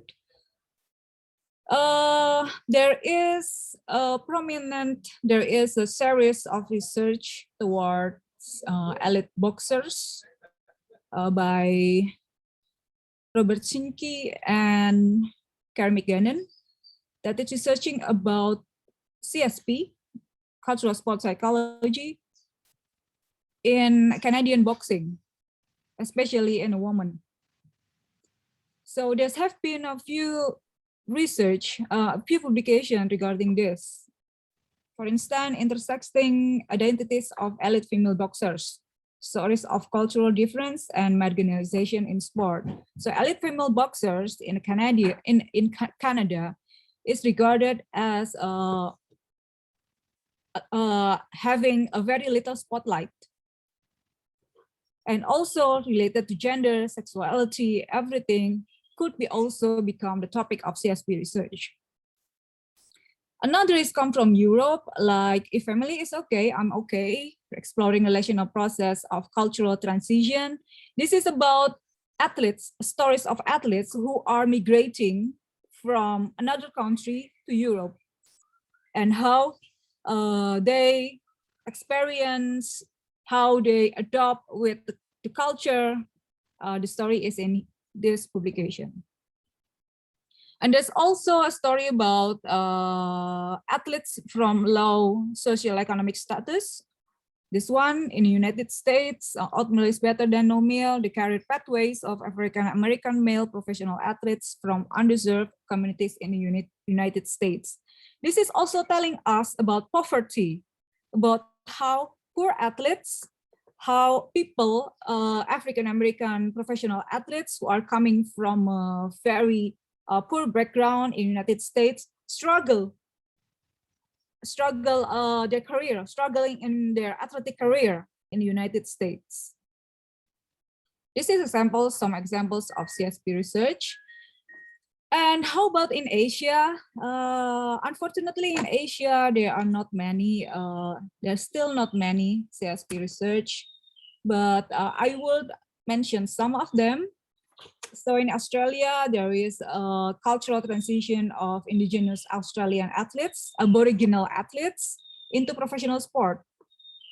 So how the indigenous ethnics of Australia come and training in the professional sport, and how he struggles toward the social environment, the story is in here.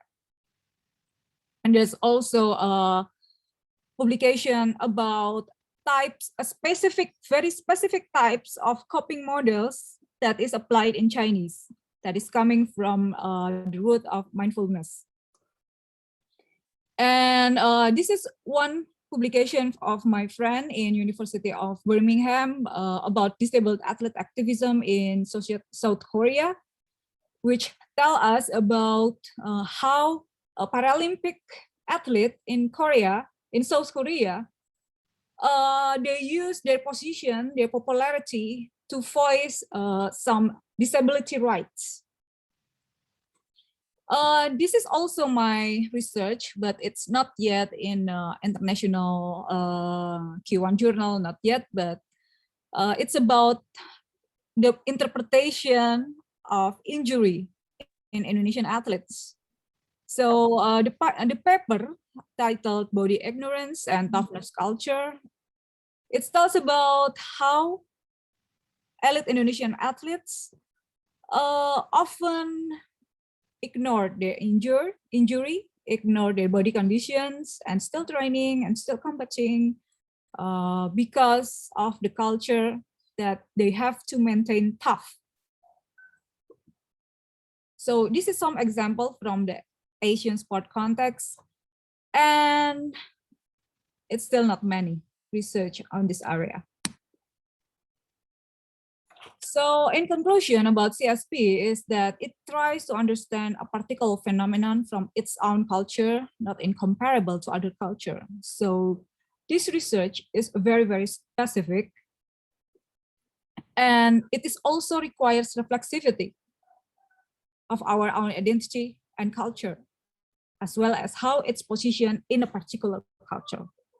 For instance, if I'm a lecturer, I'm a teacher in university, if I have to be aware that if I conduct interview to athletes and I introduce myself as a teacher, they might be seeing me as a person who are very, very respectable position. So it might be that they will try to give the answer as good as possible, not as true as possible. Okay, so athletes and every sport psychology phenomenon is still speculative in developing countries and middle income countries. In other words, sometimes in Indonesian context, sometimes we don't know. We already teach our students sport psychology, but why? But it could not be applied directly in Indonesia, in Indonesian teams. Why? Because perhaps we only applied from a Western paradigm, not adapting to our own culture. Okay, that's as the end of my first part of presentation. So next, how to apply cultural sport psychology in coaching and in research.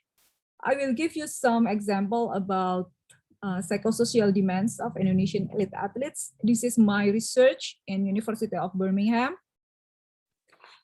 It's a qualitative study. Basically, I want to understand what is the social pressures endured by Indonesian elite athletes.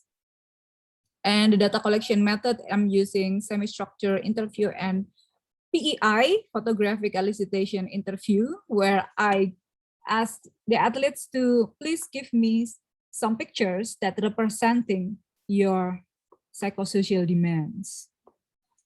There's 37 participants, and I analyzed them using reflexive thematic analysis. So why I conduct those studies? It is because I want to understand how the cultural appropriateness could intertwine with sport activities. In the previous presentation, I see that people in Taiwan already having physical activities as part of their routines every day. But in Indonesia, there are different meaning. If you are going to go cycling, for instance, in Indonesian context, you might have to prepare everything and make sure that your friends know that you are going cycling, as if that it is something very special. While in the other country, in UK, it's everyday activities. Like when I'm going to my school, I'm going to campus, some of my professors in the campus are going using a bike. That also still happen even in the winter. Only the costumes are different. So this is meaning that cultural values, cultural norms, sporting system, and historical trajectories could influence the experience of elite athletes. And of course, the experience of we with the sport. And a particular culture could create particular meaning making of sport. Now I will give you some example from my research. This is a statement an interview extract, a part of the interview, a part of the answer from my respondent, for my participant. I asked them, okay, so athletes usually have a huge financial bonus. In Indonesian context, if you win international events, usually the government will give you a bonus, money, a very high amount of money. And I asked them, what did you do with that money? And one of them answered, well, I got gold in SEA Games. I went Umrah. Umrah means doing a religious pilgrimage, religious obligation for Muslim. Well, I went Umrah with my mother and I bought land. We can bought land using a bonus from SEA Games. My neighborhood appreciate this positively. There is only one national elite in my region. I accept many invitation from many leaders around his neighborhood. And somewhat, she is like a mascot of the city. She's become the proud person of the city. And that is the meaning of how if you are succeed in sport in Indonesia. You will get a lot of money, popularity. You will become someone who are noticed in your neighborhood. Is that something positive or negative? It is depend on how. It depend on the where we are belong. Depend on what context. I haven't told you about the findings. So the findings of my research is that it could be categorized into three. Actually, it's a more extended. It's even more complex than this, but I will present you some of the findings. The findings of my research is that first, the athletic career is short. So those athletes knows that my career is only lives for a while. After that, what should I do? Actually, they are very worried on that. Yeah, very, very concerned on what after this, what's after the termination of my career. So it is very understandable that during their short career, they are trying to get the job offer. They are trying to get as many as bonus that they can. But of course, it only applies to medalists. So if you are fail, it means you got nothing. This is in Indonesian context. The second is that what I call as cultural appropriateness that is compulsory. So religious practice, being a family role member that is very responsible and also compromise to authority or obey of everything that you have to do is a must. This is applied in Indonesian context. And then the third findings is that in Indonesia, we still quite have many organizational problems, management problems, and all our athletes understand, they know about it, even though that they are saying nothing. Okay, so back to opportunities for research and coaching. So how we apply cultural sport psychology in coaching? I would say that when you read a sport psychology theory or sport psychology recommendations, please be aware from where those publications come from.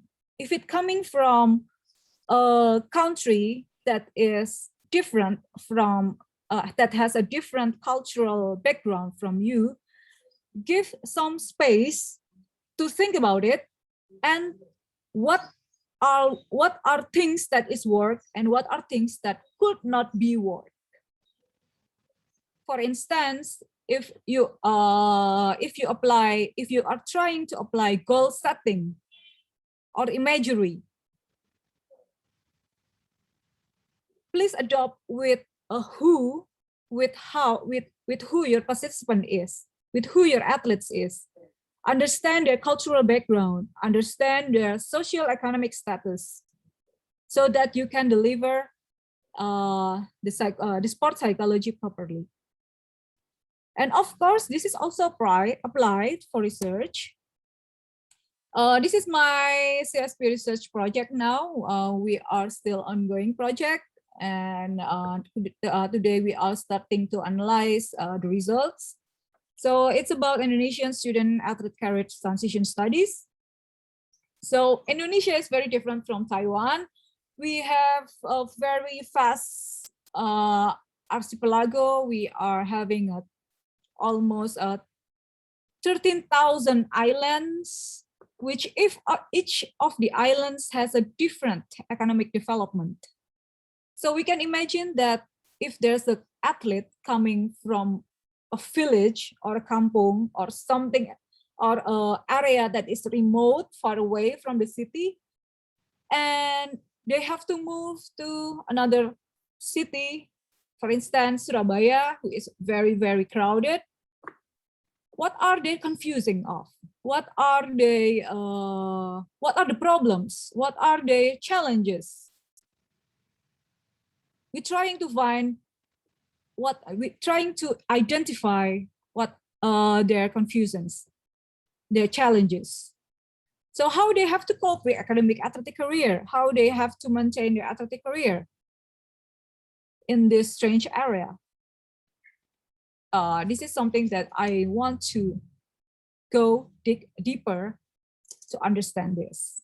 And this is my CSP research project now. And I think all of you also have many opportunities to conduct similar research in the CSP, like coaching and athlete relationship. Is it really similar with what with Western countries? Because perhaps in Western countries, coach and athlete relationship is more like a professional relationship. But in Indonesia, it perhaps could be resemble a family relationship. So you can pretend you can see that perhaps your coach is almost like your father. Could be that. Could be different as well. We don't know. We don't have any scientific evidence yet. So this is my final slide. Sports psychology research needs more diversity. So most of the theories of sports psychology in the world, that is published in the world, mostly are coming from Western countries. Mostly are coming from English-speaking countries, democratic countries, European, American, Western culture, and rich countries. So it's still lack of diversity of culture. We need more research that is telling what is Indonesia is like, what is Taiwan is like, what is Donghua is like. We need more diversity of culture in terms of research, particularly in sports psychology. So perhaps this could be an invitation, this could be an encouragement to collaboration, to do some research that is we really could apply in our cultural context. Thank you very much. I might end this earlier. Please mind me, Miss Febrita. So this is a bit of my presentation, and thank you very much for having me here. I'm very delightful for any discussions after this. Thank you. Assalamualaikum warahmatullahi wabarakatuh. Good afternoon. Wow. Good job, Miss Kay. It's really a meaningful presentation, particularly for me, about cultural psychology sport psychology. Okay, to all the participants or other keynote speaker, if you have a question, hold on. We still have 2 keynote speaker. So we jump to the next session with the Prof. Tae Hung Sao from National Sun Yat-sen University. Professor, time is yours. Could you open your mic, please? Okay. Okay. Can you great. hear me, hoster? Yes, it's okay. clear. Thank you very much, and hoster. And it's my great honor the sports cinema invited me to join this conference. I will share my report and the idea from the other research. And first of all, just to finish the psychology just now, but I talk about the phenomenology. It's different area, so you can change your mind to listen my report. I will share my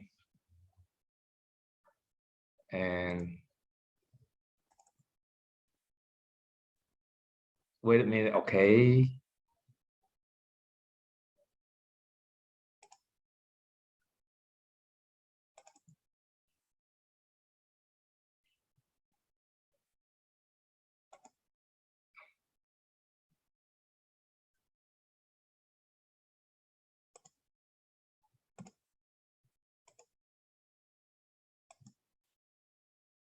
Can I see the PPT?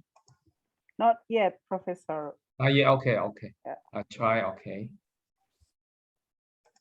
Teacher, you could try to close again and then open the PPT again. Okay. I will stop your share screen and then you can try the share screen again. Yeah, use share screen, the green button on the bottom of the screen. Then you select the desktop one. This one? The desktop, the green button.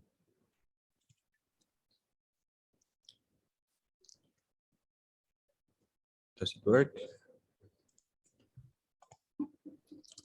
Can I see? Not yet.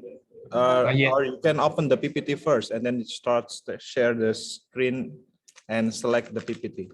Okay. Let me try again. Okay. Do not worry.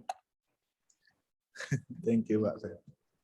Yes, last night we tried it. Yeah. You open the PPT and then now you share. Yes. Yeah, well, open the PPT first. Yeah, I got it. I think you got great. it. Yeah. Great, we can share. Sorry. No worries. Okay, you can continue, Professor. Okay, thank you, host. I will, in this presentation, I will report my idea from the other research and my published study. So the title is The Effect of Exercise During Spare Time on the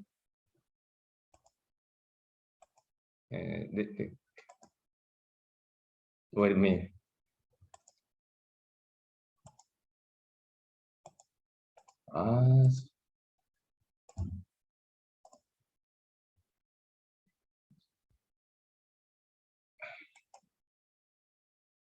On the cardiometabolic factor and the stress performance. Okay, it's introduction. Everybody know exercise is medicine, just like the host in this morning say, similar the meaning. The physical activity is the cheapest the drug in the world. Is the same, but when you take but exercise is not pharmacy medicine. So when you take the pharmacy medicine, you may have the side effect like the disease and something like that. But if you take the exercise as the medicine, you may not have the side effect. The possibility for the side effect is very low or zero. But when you take the medicine from the doctor, they will tell you how many times you will take the medicine in a day, or how many tablets, how many capsules you should take. In the exercise, if you take the exercise as the prescription, you will give the suggestion.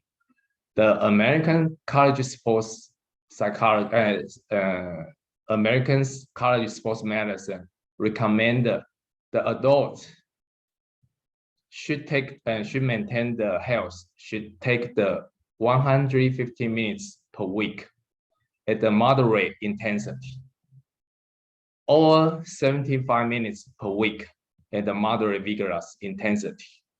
The other research show that if you take a very high intensity interval exercise, you just take it 11 minutes every day is enough for your health. But now everyone, I think you are very busy everything, so you may take the enough time for the exercise or physical activity. So when you don't have the time to exercise, we know the overweight and the obesity will follow. More serious, the chronic disease like the diabetes, hypertension, hyperlipidemia will follow you. So it's a very serious situation. Another phenomenon you should pay attention, avoid the trend, is aging. Everyone will face this problem. But when the phenomena happen, everyone, a very important phenomena will happen in our body. For example, like the muscle mass and the bone mass density will reduce. So we cannot neglect this situation. Traditionally, we will suggest all the American College of Sports Medicine will suggest everyone should take the one complete section of the exercise, like the 20 minutes a day, 30 minutes a day. But I just mentioned the very busy life happening right now. We probably cannot have the one complete section for exercise.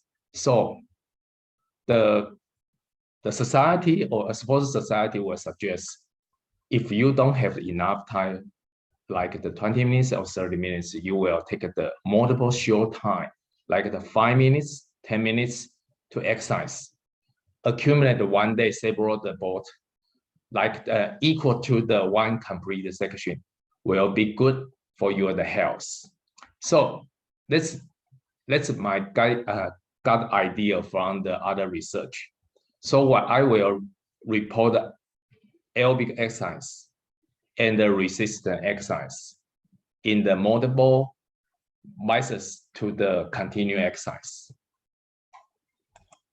First, I will introduce the aerobic exercise. And like the walking, running, cycling, swimming, it's the aerobic exercise. This research is from the American Journal Clinical Nutrition. Its title is the exercise and the post-lipidemia, the effect of the continuous compared with the intermittent activity pattern. Let me introduce the experiment, the design. 10 young participants, male. They have different trials. The first day is the one section running, but the intensity is the 70% of the VO2 max. It's a one section 30 minutes. The other is the tempo same intensity running at the 17 VO2 max, but just the 3 minutes, but the tempo. So it equaled the 30 minutes the exercise. The second day, the participant will the rest 7 hours. During the 7 hours, you will take the meal like the breakfast and the lunch. And we will the researcher got there the blood sample for the metabolic analysis. You can see this figure to show triglyceride in the second day rest. In the the black square is the mean meal time. Just I mentioned breakfast and the lunch. And the small square, the black square is mean that just the first day is the rest, no exercise. In the black circle is mean 10 ball. Each ball is 3 minutes exercise. Triangle, blank triangle is mean one complete 30 minutes exercise, just one time. So you can see this the figure, the triglyceride in the every hour is very significant lower than the control, no exercise. So it's mean when you in the rest before 1 day before the rest, you take the exercise. No matter 1 ball or the 10 ball, it's good for you the triglyceride. It's the first figure.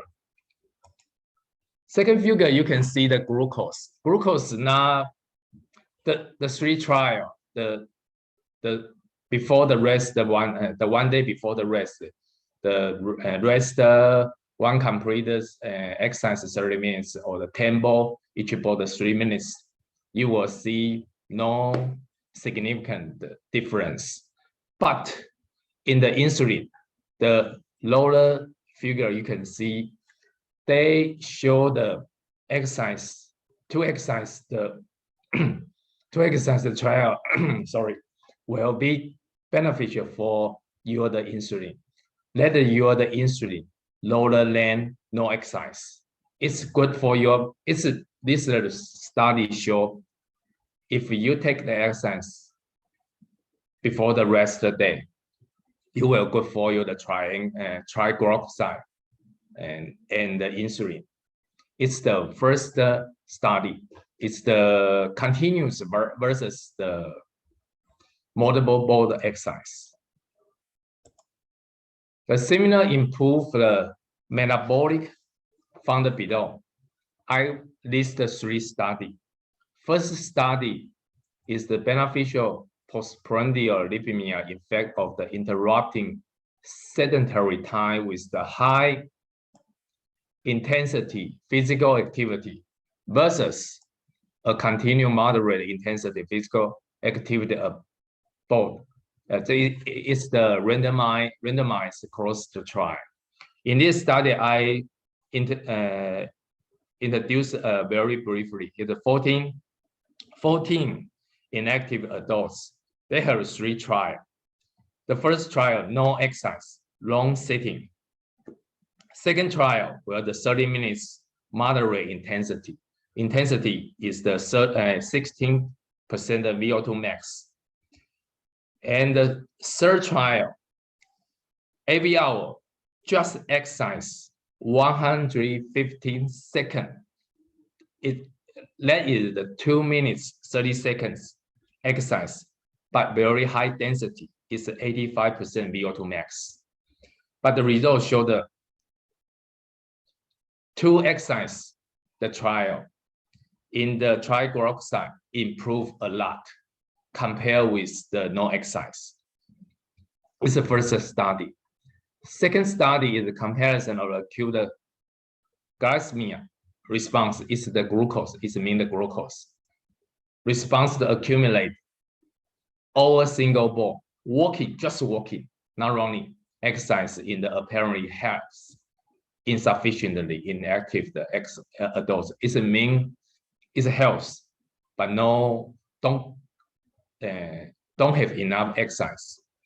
And 10 adults, but a little bit overweight. It's body mass index is 29. They have the 2 trials. When each meal, breakfast, the lunch, and the dinner, they have 10 minutes walking. Second trial, just the post-dinner, 1 complete section, 30 minutes walking. And compare, no exercise. So it's a 3 trial. The results show the postprandial, the glucose, no difference, but significantly lower than no exercise. It's no difference. It means when you 3 meals, each meal you have the 10 minutes, and just the 30 minutes after dinner, they don't show any difference. But compared to the no exercise, it's very good. It's the glucose lower than no exercise. The third study is the multiple short board of exercise are better than a single continuous for the cardiometabolic health. It's the same similar study, 10 inactive adults, 1 complete section, 30 minutes, at the 10 board, each board 3 minutes exercise, and no exercise. The second day is 12-hour rest. They show the glucose and the insulin improve a lot, especially for the multiple board. It's better than the continuous. The 3 boards show the 3 research show the multiple have the beneficial effect similar to the 1 complete section. This is the 3 exercise. Another type you can see the during long hours sitting intervened by shoulder walking. This 2 study multiple effect of breaking. It's a long sitting with the standing and the lighting walking, but results show the interrupted by the standing, no influence. But interrupted by the light walking, it's better than, it's mean the significant improve compare and prolonged sitting. This is the first study. Second study is the frequency interrupting to the prolonged sitting and the postprandial metabolic response, young obese Chinese men. This is the paper is published this year. It's the three type exercise. The type is, let me see. Every 30 minutes have the 3 walking, or 60 minutes have 6 minutes walking, and 112 minutes have 12 walking. The results show that if you take the exercise, take the walking, it's good for your the postprandial metabolic response, like the glucose and the triglyceride. I just introduced the multiple versus 2 continuous exercise. It's just, I just mentioned the acute, just the one exercise, but this slide will introduce the long-term result. It show the first study is the effect of the single long and accumulated short board of exercise on the cardiovascular risk in the male Japanese worker. Or it's the the experimentally period is the 20 weeks. It's a long-term exercise. The results show the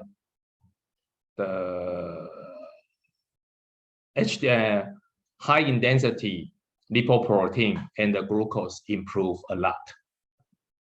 But the two exercises, this kind of two exercises, one complete section and the show ball exercise is similar and improve a lot after exercise.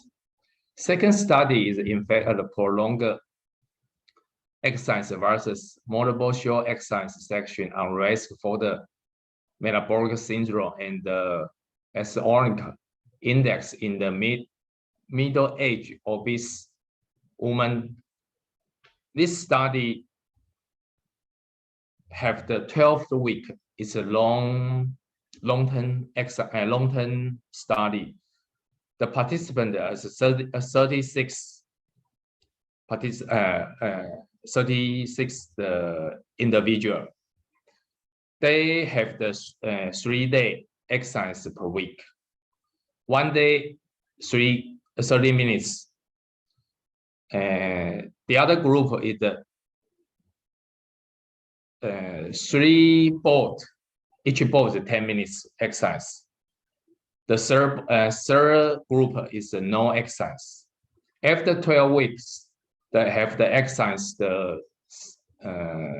group, like the 1 day, 30 minutes, the group, and the second group is the 3 ball. Each ball will 10 minutes. They will improve a lot of the glucose and blood lipid. We just introduced about the aerobic exercise. Now it's the resistant exercise. It's different. Why I research resistant exercise? Because after my reading the paper, I found a lot of paper focused on the multiple board exercise, aerobic, but about the multiple of a resistant exercise, very compare the aerobic exercise is the fewer. So it gives me an idea to research. I first introduced it from the other scholar. It's acute. It's acute cardiometabolic effect in the rapid sitting with the resistant exercise break. This study show participants would do resistant exercise. Each hour will do the one resistant exercise. Like the first hour, you will do chair stand with the cover rest. Second hour will do the desk push-ups. Third hour alternating lunge with the knee rest. Fourth hour will be standing bicep curl with the upright using a elastic tube resistant band. You just this study is acute. You just do this 4 resistant exercise in each hour, and the results show glucose in the first hour when do the exercise, resistant exercise, is significantly lower, no exercise, or just the rest. But the second hour, third hour, fourth hour, no significant difference in the glucose. In the triglyceride, it's no significant difference between the resistant exercise and the rest. So it gives the idea. So this kind of acute the resistance exercise. So I did a research about the long-term resistance exercise. I will show my study in the publish. We published this study in the Journal of the Human Kinetic in the 2018, and it's me, this the Professor Yang. The title is the effect of the single versus the multiple ball of the resistance training on the max strength and the anaerobic performance. Let me introduce the experimental design. 12-week, I just mentioned, is a long-term research. 10 participants, young men per group. We have the two groups. One group is the single ball. The second group, the other group is the tri-ball. Totally 20 participants. They will do they did the resistance exercise 3 non-consecutive days for the resistance exercise, like the Monday, Wednesday, or Friday. I just mentioned the two group, single ball and the triple ball of the resistance. The single ball will do the resistance exercise in the afternoon. The three ball exercise in the morning, in the afternoon, in the early evening. We just focus up the body. So we use the bench press as the up body max strength. The other test were the 30-second modified Wingate testing and the latte cleaners after Wingate test. In the result, you can see after 12 weeks, single ball group, the VNI not reduced. Also, triple ball not reduced. But the fat-free mass, like the muscle and the kind of not fat, the part, it increase. Or after 12 weeks, you can see the single ball and increase and the triple ball increase. But the two groups, no difference between the increasement. In the figure, you can see the max strength. You can see the after training, the single ball increase a lot, significantly improve. And the triple ball increase a lot, but the increase between the two groups, no difference. Wingate is improved a lot, but the same as the max strength, there's no difference between the two groups. This is Wingate, the change in the lactate concentration after Wingate test. They show two groups after the Wingate test is the increase, but after 15 minutes with a decrease. The same situation happened in the triple ball. So the different, the two groups, no difference between that. But in this study, we just focus on the strength performance. Don't research about the cardiometabolic effect. So now I just finished study, not published yet, just finish the manuscript. We focus on the title is the influence of the daily one or versus multiple ball of the resistance exercise on the strength performance and the blood lipid of the post-hormone woman. We mentioned field study have compared one ball versus multiple ball of the resistant exercise regarding metabolic and the female strength performance, especially for the older women. So we focus the participant in our study is the post-menopause woman. The experiment design is the 3 groups. The first group, the 1 single section. Second group, the multiple section. The third group is a control group, no exercise. The same, we will have 3 non-consecutive training day. 1 single ball in the afternoon, 3 balls in the 1 day, in the morning, afternoon, in the early morning. Control group to maintain previous sedentary lifestyle.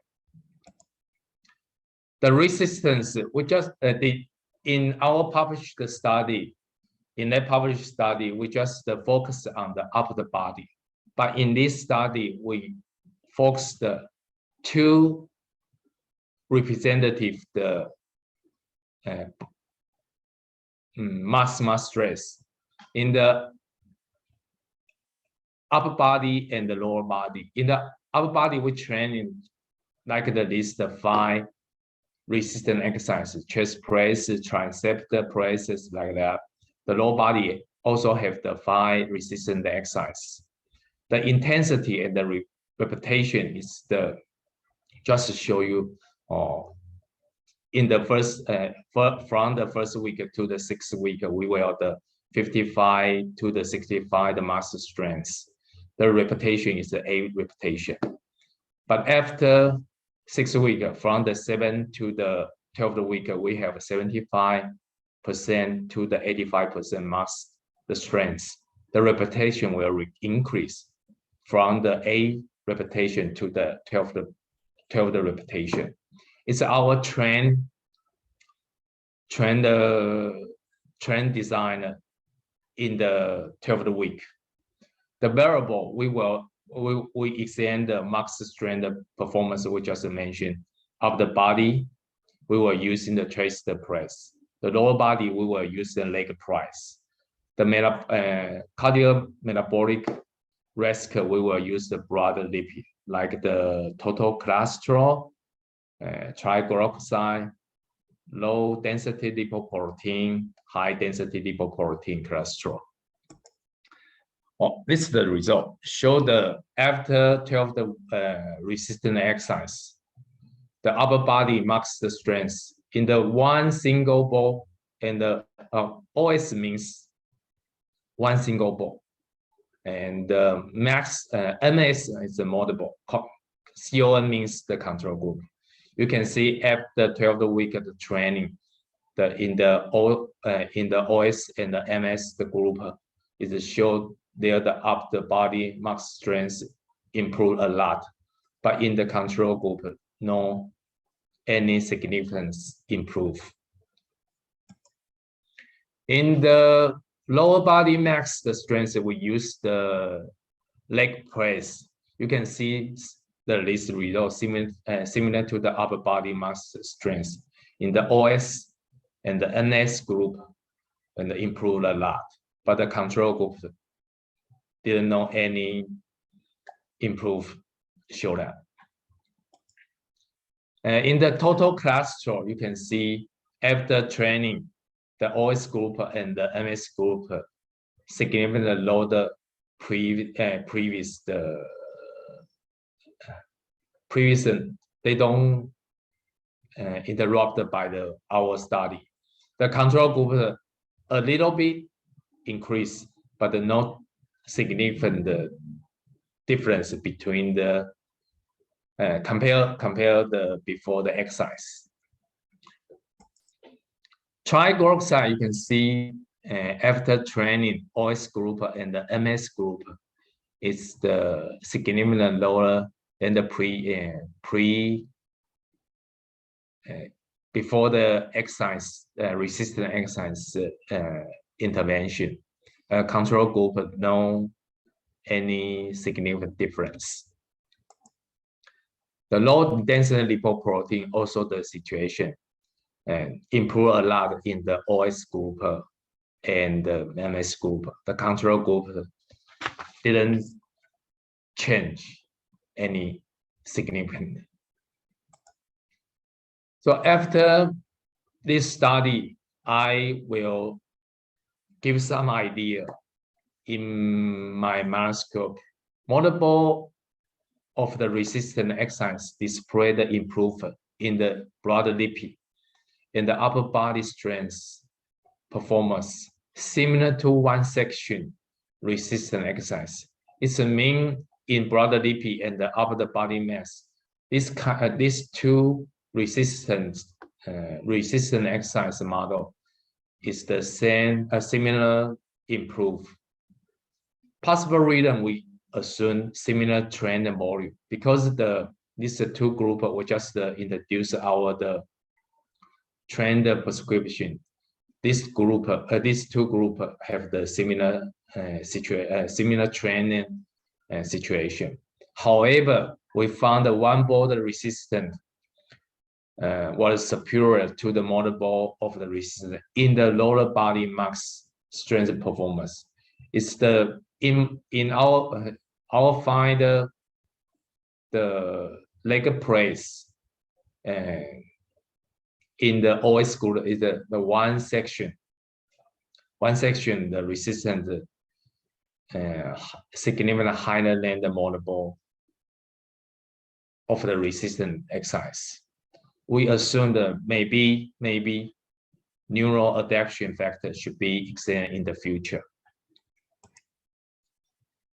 Potential exploration after our research and in this our two study, we think that our research is focused on the weight machine based resistant exercise. Everybody will know it's compare the aerobic exercise like the walking, running. If you want to take the resistant exercise, it's not convenient because you go to the sports gym, a sports center or gym, or you should buy the very heavy weight machine.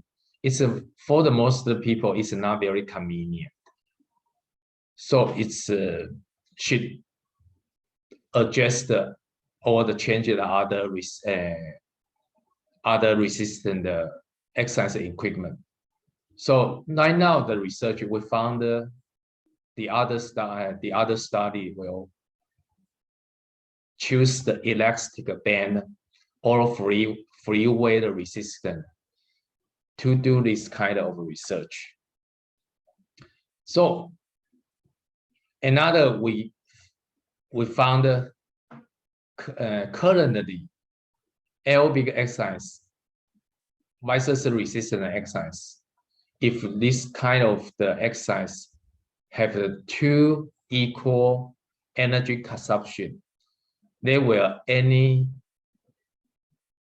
significant influence in the blood lipid or the glucose. We still not find any study focused on this area. Maybe we have the chance in the future to study this area. So in conclusion, the effect of the aerobic on cardiometabolic factor similar improve. We just mentioned the 10 ball 3 minutes, the 1 ball 30 minutes, walking, running, you can find the similar improve. But compared with the aerobic exercise study, the study regarding resistant exercise extend the same risk are few, so we engage in right now and found some very interesting result to share this result with you in this conference. Maybe someone who have the interest who want to engage in this kind of the research. So we want to more research should explore the comparison between the aerobic versus resistant exercise and the different model. We just mentioned the elastic band or the free weight resistant exercise. Thank you very much for your attention. It's a great honor to have the chance to present my study. Thank you very much. Thank you, Professor. It's really interesting presentation. And then after we learn about psychology, sports psychology, and then physiology, now to complete our knowledge in the third session, we will meet Ms. Dr. Herianto Nur Muhammad. So have you joined in this session? Okay. Okay, great. I'm ready. So Ms. time Febrita. is yours. Yeah, thank you very much, Harry. Ms. Febrita. You're welcome. Ms. Febrita is one of the committee of Indonesia Physical Education Association. Congratulations, and you present your PPT is very impressive. Oh, great! Thank you for the compliment. About physical education, very detailed. Oh, great! Good. Thank you. Nice. Good afternoon, ladies and gentlemen. The Honorable Counselor of Universitas Negeri Surabaya, my teacher, my lecturer, my co-promoter when I was studying in doctoral degree in UNESA, Professor Dr. Nur Hasan. I'm so sorry, Pak Harry, for interrupt your presentation. Okay. Could you please make sure your mic, so because I could not clearly hear your voice, so perhaps your devices. Check. Can you hear me? Yeah, it's better. Okay. Okay, great. Okay. Good afternoon, ladies and gentlemen. The Honorable Counselor of Universitas Negeri Surabaya, Professor Dr. Nur Hasan, my teacher, my lecturer, my mentor, and my co-promoter when I was studying in doctoral degree in UNESA, and the Honorable Counselor of National Tunghua University, and especially Professor Chun Ping Yang, my brother from Taiwan, and the Honorable Dean of Faculty of Sports Science, Universitas Negeri Malang, my uncle, Dr. Sabto Adi. Nice to see you here. Long time no see. And all the speakers and colleges and all participants. Ms. Febrita, this is a critical hours because I saw the participant is getting sleepy. It's 34 degrees Celsius here in Sidoarjo. Oh, yeah. So I promise I will not making my presentation too long. I will make a short presentation. That's great. Let me share screen, but I have to turn my camera off because the internet connection here is not stable. Okay. Sorry.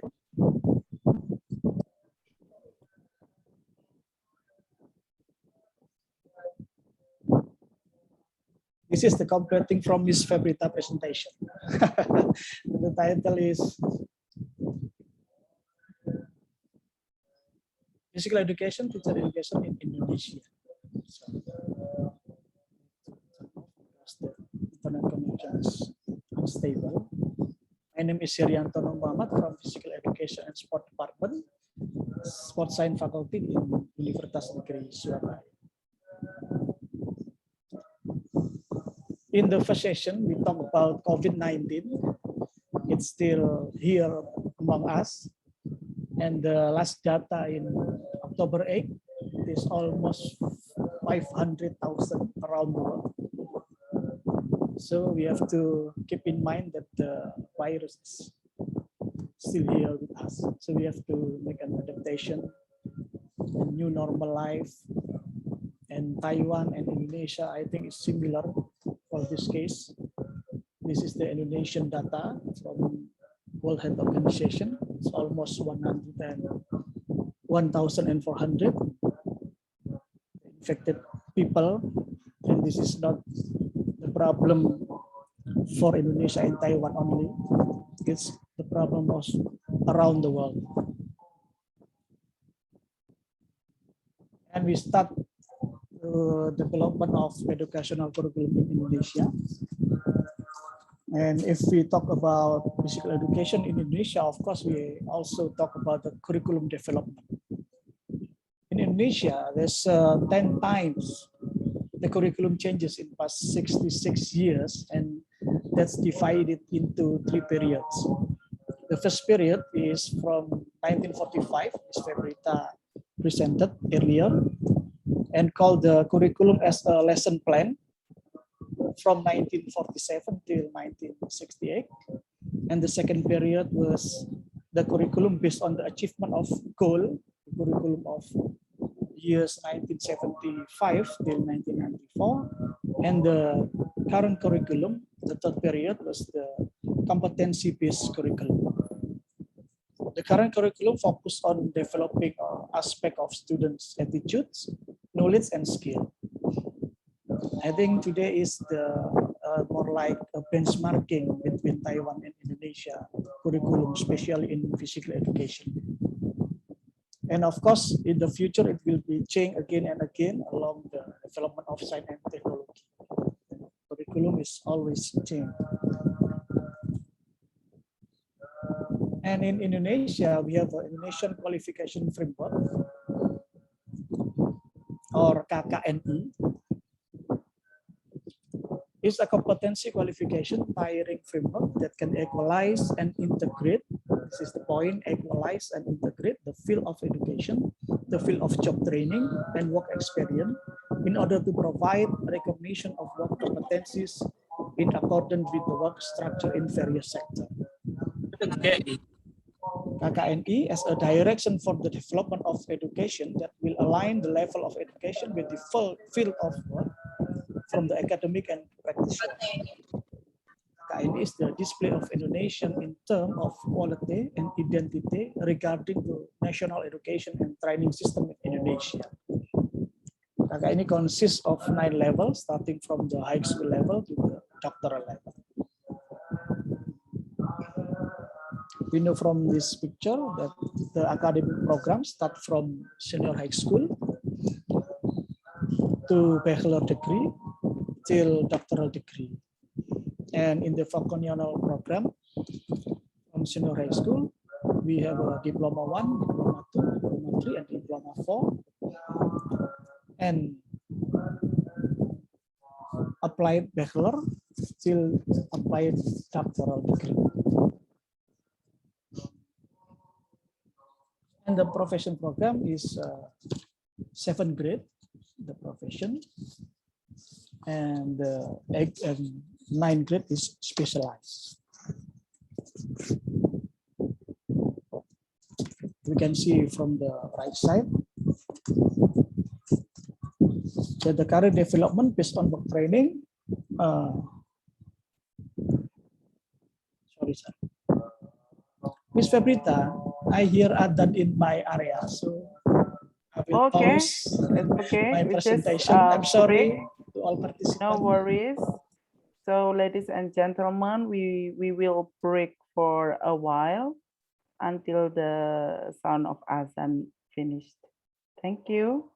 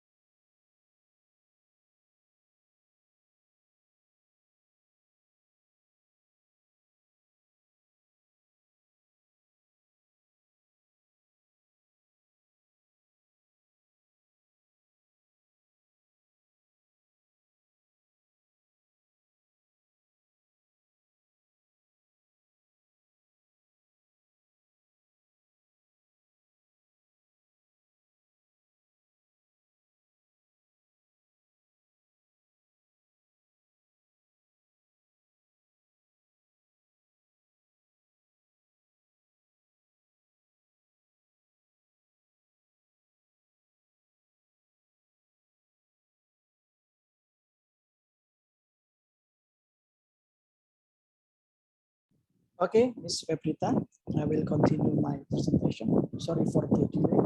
Okay, please do it.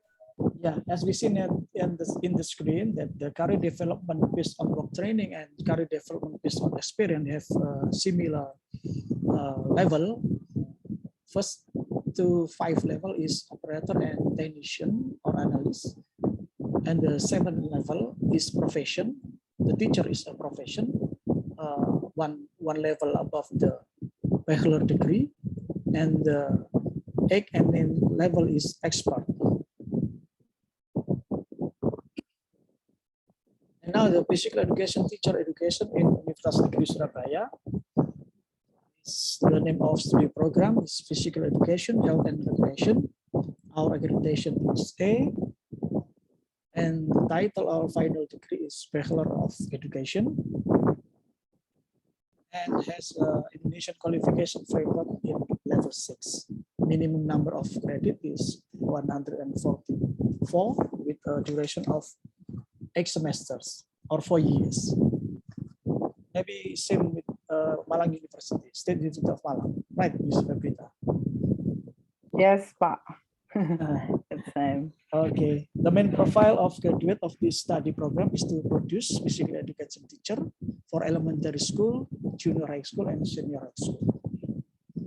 The curriculum from this program focus on the track and field activity, game and sport activities. We have a traditional game or modern game, individual and team sport game like soccer, basketball, horse riding or equestrian. Yes, I have equestrian because we have a horse. Rector has 2 horses maybe, 2 horses maybe. And aquatic activities like swimming, water polo, diving, and water safety guard, and gymnastic and rhythmic activities, and self-development or martial art like karate, judo, and our traditional self-defense or pencak silat. And then the health activities. And maybe we will open the international class as soon as possible.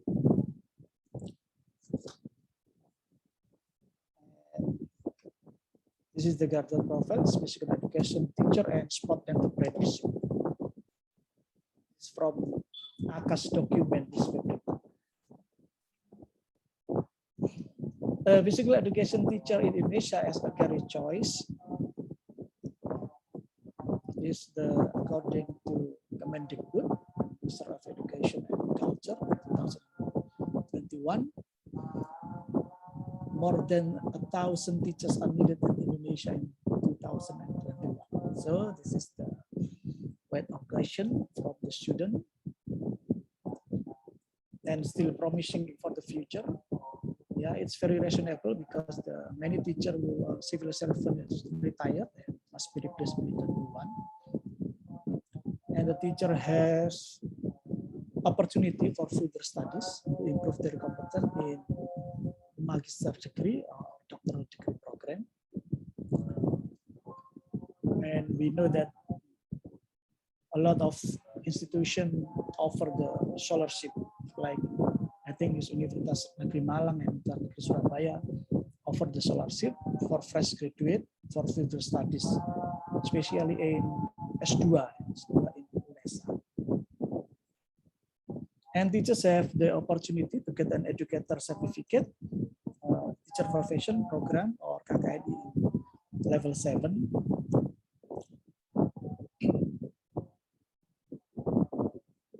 And the career option other than as physical educator as a sport researcher or lecturer, and then as police and soldier, because in Indonesia after completing a bachelor degree, someone can apply for career in military through the prajurit career path, and a personal fitness trainer. This is currently very much needed by the community for sport performance or improving fitness level, or losing weight, or for rehabilitation. This is a promising career, also the physical educator. And as a health therapist, because physical education graduate can work as chiropractor, facial measures, spa therapist, and so on. And this is our main integrated profile in UNESA, in sport entrepreneur, beside the musical educator. They can work as a businessman or investor in field or related to musical education, such maybe opening swimming course, selling sport equipment, managing a fitness center, so on. This is the Miss Febrita presented before. We have a challenge, but I think we will not discuss about this challenge today because it takes a long time, maybe in next seminar or exactly in focus group discussion. It's suitable for this topic. But we have to know about the challenge. The physical education course is seen as minor subject, underestimate with our subject. Parents are focused on academic achievement only. Yeah. And the parent failure to motivate their children towards sport activity and lack of qualification and teacher competencies from Andina 2019. And Ms. Webrita said that the amount of time of physical education are lesser than the other subject. Yes, we only 4 hours a week for the elementary school, 3 hours a week for junior and senior high school. And in vocational school in grade 12, we have no physical education subject. Thank you, but I will close my presentation with the story. This is, if you see the screen, it's not the map of Indonesia, but this is the map of Majapahit. The role of Majapahit ancient physical education. I write it so you get the attention for us. The Nusantara is, Nusa is island, Antara is outside. So Nusantara is island outside the Majapahit kingdom. It's from 15th century. Yeah, the territory wider and larger than Indonesia right now. Majapahit at that time is the wider and greater kingdom. It started when the Mahapati of Majapahit, General of Gajah Mada, declared his oath, the Palapa oath, lamun huwus kalah Nusantara, isun amuk di Palapa. Lamun kalah gurun, ring serat, Tanjung Pura, ring haru, ring pahang, dompo, ring balu, Sunda, Palembang, Tumasing, samana isun amuk di Palapa. What means is, I will not break my fast, or I will not have fun if I have not united Desert, Seran, Tanjung Pura, Haru, Pahang, Dompu, Bali, Palembang, and Tumasing. And with this soldier, Gajah Mada was finally able to defeat the kingdom under the rule of the Majapahit state. The perspective of this story are having a great empire at advanced civilization at that time, and having a good educational curriculum. Of course, absolutely yes.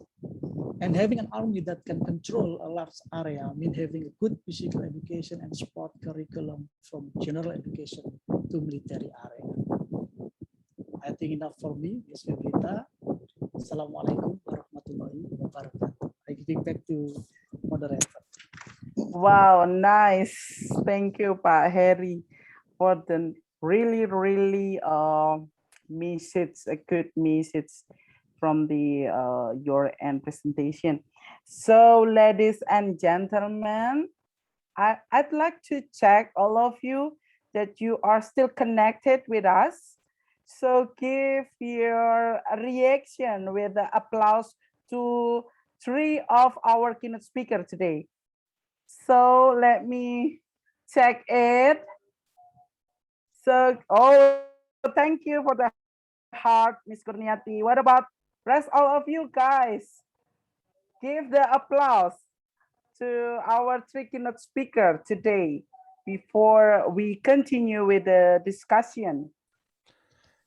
我们现在专题演讲结束，所以主持人邀请大前面3位讲者一个掌声，可以留下鼓掌的手势。So thank you, Kai, for translated for me. Okay, so today I open for discussion. So we have 3 main discussion in this session. Well, it's really wide, but I'll try to connect each other. Okay, first we have a sport psychology with Miss K, applying cultural sport psychology in sport coaching research. And then we have Prof. Tae Hung Sao, in sports physiology. And the last, we have Dr. Herianto with physical education, teacher education in Indonesia topics. So don't forget, Ms. Febita, today yeah, is Saturday night. Saturday night, right? So okay. I know the participant has all of the activity by themselves. Okay, but if you still with us, you will have a big amount of knowledge, because we have 3 keynote speaker eligible keynote speaker here. Okay, so guys, if you have a question, just let me know about related to the topics of the 3rd session. Okay, Kay, would you please to translate it? 好，现在我们开放问答，就上述3位讲者所讨论过的主题，包括文化上的运动心理学、运动生理学，还有印尼的体育教育发展。如果有需要提出问题，就让我们主持人知道，谢谢。Thank you, Kay. Okay, so any question or discussion? Okay, Arda, please. Thank you. Okay, so I think my voice is feedback.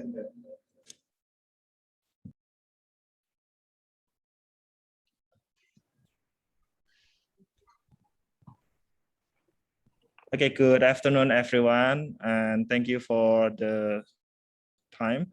And first, I would love to express my thankfulness for all of the presenter with the great topic which we have delivered, but correlating with the discussion that we have made for sport academic seminar, maybe I would love to ask, is there any concern or ideas for the future topic about this topic that we have discussed? For example, maybe we can do the research collaboration between or among 3 universities in sports psychology, for example, or we can also do the research about the exercise and also about any activities in Professor Sao's topic. And also we can do the research about physical education teacher career development in Indonesia and Taiwan, so that we can have more comprehensive follow-up after the seminar. So maybe we can start to have more collaboration, maybe in the research or in other projects. Thank you, Bu Febrita. Okay, so Kai, please translate it. Okay. 好，主要是想要针对未来合作的可能性提出一些看法，包括刚刚也许台湾、印尼之间在未来可以在运动心理学上，或者是像刚刚曹教授所提出的一些研究，针对运动方面再做更深入的合作与研究，或者是我们也可以针对未来体育老师的生涯发展，不论是在印尼或台湾，甚至2国之间的合作，都可以再做更深入的研究。Oh, great. Thank you, Kay. Thank you, Arda, for the how to say, is it question or just okay, or just a response? I think I agree with Arda because based on the presentation of Ms. K also mentioned that there are still open wide opportunity to all of you who have want to conduct in cultural sport psychology. Am I right, Ms. K? Yes, absolutely. Definitely, there's a lot of chance to conduct collaboration research, joint research, and sport psychology. I believe the opportunities are wide, very wide. It's just that we need to initiate more. And I think it's a very good follow-up from this conference. Perhaps there could be a joint research between 3 universities. And who knows, perhaps not only in one topic of research, but in few topics or many topics. Of course, including physiology, sport psychology, also in physical education. Yeah, because Professor Sao also mentioned that more research should explore. Yes. Am I right, Mr. Sao, that you mentioned that research should explore the comparison between aerobic or resistant exercise and different model of resistant exercise. So it also opened between UNESA or Universitas Negeri Surabaya or Universitas Negeri Malang to conduct research, joint research together to many kinds of topics. Yes. So it's a big opportunity. Okay. So I have two. Professor Sao, will you respond? Yes, thank you, host. I very welcome anyone want to research about my topic and or any idea in the sports physiology. Why I'm interested, but I teaching in the National Indonesian University. We also have a lot of the Indonesian students come here to study. In my class, right now some Indonesian students just in the quarantine, but maybe in the end of October or the beginning of November, they will come to class after quarantine.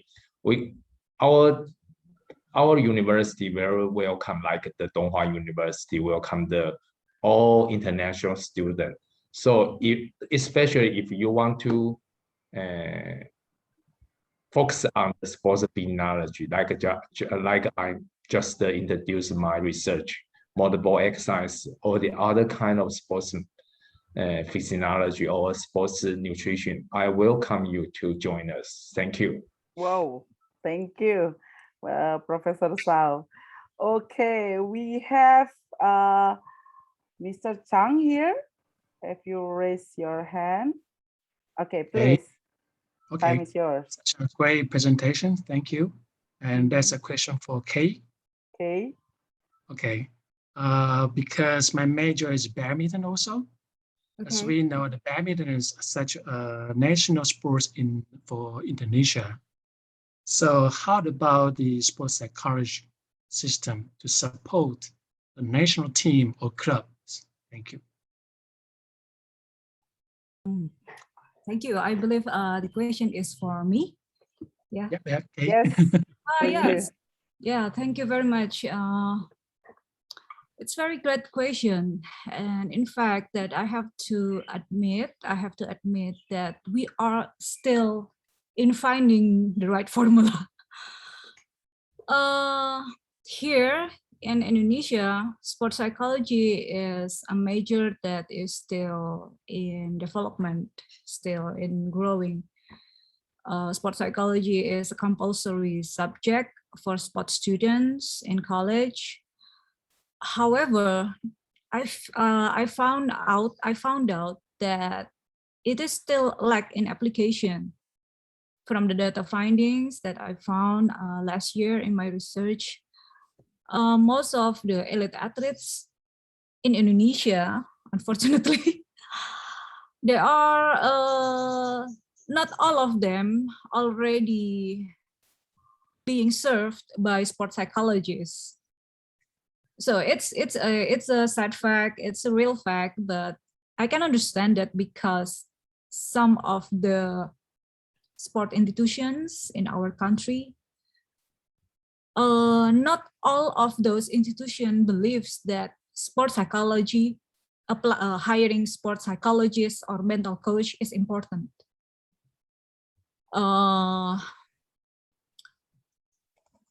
I tried to understand whether this is also happened in the badminton, in our number one medal rankings in Indonesia. But I cannot go into the institutions. I can only find some information, but I cannot. Until now on, I still in trying to approach the organization so I can do research on them. But I think I don't have any evidence yet whether we have a right formula, not a right formula. I mean a good formula to apply for the sports psychology. This is because Indonesia is very unique, sir. So we most of our elite athletes are coming from many provinces in Indonesia, not only from Jakarta. Some of them are coming from another island like Sulawesi, Sumatra, and Kalimantan, and each of the island has different cultural customs. So making all those teams together in the national team is required quite a long time of adaptation. And teamwork is something that, even though that for individual sport, teamwork is something that right now is focused, is a kind of like something that is very important. But the formula, the system, the exact system, the established system, we still searching for that until now. And I think in Taiwan, due to its cultural nuances, perhaps there's a kind of like culture of seniority, culture of trusting the elders. They could also apply, sports psychology could also apply using those approaches. So it's very, very contextually different. But from Indonesia, this is one thing that I can share for you right now. We are still searching for that. Yeah, thank you. Yes. And I'm very gladly for this discussion. Yeah. Okay, what about Taiwan, Mr. Chang, about the sport psychology there? The development of can you hear me? The Can you hear development me? of sport psychology in Taiwan. Can you hear me right now? Yeah, It's yeah. okay. Okay. Okay. In Taiwan, the physical education and sports, competitive sports development, they all focus on different school level, such as elementary school till college. Most of athlete, they all come from school. So especially for the college players, they have a lot of resource and support system from college. So that's quite different from Indonesia. Yeah. Okay, that's good. That's new information that And I heard. So yeah. I also I heard that when the physical fitness is one of the how to say as a important aspect. Yeah, important aspect for a student. Am I right? Yeah, right. As the component to they pursue another level of education. Yeah, right. Oh, okay. In Taiwan, the regular sports fitness rate is about 34% regular physical activity in Taiwan right now. Now the government tried increasing. So a lot of policy and activity for sports for all. That's right now we are working on. So what about the time allocation when the student at school? How many hours or minutes? Yeah, as according to the study, from elementary school to college, elementary schools are higher, then up to senior high, higher, and college. Now right now it's decreasing. Oh, that means college student they have a low physical activity participation also. Okay. Quite different. Okay. Different culture also have different value, right, Miss Kay? Yes, yes, it is. I noticed that in Taipei, when I was in Taipei, there is mass rapid transport, right? MRT. Yeah, MRT. MRT is a kind of like a mass rapid transport. When I feel that we, as a user of the MRT, we are conditioned to walk to the MRT and then waiting for the train, and then go inside the train, and then we jump to the place that you want to go, and then we walk again to that mall or some or any place. And in those walking, I found that actually this country, this city is already designed so that we are doing physical activities every day. And that is something that I very rarely found in Indonesia. And I'm very sorry for all of you my Indonesian colleagues. When I'm using MRT in Jakarta, it's only me who using stairs, while others are using lift. It's real. That's happened in big cities in Indonesia. And I think if we only see this as in a negative perception, why don't we use it as a field of research, I think. Okay. Time is off. Okay. Okay. Based on Professor Sao mentioned that being active is the best medicine, right? So do you have any response to that? Yeah, I just make some feedback from the Professor Chang. He just mentioned the physical activity or physical education in the college student. When you get the high, the time decrease a little bit. I just focus on the study about the physical fitness and the academic performance, the two modes of the relationship. In the study, in the most of the study, we found the exercise or the physical activity will increase there. If you join the more the physical activity or exercise, you will improve your academic performance. Right now, I just focus on this study. Find in Taiwan, and like the Professor Zhang say that in Taiwan, the freshman and the sophomore, you can get the probably the 100 minutes every weeks, but the junior or senior, they don't have the physical education class. You want to exercise by himself. Most of the students will not exercise, but after graduation, the exercise or the physical activity decrease. So it's very serious, the problem, just like the Professor Zhang said, that the Taiwan government want to increase everybody, first, especially for the adults, to engage the physical activity or the exercise. They will decrease the chronic disease or something like the very serious studies. So I very agree that Professor Zhang said is we are focused on this area. It's my feedback. Yeah. Great. So as we know, physical education as the basic, right? As the basic to maintain our country between Taiwan or Indonesia, because through physical education we educate person not only physically health but also mentally.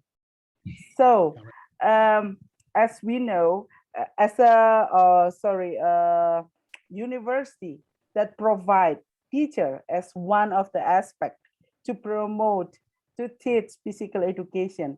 So what will you do in Taiwan about this kind of issue? It decrease the physical fitness or the decrease of the time allocation in physical education in Taiwan. What about, give me some response, please. So it's really interesting discussion. Yeah, right. Okay, do you? So that's a question for Herianto. Okay, please, Ms. Chang. Is that right, Herianto, or is that right, Herianto, right? Yeah, Mr. Herianto. It's okay if Mr. Herianto want to.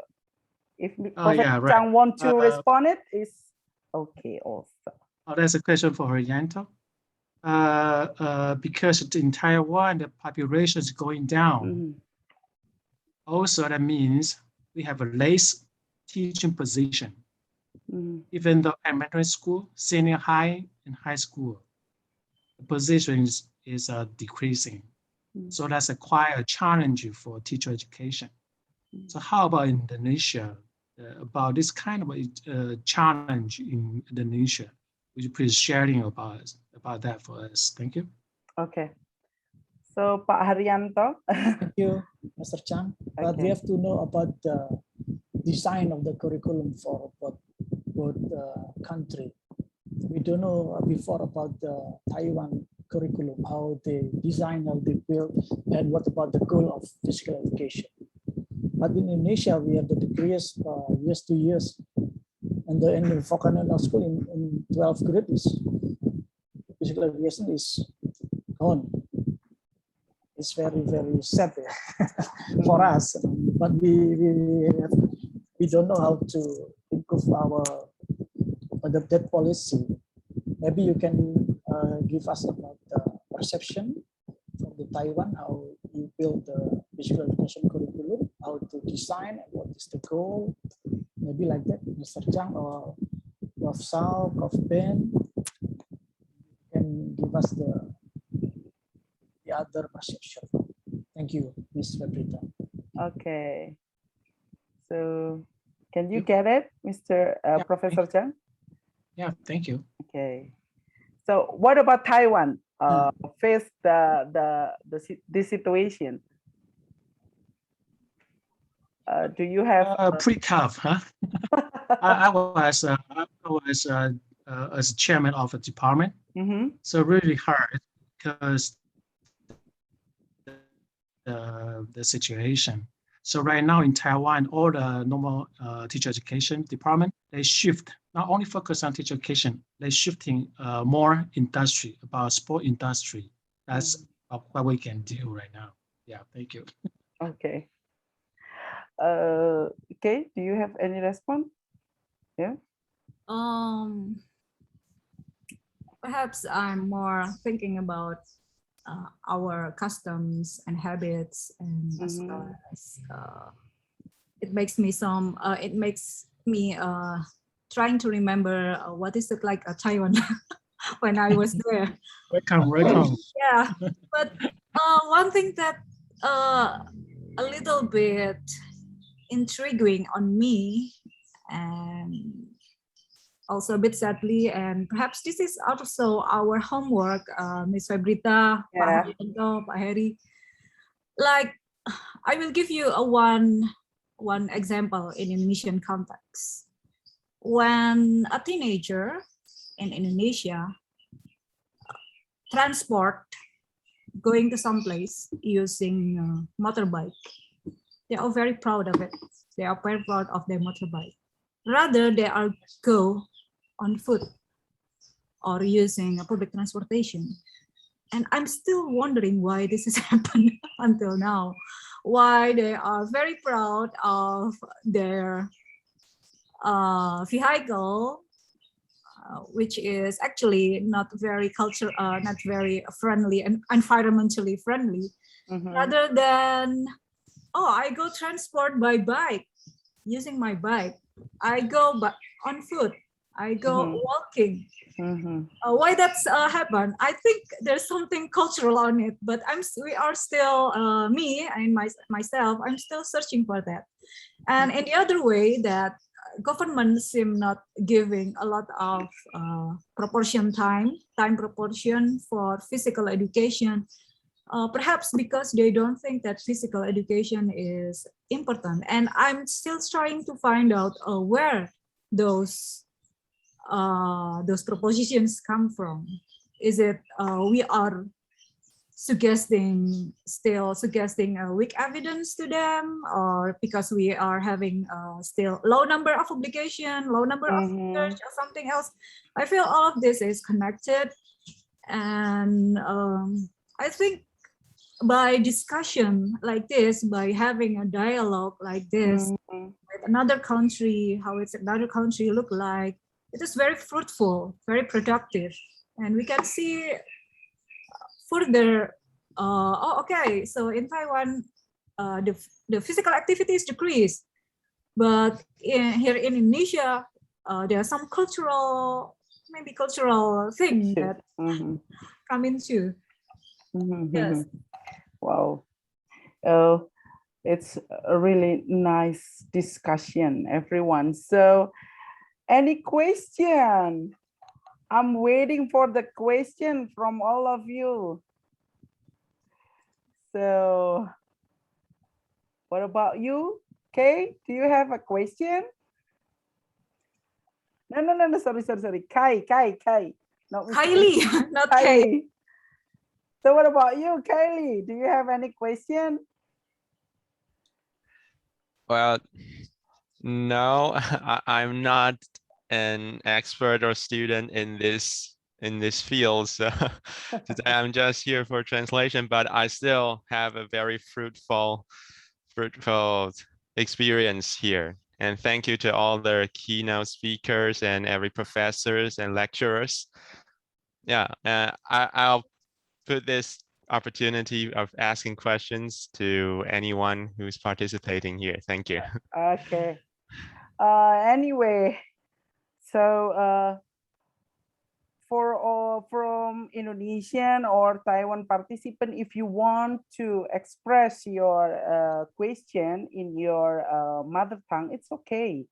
Kylie will help you to translate in English, and I to help you to translate in English. So we're still waiting for the question or what?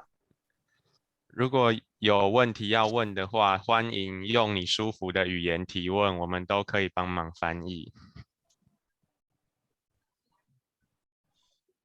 Okay. So if there is no question, so what can I wrap up this discussion? Yes. Kamki? Just Okay. in time, Febrita, yes. Okay. We are in time. Okay, great. Woo!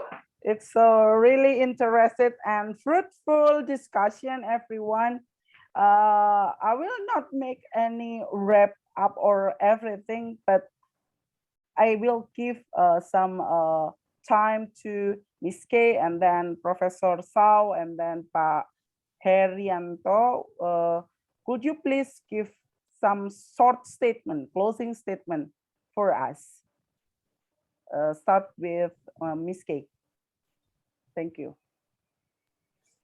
Okay, my closing statement perhaps I feel very, very grateful to be here to learn a lot from all other speakers.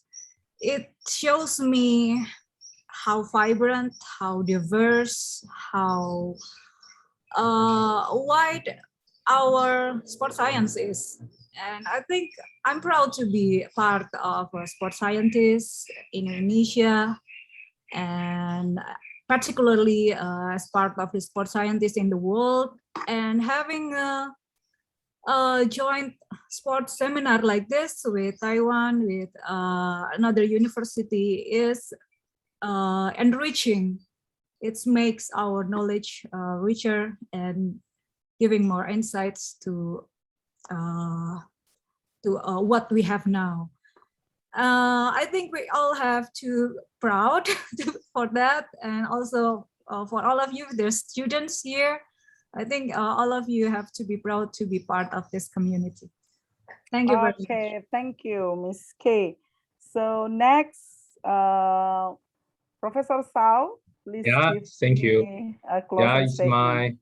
my about the close statement. First, I will thank you the invitation from the Taiwan-Indonesia Sports Academic invited me to join this conference. Second, about my research, I will encourage everyone to take the physical activity or the exercise. If you have the enough time, you should do that. It's good for your health. But if you don't have the enough time, just the small time or the very short time, you also take the exercise, like the before the going the office, you can get off the bus or the riding the bike from the house to the office, or the get off the bus earlier, take the walk longer from the stop bus to the office. After lunch, you can take the walking stair, and after dinner or before going back your home, you can also take the walk, just the 3 minutes or the 5 minutes. If you accumulate a lot of the time, it will be the one complete section. It's good for your health. Don't forget that every time you can, and every single small time you can exercise. I learned a lot from the other researchers, especially the host that just mentioned the morning, like the might say, but I think it's the saying is good. It's the physical activity, the cheapest drug in the world. I learned a lot. It's like the exercise medicine. So don't forget that the medicine, exercise is medicine good for your health, not like the pharmacy medicine. Thank you again. Thank you, Professor Sao. So the last one is Dr. Herianto. Please give Thank your you, Ms. Febrita. closing statement. Thank you to everyone on the committee inviting me in this very, very inspiring session today. And my closing statement is for students: don't give up to be the good teacher. Be the best as you can be, because teacher is a profession that cannot be replaced by the machine. Thank you very much. Oh, great. Nice closing statement. So everyone, Kai, could you translate it in Taiwan? No? Translate what? The previous closing? Yeah. OK， 好，以上3位刚刚的专题讲者都分别为他们各自的专题报告做了一些总结，包括说提到要多利用时间去运动，就如同前面几位教授都有讲过的，它是最有效的药物，对健康最有效的药物，它不会有副作用。那多利用时间去推广运动。那我们也期待在这个体育方面的研究可以更往深入的地方做推广。Okay, thank you, Kylie. Well, finally, this is the end of this session.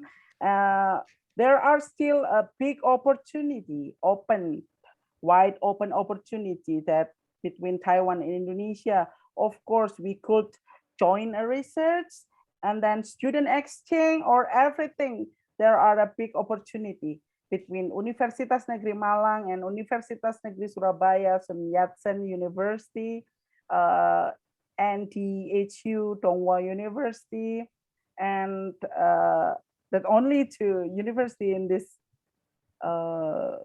seminar, right? Okay, so thank you very much. Please give your big applause to our keynote speaker and to all of us. Kylie, you are awesome. Thanks for helping me to translate the many questions. And if you have additional question for the presenter, you can ask them in the chat feature or in the media, in the social media.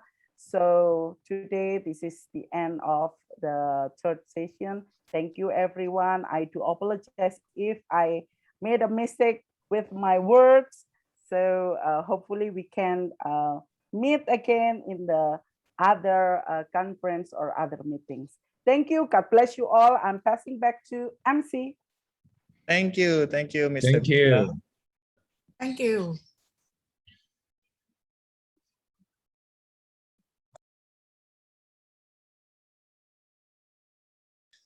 So before we come back to the MC, I would like to announce about the certificate for the seminar. So if you like to have the certificate for the conference or seminar, it's easy. You just need to fill the form, which I send you to the chat box. After you complete the survey, then you will get the certificate in your email. So the email of the participant. But the questionnaire will only limit it 30 minutes after the seminar finished. So you may fill the seminar presentation session for the second one, and we will compare with the first one. So make sure you fill both of the questionnaires. Thank you. 需要研习证明的，记得要到聊天室的连结点进去完成问卷。之后就会从 email 将研习证明寄到你的信箱。All right, very well. Ladies and gentlemen, it was such a fruitful discussion we have from this morning until afternoon today. I believe we have gained a lot from our keynote speakers' best practices and experiences regarding physical education or sports academic, as well as the implementations. Finally, I, Laila Camelia, as the Master of Ceremony, would like to thank each participant, our keynote speakers, committee members, and everyone who has participated in today's seminar. On behalf of the organizing committee, I apologize for any inconveniences occurred during this seminar. May we meet again on the next opportunity. Stay safe and healthy, everyone. Good afternoon. Good afternoon, and see you next year. Thank you. Thank you. Thank you. Thank you, MC. You are so beautiful. Yes. Thank you. You really have nice. And you're very cool, Mr. Arda. Thank you, all, Professor. Thank you, Professor K. Thank you, Kylie. Thank you, Kylie. Awesome. Hopefully, we can meet in Indonesia. Or in the future. Yeah. Yeah, looking forward to it. Yes, one day we will make every year in different places. For example, maybe next year we'll be in Indonesia, then we move to Taiwan again with more universities participate in this seminar. And oh, great. Great. Yeah. We will wait, Great. eagerly waiting. Yeah. Yeah. Okay, thank you, Arda. Everyone. 张家昌老师还在吗？ Thank you, Ben. Thank you. Thank you. 那个张家昌的 Dr. 张家昌的彰化师大。嗨。哦，学长，你要不要讲一下那个跟他们做一些联系呀？我们做南向的部分这样。OK。那个可以有一个印尼的同学，他可以帮忙翻译这样。Okay. 如果需要的话。Then again, thanks again, Tonghua University, Ben, Professor Yang. Thank your organization for this seminar. As a teacher hosting the new southbound policy specific for physical education and sports, so right now I'm invite all the friends for Indonesia. Welcome to using this platform or project. Keep in touch for further communication interaction. I think we will have a great connection, go through this platform and keep in touch. We can asking Ben to help us to keep in each other, hosting some kind of seminar or sports activity. Thank you and welcome to Taiwan again. Thank you, Professor Chang. Thank you. 我讲一下，好，那个小包你帮我翻译啊。好，那个张家昌教授是这个活动的主要的计划主持人，所以我们台湾所有南向的这个体育的一个计划都是由张家昌老师在负责。Okay, Professor Chang is in charge of the southward development of physical education. So if you have any project relating to this, you can keep in touch with him. Okay, great. Great. Can we invite him on our WhatsApp group so we can communicate regularly? Oh, yeah. Okay, great. Thank you. Yeah, keep in touch. Hopefully we could make some agreement or MOU or MOA in the future, right? So it could be our basic to do the variety of research or student exchange or everything that we could do it in the future. Also support the teacher or students exchange program, something like that.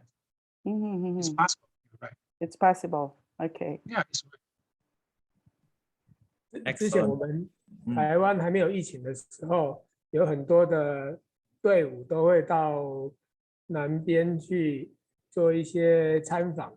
那这一些计划也都是经过张家昌老师这边来申请，所以我是觉得说，那个小包你可以跟他们讲一下，一定要借由这一次的机会跟张家昌老师留一些联络的资讯，请印尼马浪这边的老师跟苏拉巴雅这边的老师都要留下张家昌老师的资讯，我们可以保持很密切的联系。So we recommend that you all keep in touch with Professor Chang because he will also organize some visits to Southeast Asian countries. Oh, great. So for your information, from sports science faculty have a summer camp to do a martial art of pencaksilat. If your student want to join with us, so yeah, right. it will be great. Great. I will share the information in the WhatsApp group after this. Yes, excellent. Yeah, excellent. Great. Thank you very much. Okay, yeah, Arda. Okay, Arda. Yes. Can I leave now? Yes, of course. Thank you, everyone. To do. Have a nice weekend and stay safe. Okay. We'll see you in the next time. Bye. Stay well. Yeah, can we take a group picture? Can we take a group picture first? Hello. Oh, okay. Wait. Where's Mbak Sandy? It's not here. Hold on. Nice to see you everybody soon. Yeah, Mas Felix tak include ya. Okay. Okay. 1, 2, 3. Again, 1, 2, 3. Hold on. I think there will be some. 1, 2, 3. Okay. Okay. Okay. Thank you, everyone. God bless you all. Bye-bye. Thank you very much. Bye-bye. Bye-bye. Terima kasih. 辛苦了，谢谢大家。学长，谢谢谢谢你，张老师。谢谢张教授，谢谢，保持联络。好，学长好，张明谢谢哦，张明谢谢，拜拜。好，小包谢谢好，谢谢老师。谢谢哈，拜拜，拜拜，拜拜。